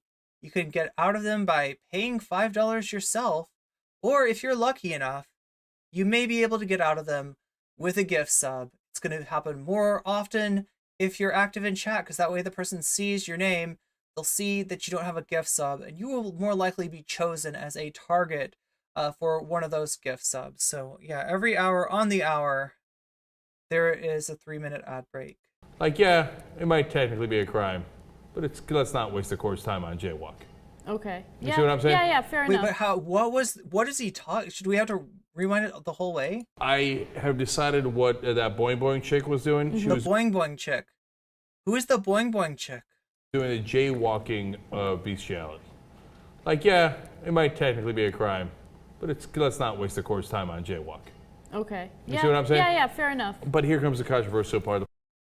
Oh my god. Explicit video, oh no. Part I shouldn't say. I'm gonna ride that pause button. I believe that if I were the benevolent dictator of the world, I would legalize bestiality where you are giving, where you are pleasuring the animal.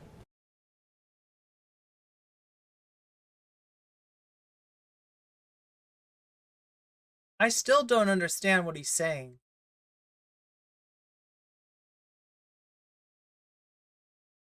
Wait, it's another Keith video? You see what I'm saying? Okay.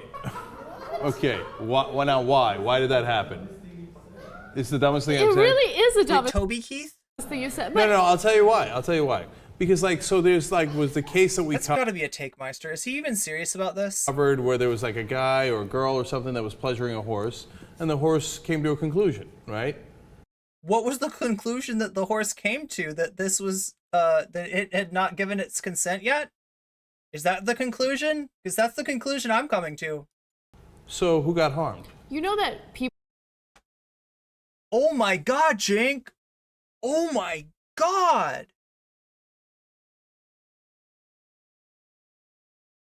So with any sentient being that is incapable of consent or unconsent, you're okay with just assuming consent? Okay, no, this is so bad. Oh my god. What the? They do that for artificial insemination? You're probably right. He's got an anti-ADL video. I mean, like, how bad is the? This is scary. No, we were talking about Keith Woods, right? Not. Who did I say? Keith something else. Some country musician. Toby Keith. Yo. Why did I think you were talking about Toby Keith? No, I know you're talking about Keith Woods. Speaking of the Nazgul vortex. People who are, okay, look, not to be a downer about what you're saying, because what you're saying sounds kind of funny, but a lot of people who are being raped can. Yeah! Why? Actually, like, have an orgasm. No! I mean, that's might be true, but like, God, no, I didn't need to think about any of this. Okay, so I get what she's in the right here. Wow. She's in the right here. I didn't need to think about that, but yeah, this is true. Like, he's assuming consent and he's got no reason to, and this isn't something I should have to explain. Like, this isn't like a normal thing to have to explain, that it's bad to do things to an animal which can't consent. I feel like I'm being played with, and not in a good way, obviously. Oh my god. Wait, 3 minutes ago, Diamond Joker just gave out 5 community gift subs. Why did I not see that? Because Twitch alerts are not enabled. There we go. There you are, Diamond Joker. I'm sorry you did not get your Twitch alerts. Hembo Slice, you just got a gift sub. Bangshi, you just got a gift sub. I knew there was something going on that I wasn't paying attention to. But yeah, I gotta enable those. Do y'all know what happened? Do y'all know why those were disabled? I don't want to make a big deal about this, right? Because I am hoping Omegon the Sane, you also just got a gift sub, and right now it's a good thing, right? Because all those people are not going to see ads. And if any of those people are seeing ads, refresh your browser, because you don't have to watch ads anymore. You literally don't have to watch ads. The rest of y'all, you do have to watch ads, right? But those who just got a gift sub from Diamond Joker 23, and that is 5 gift subs. That is 10 in the stream. Thank you so much. I appreciate that. And so do the people that are no longer seeing ads. Thanks to you. Interest to fuck you. No! Are we talking about the horses again? I feel like we somehow polluted the discourse, and now they're arguing about consent in animals, and I'm really uncomfortable. I feel like I'm watching a WIC panel. Do y'all feel like you're watching a WIC panel? Anybody else feeling the WIC panel? Oh my god.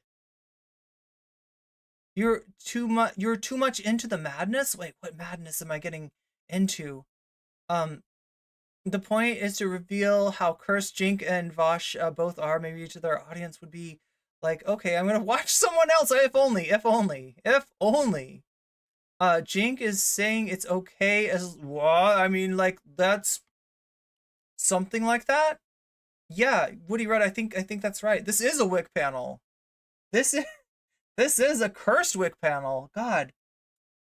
Every single time. We stopped watching those a while ago, though. Mainstream media does, because of their underlying material interest in defending the corporate oligopoly structure that we have. Okay, good. We're out of the horse. We're out of the stable. This is who funds them. This is how we made it all alive. This is how people rise into positions of power in the media infrastructure. You've been a part of this already. Personally, you've seen it happen to you at MSNBC. So, like, there is no reason why they're not looking at like magical trans people on Twitter. Like, I really wish that Anna didn't say that. Like, even though she was right on the substance, right? I just, like, now I'm thinking about stuff that I don't want to be thinking about. My brain needs a bath. What is a brain bath? And going, oh, that's it. Here's Your comment wasn't improved. Reality, they're being Approved. crazy again. They're Sorry. calling Cenk a Nazi. Yes, they are. Okay, And the you're what? looking for Okay, I'm any so excuse confused. Let's roll back. have an Roll back. advantage, Roll and the league back. is allowed to say no. We're not. He's going very animated today, to allow by it. the way. Okay, so what happens next? Every single person that I know in mainstream Oh, you were joking because I missed the subs. media Oh, saw that what they perceive as a progressive community then called me a Nazi. Then they go, okay, progressives are lunatics. I'm writing all of them off.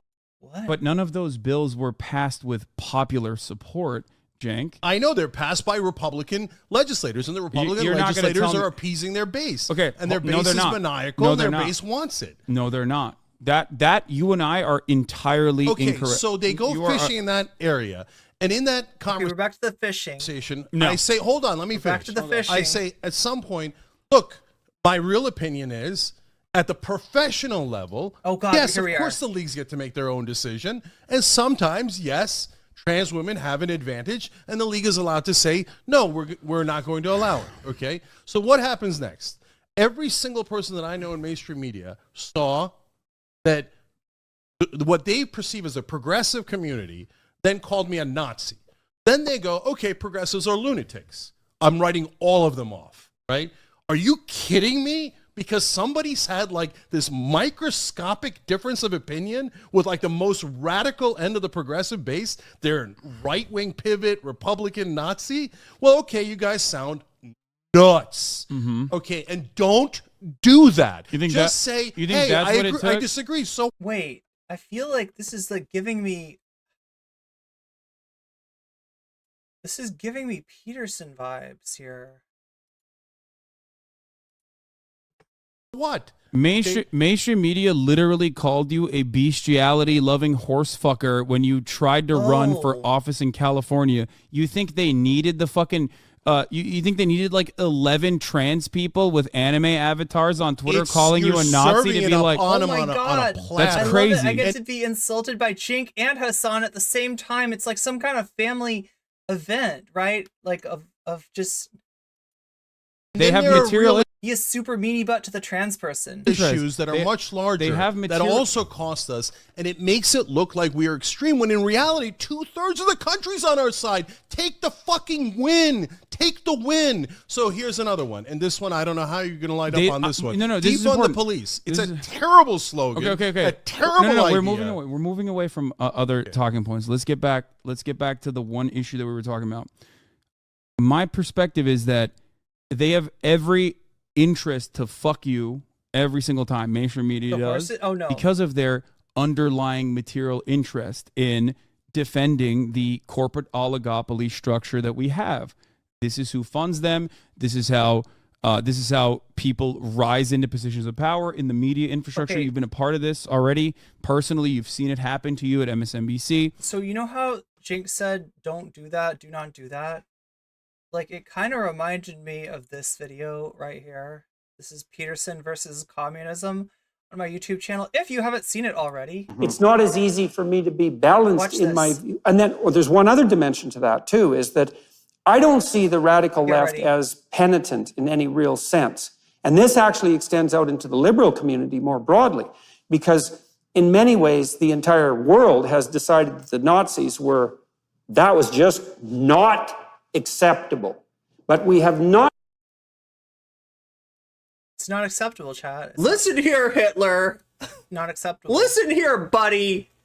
Okay? That is not acceptable. Genocide is bad. Oh my God, Peterson. What the That about the Yeah, so that's the vibes that I'm getting from Jink right now. So like, there is no reason why they're not looking at like magical trans people on Twitter and going, "Oh, that's it. Here's the reality. They're being crazy again. They're calling Cenk a Nazi." Yes, Those- they are. And the you're me- looking for any excuse. I agree with that. But then stop giving them excuses, which is the point you started with. Okay. There is a We got to get rid of the SJWs. We need like a purge. Because like every time the Republicans, they point to an SJW and they say that's an SJW, we lose, right? So it's bad optics. We got to do something about the bad optics. If trans people are SJWs to like a oversized rate, then we'll just have to do something about what? You're gonna ban trans people off Twitter? You're gonna take our Twitter accounts? What do you want? What the fuck do you want? What does he want? Like, what the hell? And how about you stop being a transphobe? You ever think of that, bucko? there's a major disagreement here. We are at odds, and But we're not at odds. You say don't talk about it. I say don't talk about it. We say you say you're Wait, against the bill. I Jake, say what are we doing right now? What are we doing right now? On Hasan's platform, which I would say, am I right about this? Has more concurrence than your platform. And you're going to upload this video to your channel anyway, so like, right, people are going to see this clip. What are you doing right now? You talk to your nephew. Your nephew's got a huge platform, right? This is an opportunity to talk about anything in the world that you want to talk about. What do you choose to talk about? What do you choose to talk about? This. You're the one bringing it up, you asshole. Like, as bad as Hasan's, like, you know, not wanting to defend trans people is, in this case, I will take it over Jinx, because the truth of the matter is that the status quo, the preponderance of the sports science, the governing bodies had spoken, right? Some of those bodies are going back now because of political pressure. There wasn't political pressure on them from trans people. There is political pressure on them from transphobes. Jink, you are giving amplification to that political pressure. You. against the bill. You're for trans rights. I'm for trans rights. But my point is no. But the difference is the same people that call you transphobic also called me transphobic all the fucking. I thought we were calling him a Nazi. We're back to just transphobic time. The difference is I don't. Have I talked about the mass exodus of civilians fleeing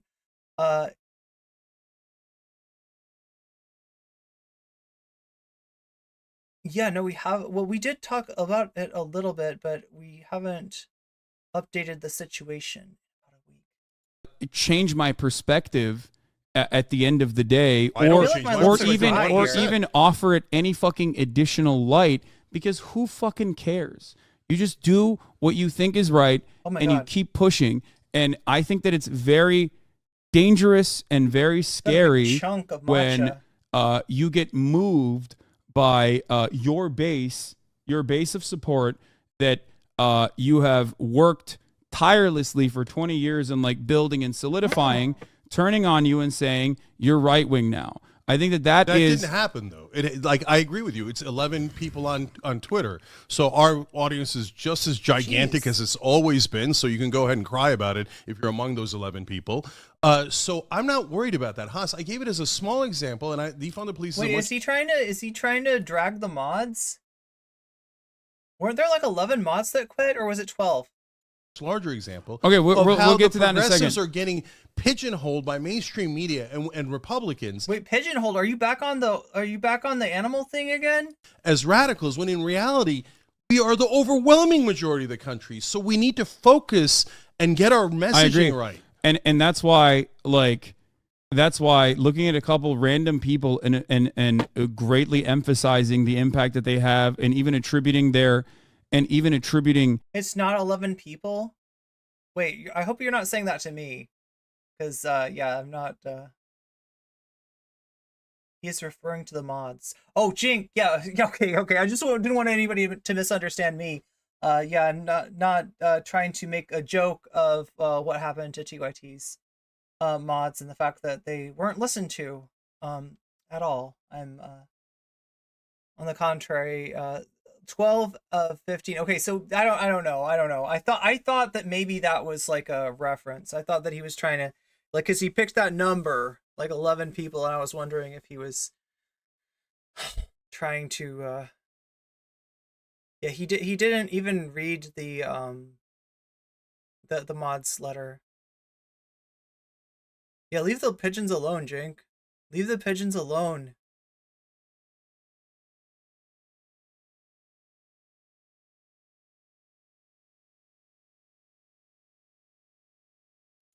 like the mainstream media's perspective shift on progressives when you and I both Jink is cloaca pilled? Oh my god. know that they never fucking gave a shit, and they don't even need like a couple of random trans people to call you a transphobe to like justify their hatred for progressives.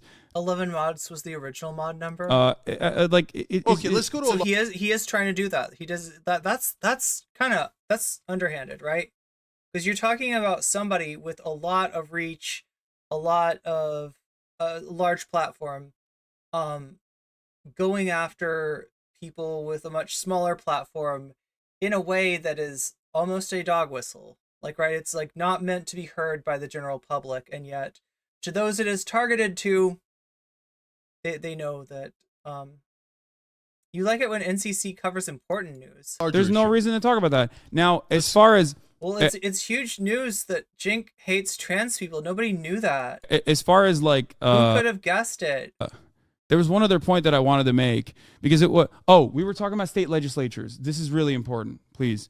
I think that a broader Republican project, and I think you'll agree with me on this, has been that they want to dismantle the power of the legislative body and then utilize the state legislatures where they know they have control due to gerrymandering and ridiculous district maps, where they can, even if they don't have popular support, even if they lose the majority of the votes, still maintain a majority. Yeah, Jink is getting the whole number of holes mixed up. In the House and the Senate, right? State House and State Senate. It's one of the most important things in the country. Absolutely. And then there's a secondary side to this, though, because there is the judiciary.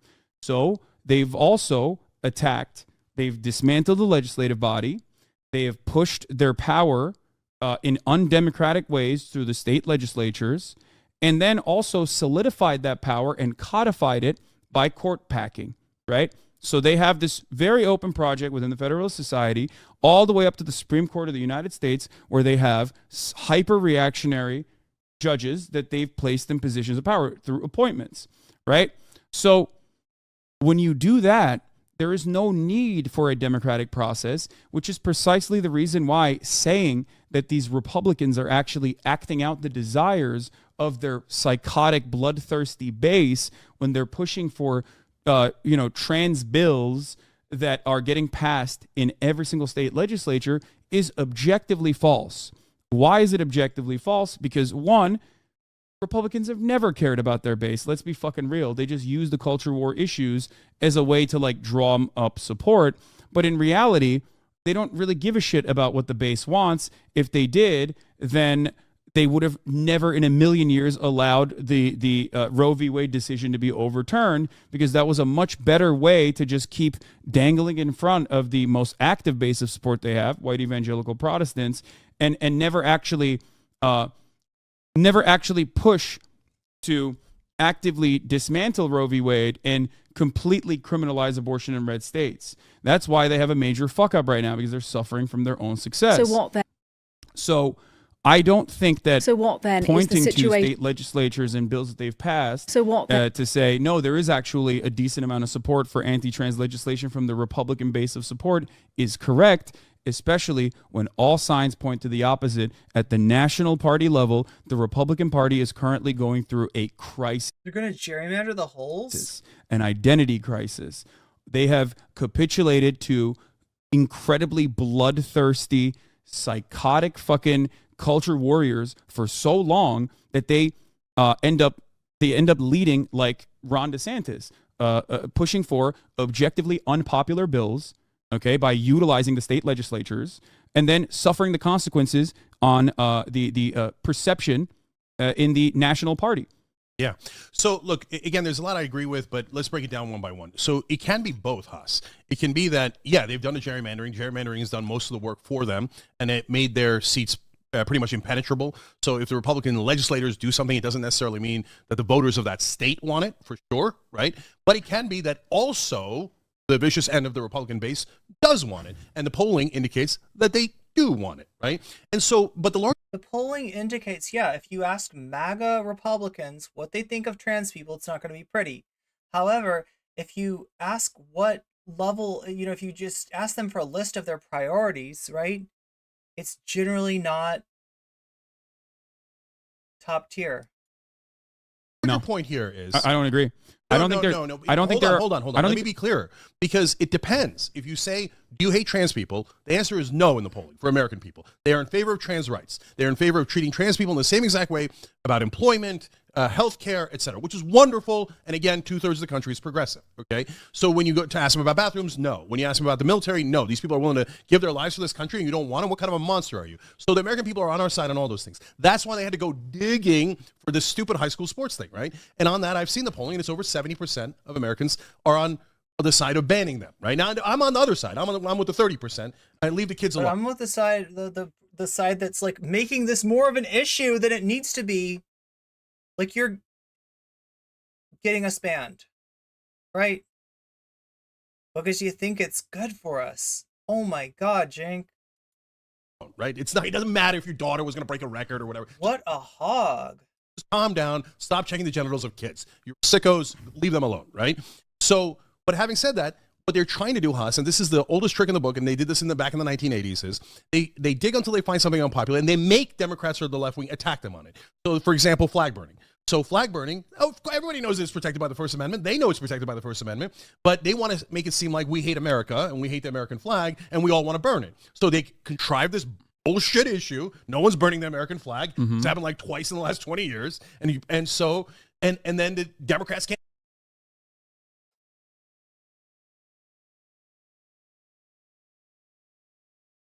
This is such Nate Silver polling numbers, pundit brain nonsense. Yeah.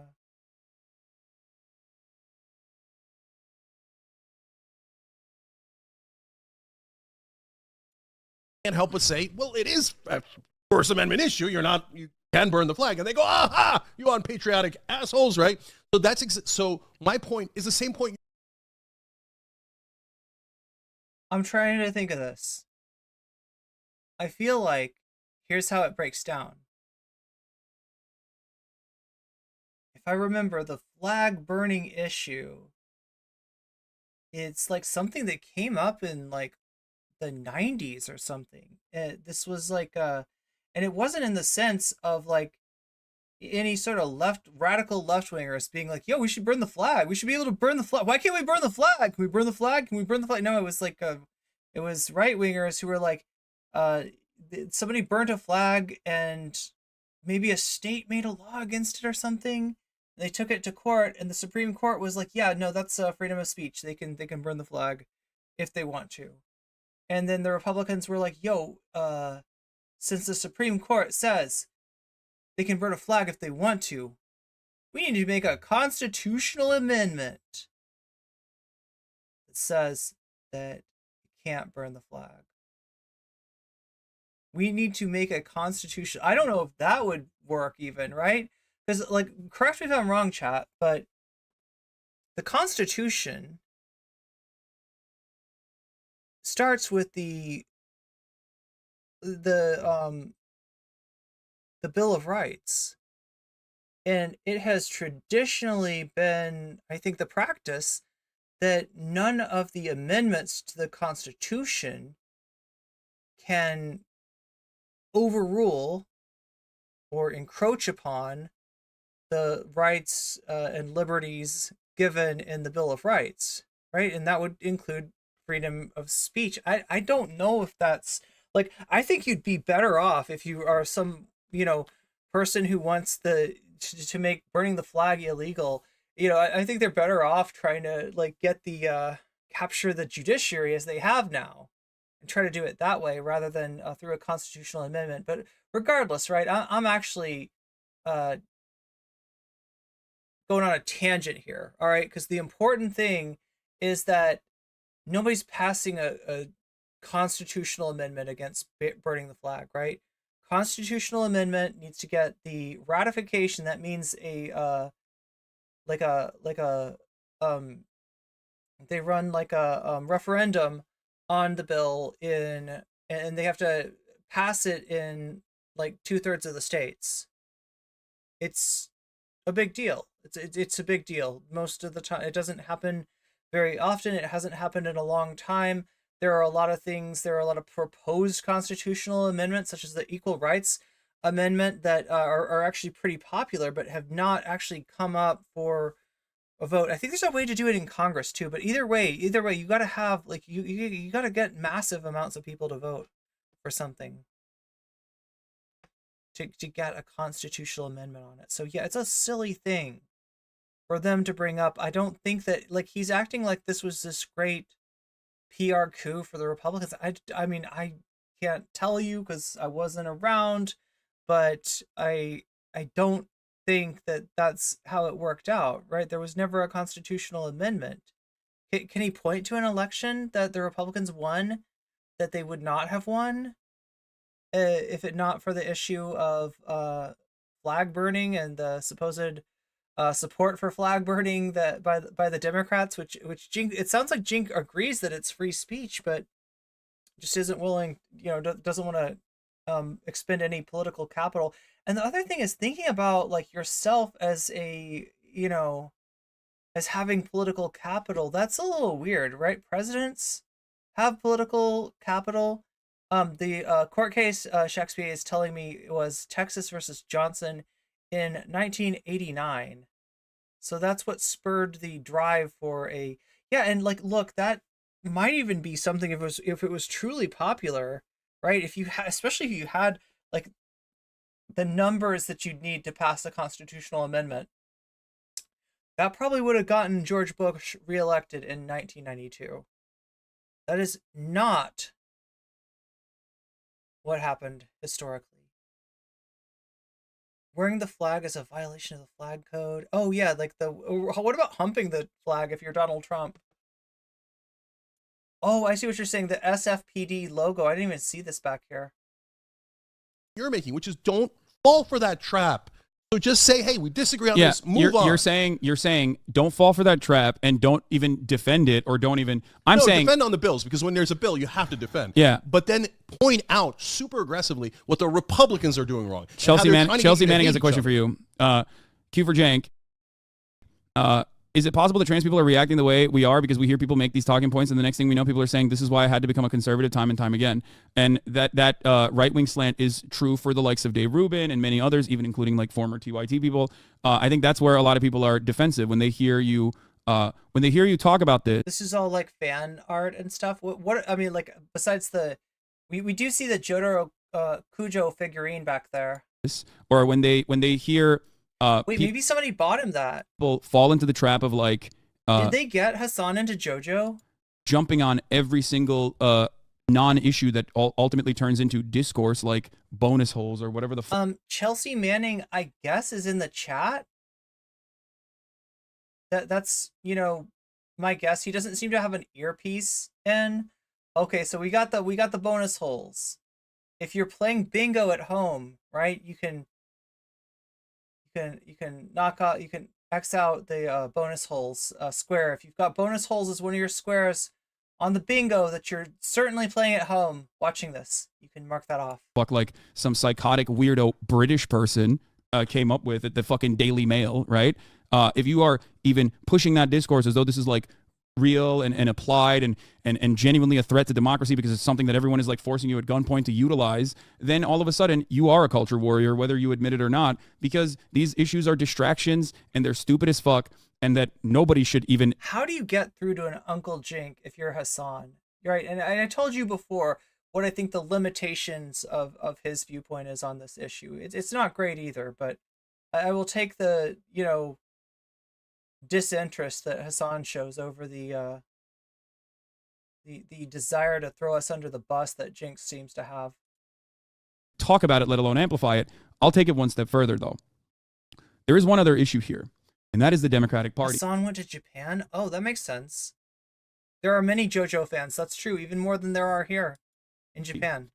What do reactionaries do? They have no agenda, right? They have no agenda. They react and they try to claw back civil liberties. That's their goal. Japan loves JoJo's. And if the Democratic Party is not actually pushing, okay, if the Democratic Party is not actually pushing material realities to change in a positive way and giving something to the Republicans to react to, right, to fight against, then all of a sudden, that the reactionaries are leading the discourse. Yeah. And that is the problem, which is why whenever issues like this come up, because listen, I have a very dynamic stream. People come in here all the time. They say a million different things and they want me to address it or they want me to talk about it. I am very terse, very strict about, like, whenever someone comes in and they're like, address what Ana said or address what Cenk said, I'm like, no, fuck off. I don't care. Shut the fuck up. We're talking about real issues. Okay. So, but by the way, that's almost exactly what we said, and everybody called us Nazis. So not everybody, those folks. So look, guys, first of all, how many people actually called them Nazis?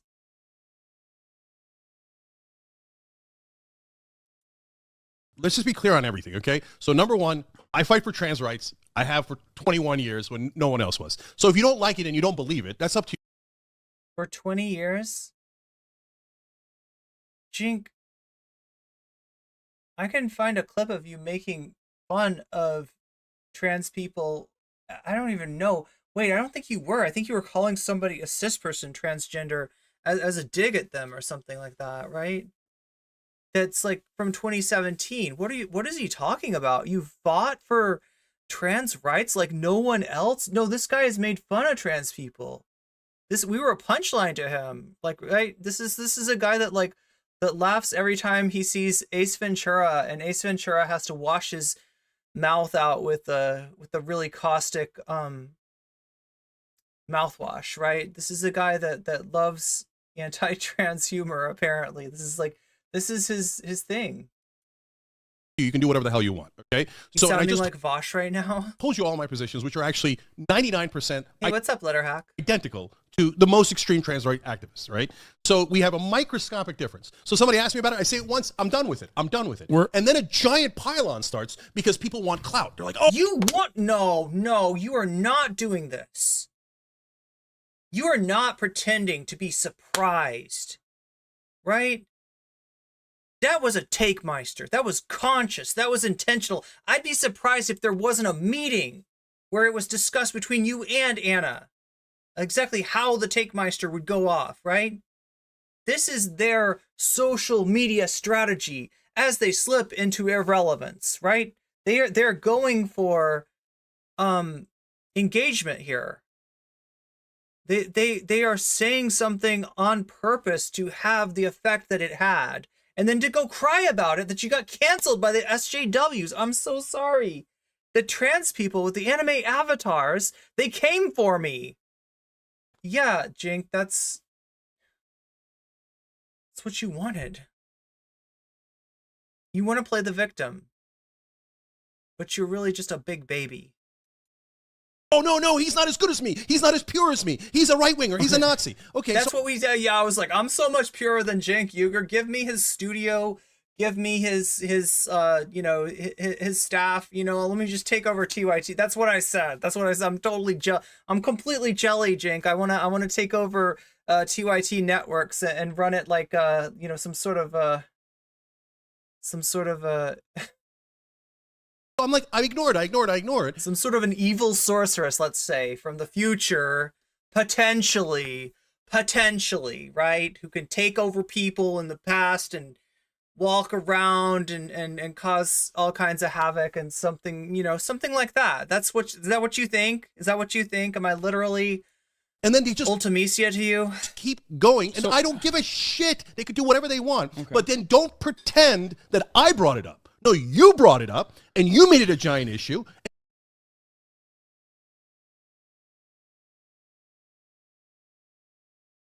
I don't think you brought it up. Wait, I mean, there was, I think it was Anna that brought it up. Or are we talking about birthing persons? Because that's what I felt like Hasan was talking about. Am I wrong? Oh my God, do I have no balance? Do I have terrible balance for somebody who's a coach of, you know...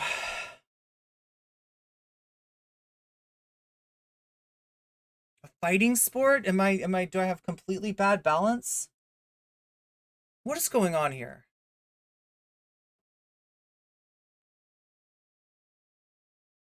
Yeah, he went into court controversy. Well, I don't know. Like, I'm trying to remember back, like, because this has been going on for a little while.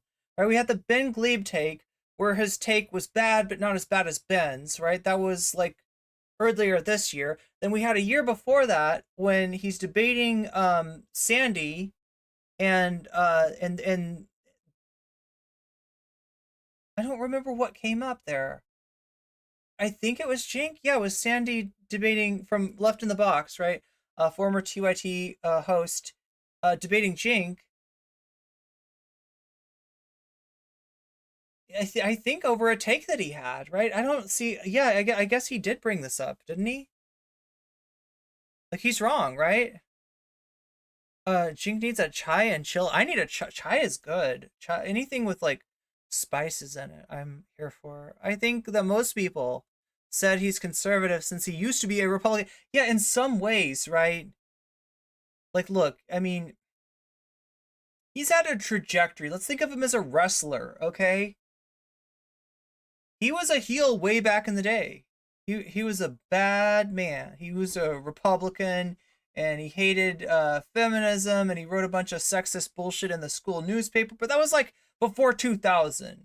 We can't hold him responsible or like assume that those are his views now, right? Obviously, he changed his viewpoints on some things while he was founding TYT. He, you know, had a very different viewpoint, right? And for the media landscape, we'll even say that it was progressive. But there were always holes. There were always mask slips. There were always little things that you do that are just not very progressive. Like, lest we forget these odd camel toe watching segments that Cenk and Anna used to do. Do you know what I'm talking about?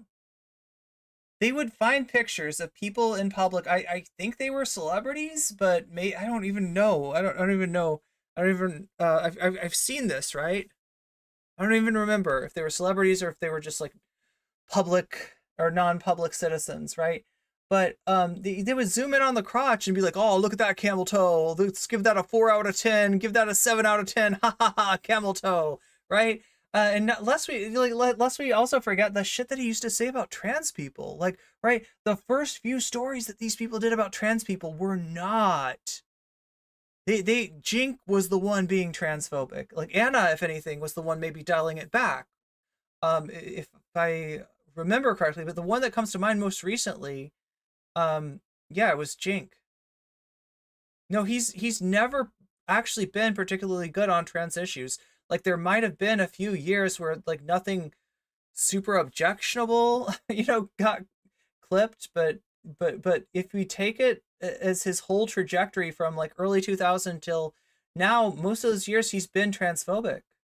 He's used the word transgender, or sometimes he says transgendered, as if it's a past tense verb, as if it's something unfortunate that happened to you. I'm sorry you got transgendered a little bit there, but like, right, he would use it as a pejorative.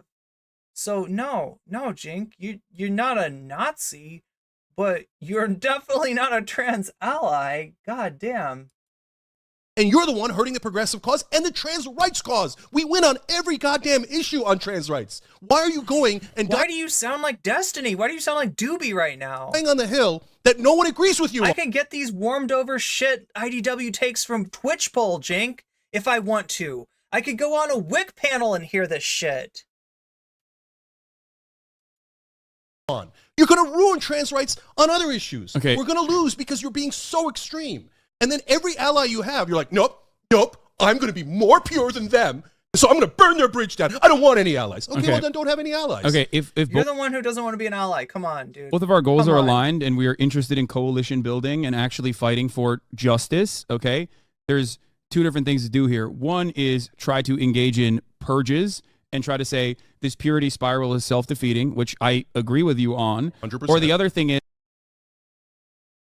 Thanks for reminding me that Hasan can be shitty too. is to just stay the course and just let people chirp into the void and never give them an ounce of pushback, because why? Every single if people are looking for class, if come people are on, looking get for, out of okay, here. no, that's not a get out of here So here, situation. I'll tell you This exactly is very what important happens. because No, this is really important because No, it is really important because like this is the difference between Haas's social media strategy and Jink's social media strategy. Both of them are kind of douchebags on this. I'll be like, I probably shouldn't say it that way. There's probably better ways to say it. I probably, there's a little self-hating of me to use like a sort of gendered concept like that. All right, but both of you get what I'm saying, right? Both of them are being assholes. But Hasan's assholery at least avoids chasing clout, chasing an audience of transphobes. That's the difference. That's the difference. Hasan doesn't care what trans people have to say. Hasan's content to let us chirp into the void. Jink needs to farm us because he is such a loser. He is so close to the dustbin of irrelevancy that he's willing to sacrifice people he's going to turn around and pretend to stand for. That's the difference between these two. That's what we're dealing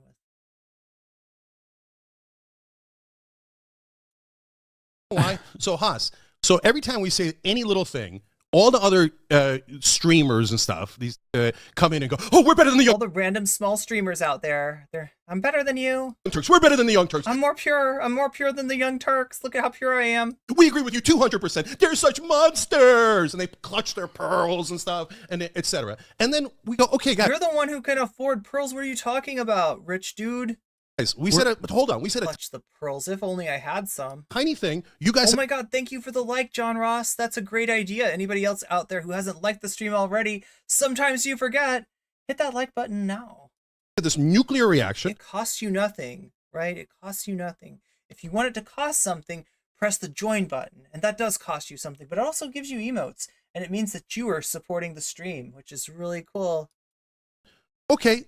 Say another tiny thing and defend our position for like 3 minutes on air, right? And then another round of nukes, right? We're better than the young Wait, Doodleburb TV agrees with Jink?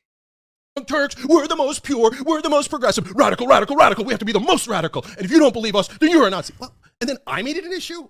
Wait, am I being stream sniped? About it for about a total of maybe 3 minutes in all the Young Turks, okay? And then oh wait, Doodleburb TV agrees. Jink, they are better than you. Yeah, the people that he's saying are like, I'm so pure. I'm not like the Young Turks. They're monsters. They're Nazis. Ooh, I'm gonna clutch my pearls some more. I get Everyone it. else talked about it. I got it. For 200 hours. Hasan may be a TYT Nepo baby and doesn't always have the best takes on everything, but Cenk is the one who could seriously learn some things from his nephew. Ironically, it's this hyperbole from Cenk that I dislike the most. Even if he had a point at all, he's shooting himself in the foot. Yeah, and I feel like it's hard to take him seriously. Like, even if you are like totally like you're here for IDW takes, which is what you're getting from Cenk and Ana now. Make no mistake about it. This is IDW light, and it serves as a pipeline, especially when Ana does content with the likes of Jesse Singal, Ben Shapiro, right? She is like, this is literally the definition of how a pipeline works, right? You get the soft IDW approach from TYT, you move on to Bill Maher if you can stand him. And at some point you end up in Brett Weinstein's audience, or I don't know. It feels like it's a weird way for them to go though, because I feel like the rest of the IDW content creators are not necessarily doing that well. Dave Rubin has fallen off massively.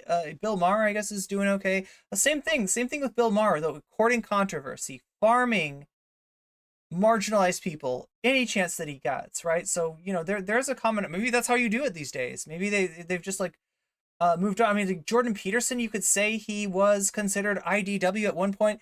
At this point, Jordan Peterson, like, he's just far right. You can't call him IDW anymore. He's not even. But I mean, that is again an illustration of where this stuff leads to more often than not, because you get in what you're doing is you're like putting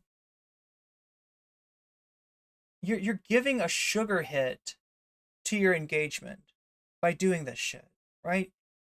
You first say, you know, hey, I don't know if I agree with progressives on this issue, and then you're just having to keep on upping it, like, oh no, I'm gonna leave the left. They're pushing me out of the left. Look at this. I'm getting pushed out of the left. Oh my gosh. I'm supporting, you know, Ron DeSantis now. I'm supporting Donald Trump now. Oh, look at me. You better stop being SJWs. You're pushing me to the right. It's just a game that it really does have like a limited lifespan. I know, and pretended that it was us. Okay, here's the thing that there's two different parts here. One, you've immediately ascribed to bad faith arguments to these people. You're like, saying they're cloud operated. Do. Okay, so one. Wait, Jimmy Dore fell off the clip. Are you talking about views wise? Because that's the annoying thing about Jimmy Dore. Every time I look at Jimmy Dore, he is just getting like slightly more views than I can feel safe with, right? I don't know. He's sticking around. I mean, obviously he fell off in terms of being able to claim that he was. It's really hard for him to claim that he's on the left these days. He still does it, right? But I don't think as many people take him seriously in that. Like his mask has slipped. But in terms of views, I think he's doing all right. That might not be the case. There might be genuine disagreements. That's number one. But at which point you think, well, you know better than them, right? No, they could disagree. Okay, I don't give a shit. Okay, but listen. But like, okay. But okay, even if they are bad faith, I'm going to call them Nazis. Okay, even if they are bad faith, right? Okay. Even if they're bad faith. Yes. What the fuck are you doing giving them more clout? Yes, Cenk, you should call the trans people Nazis. You are giving me clout, though. Thank you for the clout.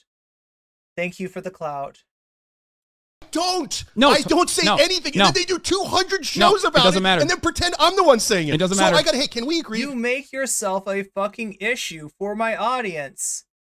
And so I cover the issue as it unfolds. That is what's going on. You are creating a market where, honestly, I wish there wasn't one. Right? That all the others, like Lance or whatever the fuck their names are. No. Oh, no. Lance from the Surfs. Yo, go after Lance. He's going to call out Lance now. They should all shut the fuck. What is this? What is this? What are we doing? Goofy, man. Can anybody take him seriously? Like, Letterhack was right. This is beyond hyperbolic. This is beyond hyperbolic. What are we looking at? This guy is a clown. Hey, let's use his own phraseology against him. Clown of the world. Clown of the world, Cenk Uygur. Look at you. Fuck up then, okay? Right? Because that's what you're saying. Dude. Why are you making a big issue out of it? Because I only said it for 1 minute. They said Lance was watching this live. Nice. it for 200 minutes. Why don't they shut the fuck up? Oh my God, I'm gonna lose my mind. I don't even understand what we're disagreeing about. Old man yells at clouds. He's enjoying this. Though, no, you know what he's doing? Every single moment of this rant, he is hearing cash registers, right? He's hearing ka-ching, ka-ching, ka-ching, ka-ching. He's just constantly hearing money coming in. This is all he can do anymore. This is what he's reduced to. How can they cover you saying anything when you're not saying anything? Cenk is going after Lance. Lance is Canadian. He has no stake in American politics. Yeah, I mean, like, I'm wondering what he's even mad about. Are we talking about stuff that was said on the leftist mafia? I mean, I guess when they hog out, Lance does a video. I feel like I've covered them more than Lance has, and I don't think I've covered them that much. I feel like you get a variety of selection. I'm not trying to, push the same content on you over and over again. There is a revolving cast of sussy bakas out there, and if I cover one of them inordinately, I cannot cover the rest of them at all. And there's so much stuff that I don't get to cover because there's so much of this shit constantly getting made. So we agree 99% Hasan's pause face on the issue, and we agree I think the major 99% that it's not a major issue, and people are making a big deal out of it. I think the anger that people feel towards that sort of thing inevitably President Cenk, that's right, derives from offering any fucking light to that conversation, especially when you understand that it is just like bullshit talking points that have been focus tested and being brought up. The moment that you give it any validity, okay, and now I'm not even talking about like... Let's talk about a general thing. I'm not even talking about that. Cenk is a feeder. Can we agree to that? Like, that's kind of what he's accusing the rest of the left of. And I'm going to turn that back on him and say he is the one who's feeding. He is the one who's helping the right wing. He is playing their game, knowingly or unknowingly. I'm not even talking about like, talking to other leftist people or like defending your positions or whatever. I'm talking about how does he know about and NCC? Undesirably unproductive. Do you imagine that though? Can you imagine like somebody like goes to them, like some transmed creepazoid stalker goes to them and gets a hold of them and is like, I want to tell you about this no comment chick. She's got files. She's got files on everyone. She's got files on you. I've seen them. Here are the screenshots. She's got files. And like Cenk and Ana start talking about Filegate. Can you imagine?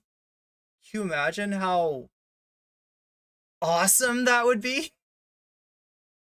We're going to expose one of our biggest haters out there. So-called no comment chick looks like she's been making some comments. Yeah, I don't know why she calls herself no comment chick when clearly she's making comments. She's saying a lot of things. She's making files on everybody. She's got files on Ana. She's got files on me. She's got files on the entire TYT network, it looks like. Now, we can't see what those files are because for some reason the person who provided us the screenshots only gave us screenshots of the folder, but one can only imagine.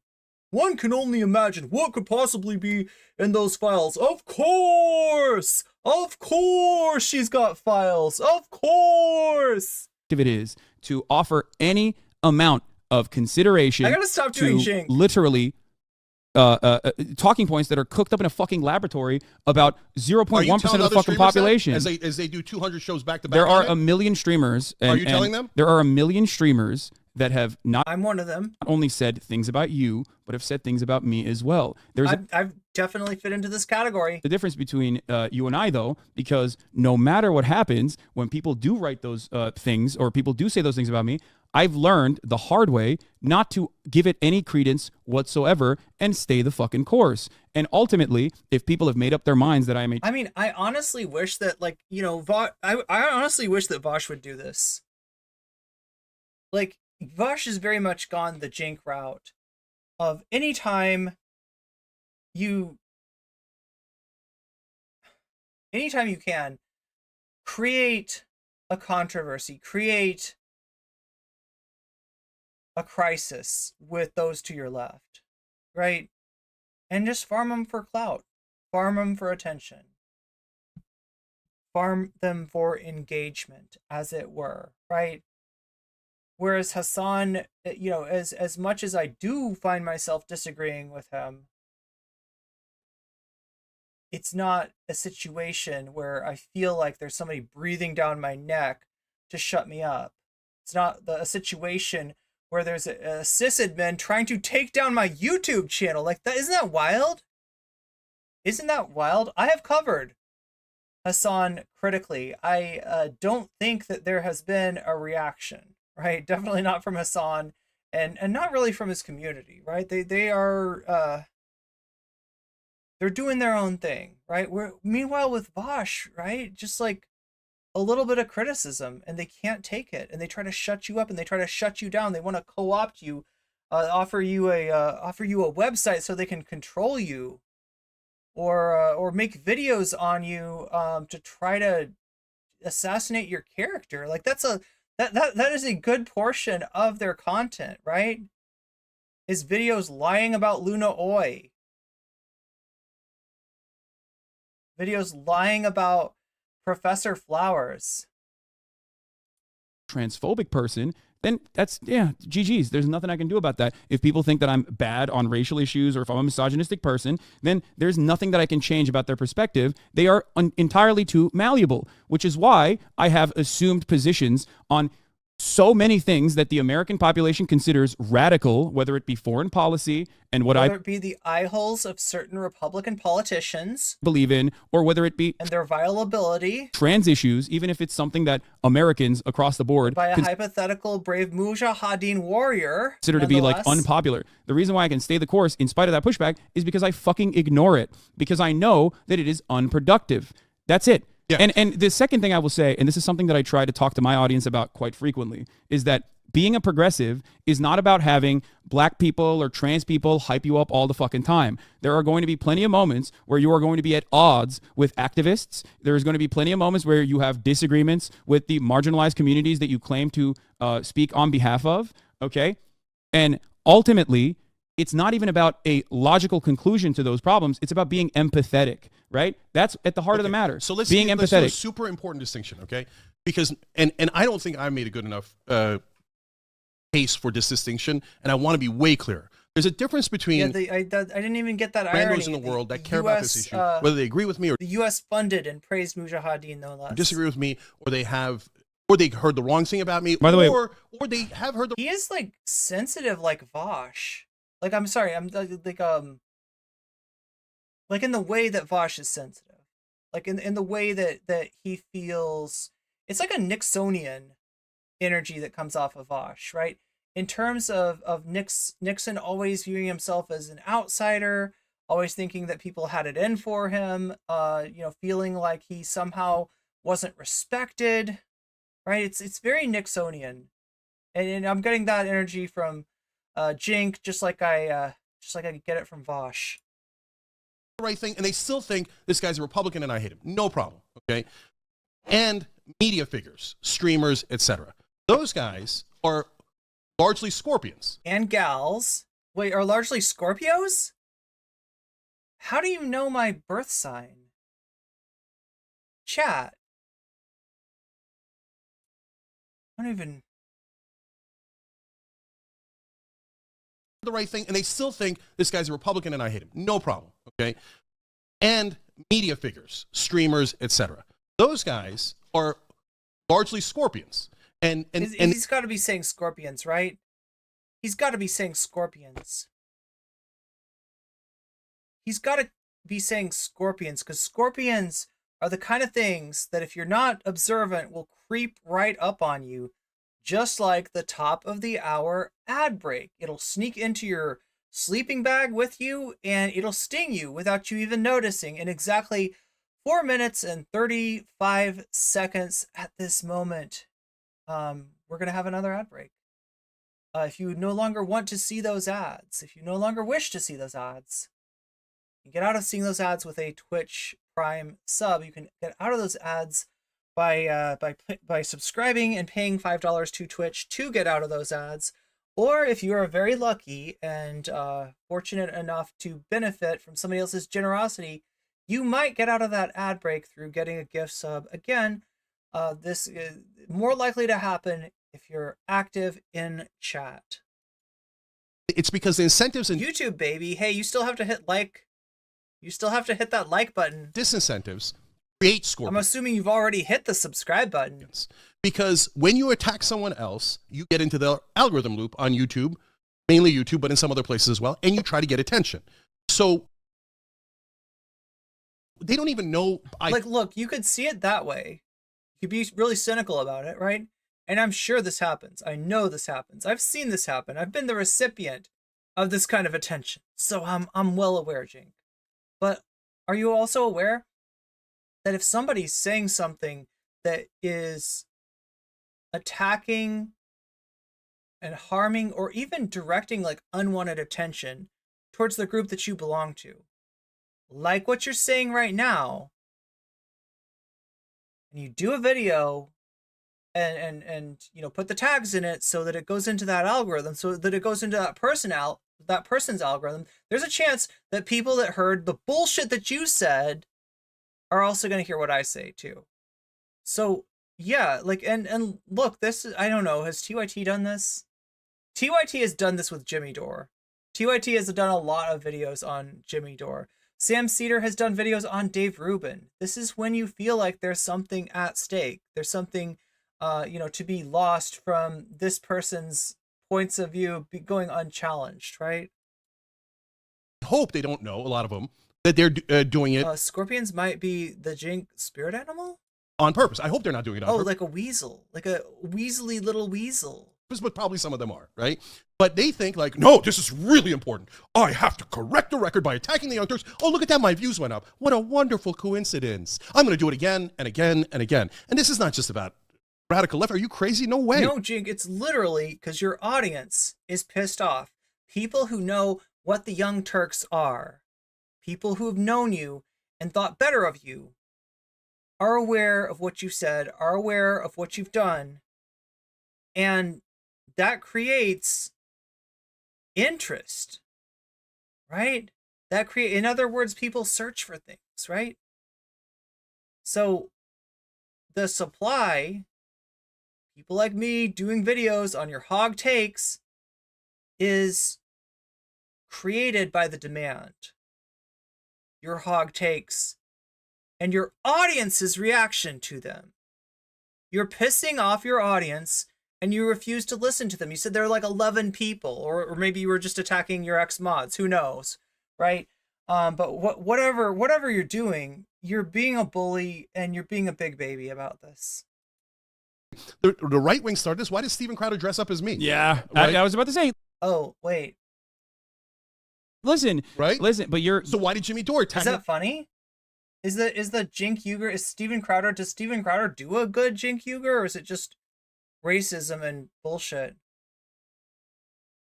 Like a nut job. Why did Sargon of Akkad go back to like 15 Partially years? Why because did Sam Harris? Why did all of them attack us? Spirit animal is a reverent term specific to some indigenous cultures. It's disrespectful to use it if you aren't referring to an actual spiritual belief of the people that the phrase has been taken from.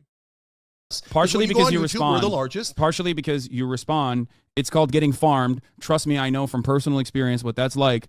Yeah, getting farmed sucks. For a very long time, I got farmed like a motherfucker, okay? Because, just like you, perhaps because I am also as stubborn as you are, I couldn't shut the fuck up anytime there was like any error, okay? Whenever someone said, this is what Hasan believes or whatever the fuck, I immediately rushed to correct the record, thinking that there was good faith discussion to be had. Now, out of the people that are actually criticizing you, there are people who I do like, who I do appreciate. I'm not going to get into that part of the Weasel is just the animal that I want in my sleeping bag. conversation because I feel like that's going to blow a lid in this. It's going to make you blow a gasket. But the reality is that much better than scorpions crawling into your sleeping bag. Ultimately, if you want to have a productive, if you want to have a productive and successful coalition, you just can't stress that shit out. Okay, you Yeah, can't. no, I'm good with even it. Even if Look, they I say was super clear. You like what we're saying, you come to the Young Turks. If you don't like it and you want super radical weirdos, there's like a million but shows for you. that's what you're doing. Like you're casting everyone else in a bad light. Don't even talk about it. Don't even bring it up. That's it. Okay, so I know I've been punched in the face 200 times, when and I'm not allowed to punch back. Exactly, 100%. That's what I'm saying. Yes, you get it. That is what I'm saying. That's what being fucking progressive is. Okay. That's what the top of the hour ad break feels like. If someone on your side is punching you, you ultimately turn around and say, "I don't give a fuck. It's fine," because the real motherfucker Ultimately turn around and say, "Bitch, I got a sub now. You can't make me watch that ad break any longer." whose face I have to punch is out there that actually holds on to all levers of power. Because while we're fucking arguing about the minutia of your perspective on trans issues, or whenever like you choose to engage in like any kind of reactionary framing of an issue, there are actual fucking people out there who are making everyone's lives actively worse. So why the fuck would I ever care about what some dumbass fucking YouTuber has to say when Ben Shapiro is again stealing our fucking lunch money and doing whatever the fuck is necessary to keep propagandizing every fucking awful position that makes people's lives worse. Right. That's why I fucking cover Ben Shapiro every day, by the way, you dumb cocksuckers in here who fucking think like, oh, why does the song talk about Ben Shapiro all the time? That's why, because he's the fucking bad guy. You will never see me fucking... And plus it helps you get the word woke scold stuck in your head so that then you use it as a pejorative against your fellow leftists. That's always good. Agree with Ben Shapiro or Steven Crowder or any of those fucking bullshit... So Life says I live this. ...charlatans out there, because those are the fucking bad guys. I don't give a fuck if people call me transphobic or racist or whatever the fuck. I'm not gonna stray away from my point of view, but more importantly, and I don't think you do either, but there's this one issue that you and I have, there's one disagreement, there's one difference that you and I have. You spend entirely too much time thinking about all the people on your side who fucking hate you, okay? Who say you're bad and wrong, even if it's a misunderstanding. Don't even fucking clear it up. It doesn't matter. People will see where you are genuinely coming from when you keep saying the same shit that you're saying that you've said for 20 fucking years. That's it, okay? A lot of people yell. Like, has he just checked out? Does he not know that this is not what Cenk was saying about trans people for the last 20 years? At me during the fucking Hogwarts drama. There were... Oh, you love this. I see. Every trans content creator on Twitter yelled at me, okay, and said, you're a fucking piece of shit, you're transphobic. Oh, what, you can't play one fucking game that's transphobic? It was an idiotic... No, he didn't take his own advice on this issue, right? This was a time where, yeah, you didn't play the Hogwarts Legacy game, but you bitched about it for months. You used it to drag trans people for months, right? You need to take your own advice. I don't think it's good. I mean, look.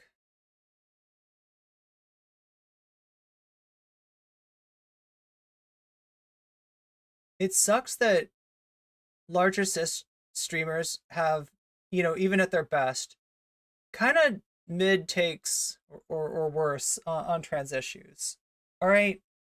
But it also does bring up a point that we shouldn't be counting on cis streamers to get our points of view out there, right?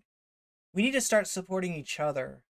We need to start building our own platforms, because, you know, I'm not holding my breath for Hasan to, I mean, like I said, there's a world of difference between his take on trans issues and Cenk's takes on trans issues. That being said, obviously he's not great. Okay, we need to be great. Fucking take from the jump. I said it a month in advance that this is entirely too popular of an IP. The best thing to do is not like try to do boycott. Is try to boycott this fucking IP that's completely devoid of the transphobic person that is making money off of it, and instead use it to fundraise or he could have just not thrown a temper tantrum, and he shifted the whole Discord so Whiteleaf pivoted to saying that you have a trans pass to play the... Oh god, that was so awful. I just play Hogwarts Legacy in your off time, or just play it. Like I honestly like don't fucking care. Like, here's what sucks to me, all right? That he has to be told. He covers J.K. Rowling every day, right? And that he's like, oh boy, I get to play Hogwarts Legacy, and somebody has to be like, really?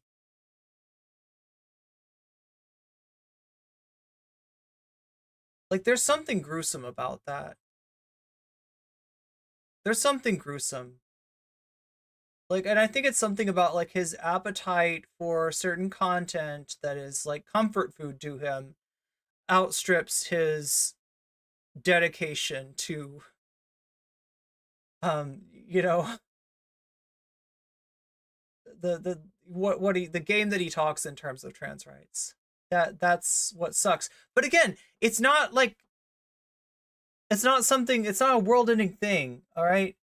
I'm done waiting for people like Hasanabi to be perfect, because it's just not going to happen.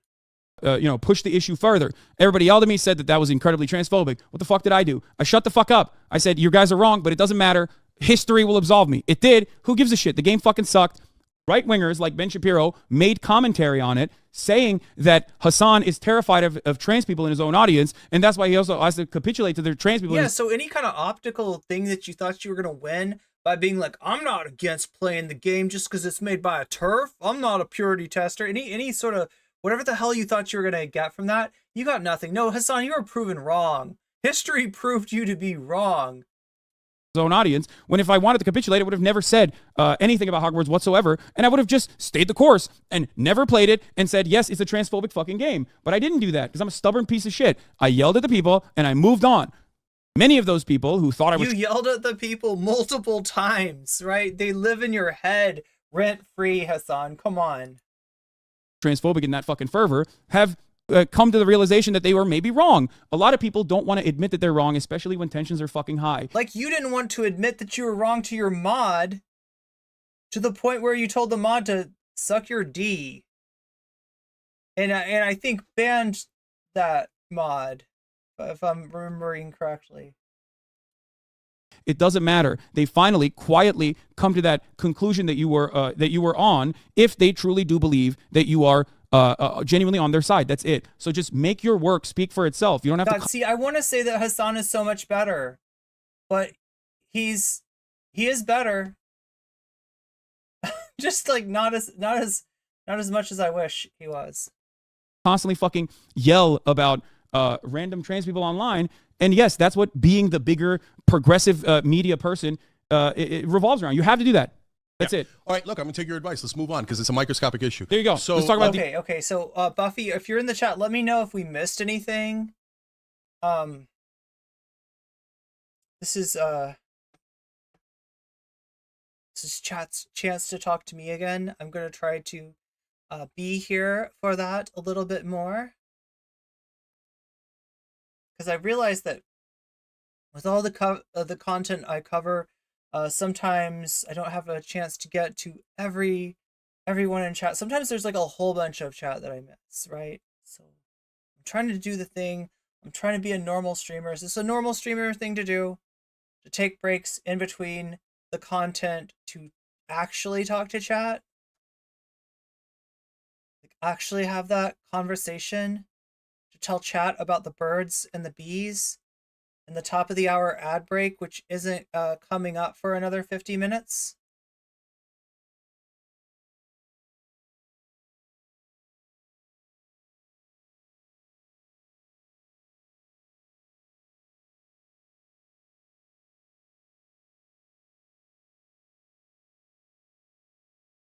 What is my Mars in? I don't even know. Like, that's super exact information. Does chat know that in astrology there's like, it's not just your sign, right? So some of you might be Pisces, some of you might be Sagittarius like me, some of you might be Scorpios or Libras or whatever, right? That is your sun sign. That's a sun sign. That's a sign that the sun is in when you were born or something. And so there's that, and that's like maybe the most important one. There's also like a rising sign, and it has nothing to do with Brianna Joy Gray. And there's also like a sign for every single one of the planets. Because every single one of the planets was somewhere in the zodiac constellation map across the visible night sky. Aries. But yeah, like if you really know your sign, if you really know your astrology, you won't just be like, I'm an Aries, I'm a Pisces, I'm a Libra, I'm a Taurus, I'm a Leo, I'm a whatever, right? You'll also be with my rising in this, and my sun is in, wait, that's the sun, and then the moon. Yeah, what's your moon in? What is your moon in? What is Mercury, Venus? Wait, can you even see Mercury? Maybe Mercury is not a thing. Right? Some of the planets you can't really see, right? Sagittarius is the most philosophical of all signs. That is true. Unless it's a bunch of bullshit, right? Unless it's completely meaningless, right? I'm too weird today. I am entirely too weird. We supposedly have like a Wick President Sunday beef to get through. There's also like the rest of the Chud Logic video where he talks about me. Did anybody see that? If anybody's just here, let's go back to that. Let's go back to that's the best thing to go back to. Random small streamer chick. Oh no, that's not the one. Random small streamer chick. She wants to get Taylor Swift elected.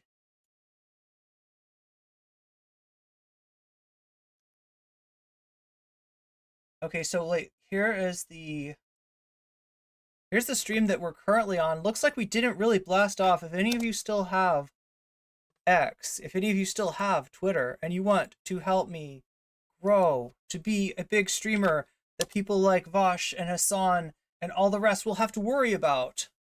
If you want them to worry, you want them to lose sleep over me, if you want me to remain in their brains rent-free, right? Give me some love on this here apparatus. I've not seen the Chud thing. Oh, you didn't see it? Yeah.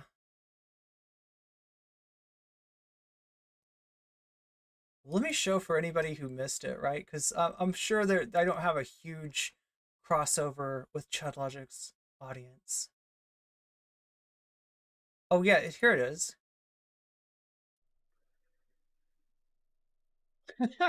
I watched a bit of No Comment Chick stream the other night. Oh my god.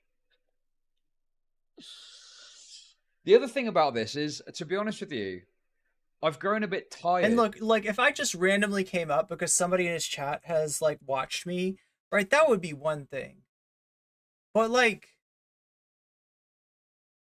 this isn't the first time that he's mentioned me recently, right? There's something about this guy that is just not over me, in a way that I find myself at a loss to explain completely. Like I said before, he calls himself a micro celebrity. I would say it's more like a nano celebrity. I would say that the size of his celebrity is something that he overestimates and is actually much smaller than what he would tell you. But I mean, that's neither here nor there. I'm a random small streamer chick myself, right? I'm not trying to flex on the Chud Logic, but yet I find myself coming up. I find myself getting mentioned at various times. I think one time was when he was watching a Keffels video, and I came up in that. The more recent time, oh, that's right. I noticed. You know how he does this obsessive thing? So he doesn't just like cover stuff, right? He'll cover a person for like 8 videos in a month or something. Like I'm thinking of Olimey, right? And I noticed that he had Olimey on like a whole, I don't know if it was 8, but it was a lot of thumbnails. There was a picture of Olimey, right? And it's always, you know, kind of a sexualized picture, right? It's when he does this. And so I covered that. And yes, it got his attention. We got his attention. We got the attention of Chud Nation, actually. And they apparently want to see some sort of interaction between myself and Chud Logic. It sounds kind of cursed, but what can I say? I'm game. I'm 100% game. Understand this. It is he who is doing a President Run Day at this moment, not me. But yeah, I don't know, only if it would help him get me out of his head, because at this point I feel like he's got no comment chick on the brain, and I feel bad for that. I feel bad for him. I want to help. Of like glup shito tier drama. That's right, the glup shito tier streamer. Yours truly, no comment chick. Thank you for admitting that I am a fan favorite, unlike you, who has been the waiting room for various larger streamers, including Destiny and Mr. Girl. How does that feel? Do you know what I mean? How does that, and who are you going to buddy up to next? Is it going to be XQC or Sneeko? Like, whose juicers are you going to poach, Judd? Chud? As in, like, you know, Brianna Wu obviously is a kind of somewhat prominent. Oh, wait, what? Oh, that was you in the chat. Oh my god. Obviously, I'm a niche internet micro celebrity that was in there, but everyone else that was in there was just like Twitter posters. No. It's just like Twitter posters and stuff like that. Yeah. So there he is saying that he was in the Brianna Wu group chat, just kind of hanging out, just vibing, just chilling in the transmed, mean girl, burn book society. I don't know what to call that thing. It's just a place where super meanie butts gather together to be super meanie butts about other streamers who are also trans, and then Chud's there, and Bones of Doom is there for whatever reason, for whatever purpose. I'm not going to question it. I'm not going to go down that rabbit hole right now. But yeah, that's what we're dealing with. That's why we got the big Chudgus. Do you see the big Chudgus? Yeah, like some people might not have noticed this coming in. When you're coming in today, right? Did you notice there's a big Chudgus, and he's looking at me because he's always looking at me. Like, right? I can put him up here. Yeah, put him right up here, but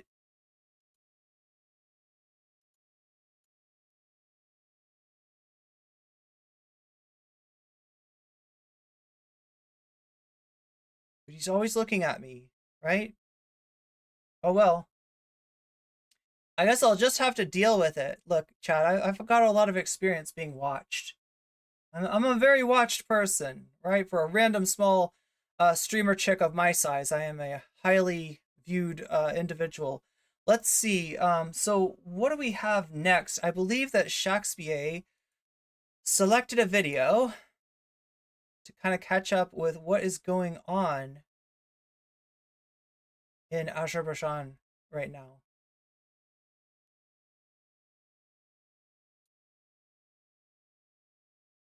And is the situation like in Nagorno-Karabakh today after that mass exodus of its population?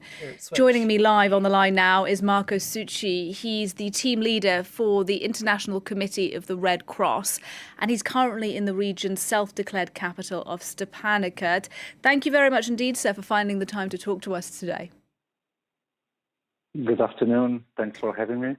It's been really hard for us journalists to get information out of Stepanakert in recent weeks. But you are there, you're on the ground, so just give us a sense of what you've witnessed.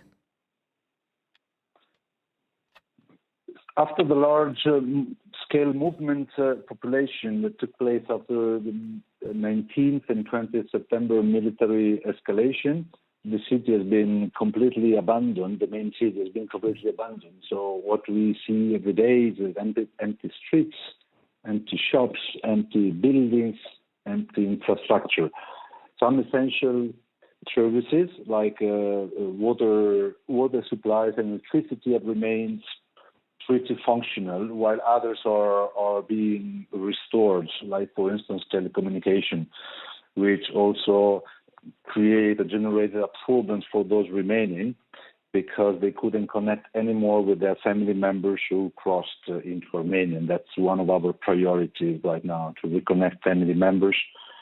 Right this morning, we got a couple of good news because we managed to find or to reconnect residents here in the city that Armenians call Stepanakert and the Azerbaijani Khankendi a couple of residents, reconnecting them with the families in Armenia. In both cases, they were men deciding to stay while their families, wives, children, and parents left almost a week ago. This was really the first sign of life for since days. So that's you imagine the joy, the relief for the families and also for our teams. Yeah, and that is extraordinary. Forgive me for cutting across you there, but that is extraordinary that you've been there for several days and you've only found several ethnic Armenians who've chosen to remain. Explain to us about why those people have chosen to stay. Do you have any sense of the number of ethnic Armenians that are still in Stepanakert? It's difficult to say. As I said, the city is completely deserted. Probably a few dozens, hundreds at best remained in the city. For the reasons why it's difficult to ascertain. People felt the need to leave. Now, what was behind everybody's decision is difficult to know. We should also take into consideration how the situation was over the last month, since the disruption in the movement of people and goods along the Lachin corridor, which of course generated a lack of supplies, medical supplies, basic commodities, etc. So the situation was already difficult, and we shouldn't also forget the history of armed conflict and violence in this region for at least the past 30 years. Indeed. And explain to us then what the Red Cross is trying to do now. You're saying very few ethnic Armenians remain in Stepanakert. Are you trying to get those few that remain out? What's your big job right now? No, not really. During the first in the wake of the military escalation, the priority was, of course, to contribute and support the evacuation of the urgent medical cases, wounded in particular. Then you certainly know or would remember the deadly explosion of the fuel depot, causing almost 200 deaths. Even there, we contributed to treat some of these injured. We evacuated more than 70 wounded into Armenia. But this was the first phase. At this point, what our priority is to find the vulnerable with social conditions in need of being evacuating or medical treatment. That's our first priority. And then, of course, provide supplies for those who chose to remain. And indeed, offering forensic support. Let's not forget the importance of making sure people do not disappear. I mean, missing people don't disappear in the sense that the bodies and the human remains do not get mishandled and misidentified. The importance of identifying bodies. Absolutely. Can I just ask you a final question? You're painting a picture for us of effectively a ghost town in Stepanakert. The vast majority of ethnic Armenians have left. Are there any signs of Azerbaijanis there? Are there Azerbaijani soldiers in the streets? Are there any signs that Azerbaijani civilians are planning to move to Stepanakert? What I can tell you is that we see a few police patrolling the city. For the rest, I cannot really confirm any of those. What for sure is that there are still humanitarian needs in the city and probably outside the city. This would be the next priority for us once we have managed to reach out to the vulnerable here in the city, including the elderly, the wounded, the sick, and the disabled. Marco Succi from the International Committee of the Red Cross talking to us live there from Stepanakert, the self-declared capital of Nagorno-Karabakh. Thank you very much.